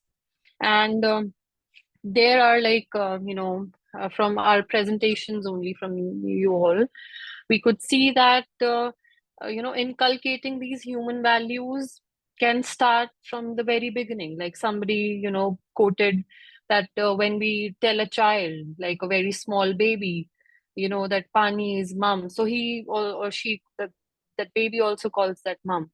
So the learning of human values and everything actually, if we go into the, like, there are scientific research as well that even maybe in the womb of so human values learning and these cognitive skills that we talked about starts from even like when you enter into this world, we can say.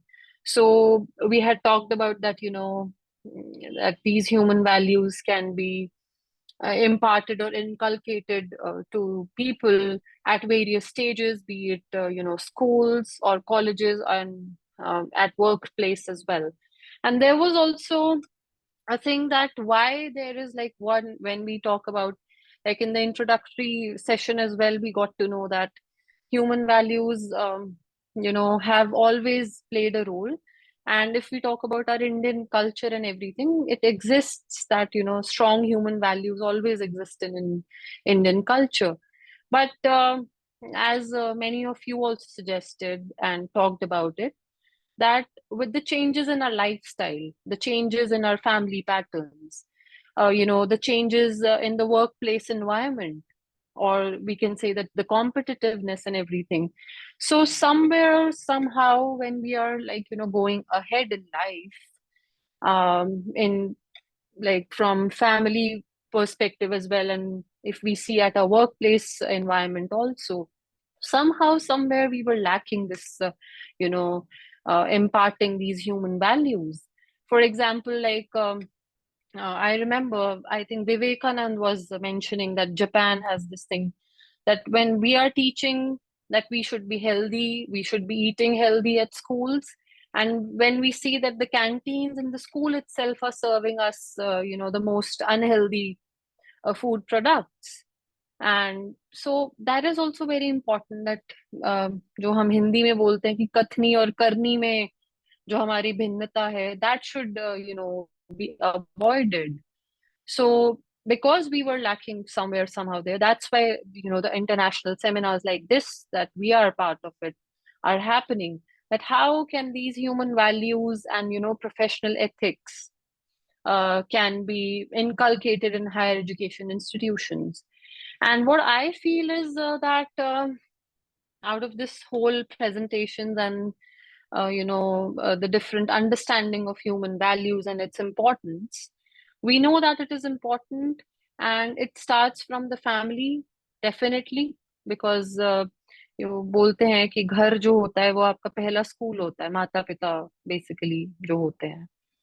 So, but there was also an observation from one of the presenters that आजकल because work हमारा lifestyle ऐसा हो गया है, family patterns, competition इतना ज़्यादा है, that even the family members are not able to sit together and chit chat with, like, the parents are away from their for their work, from their families and everything.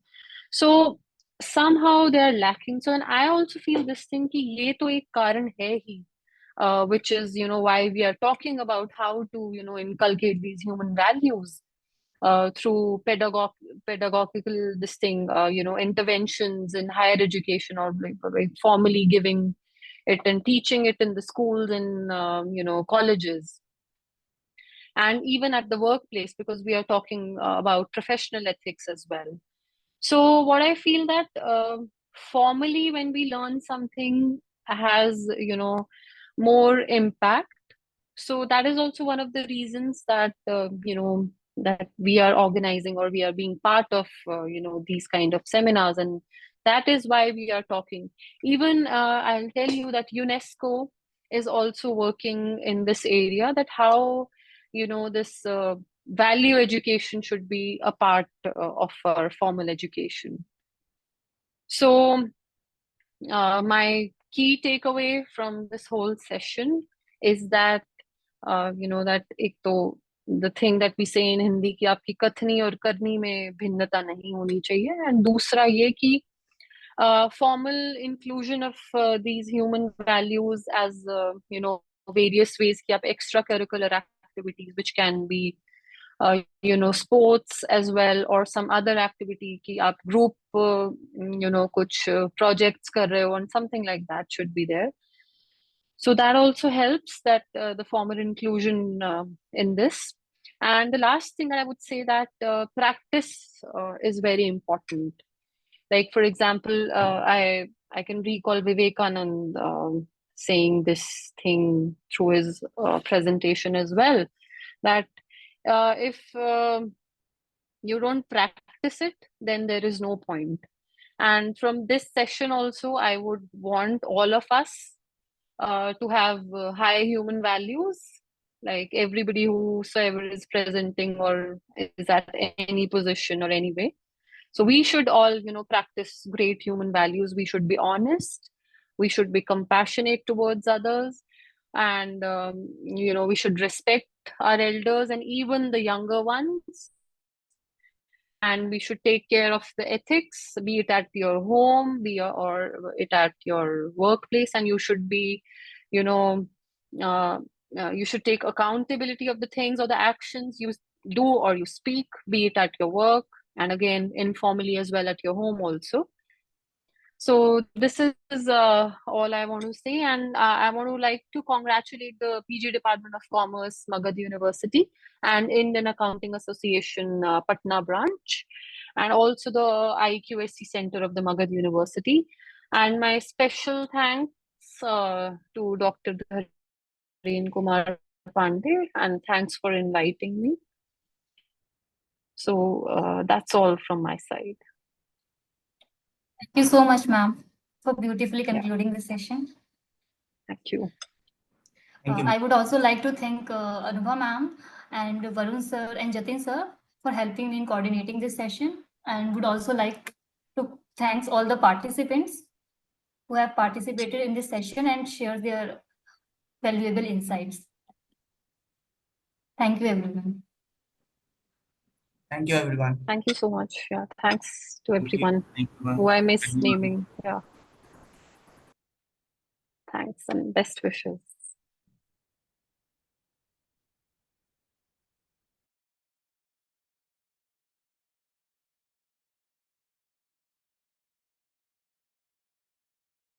Jatin, can we leave? Yes, sir. Thank you, Jatin. Thank you, sir. Thank you, all the participants.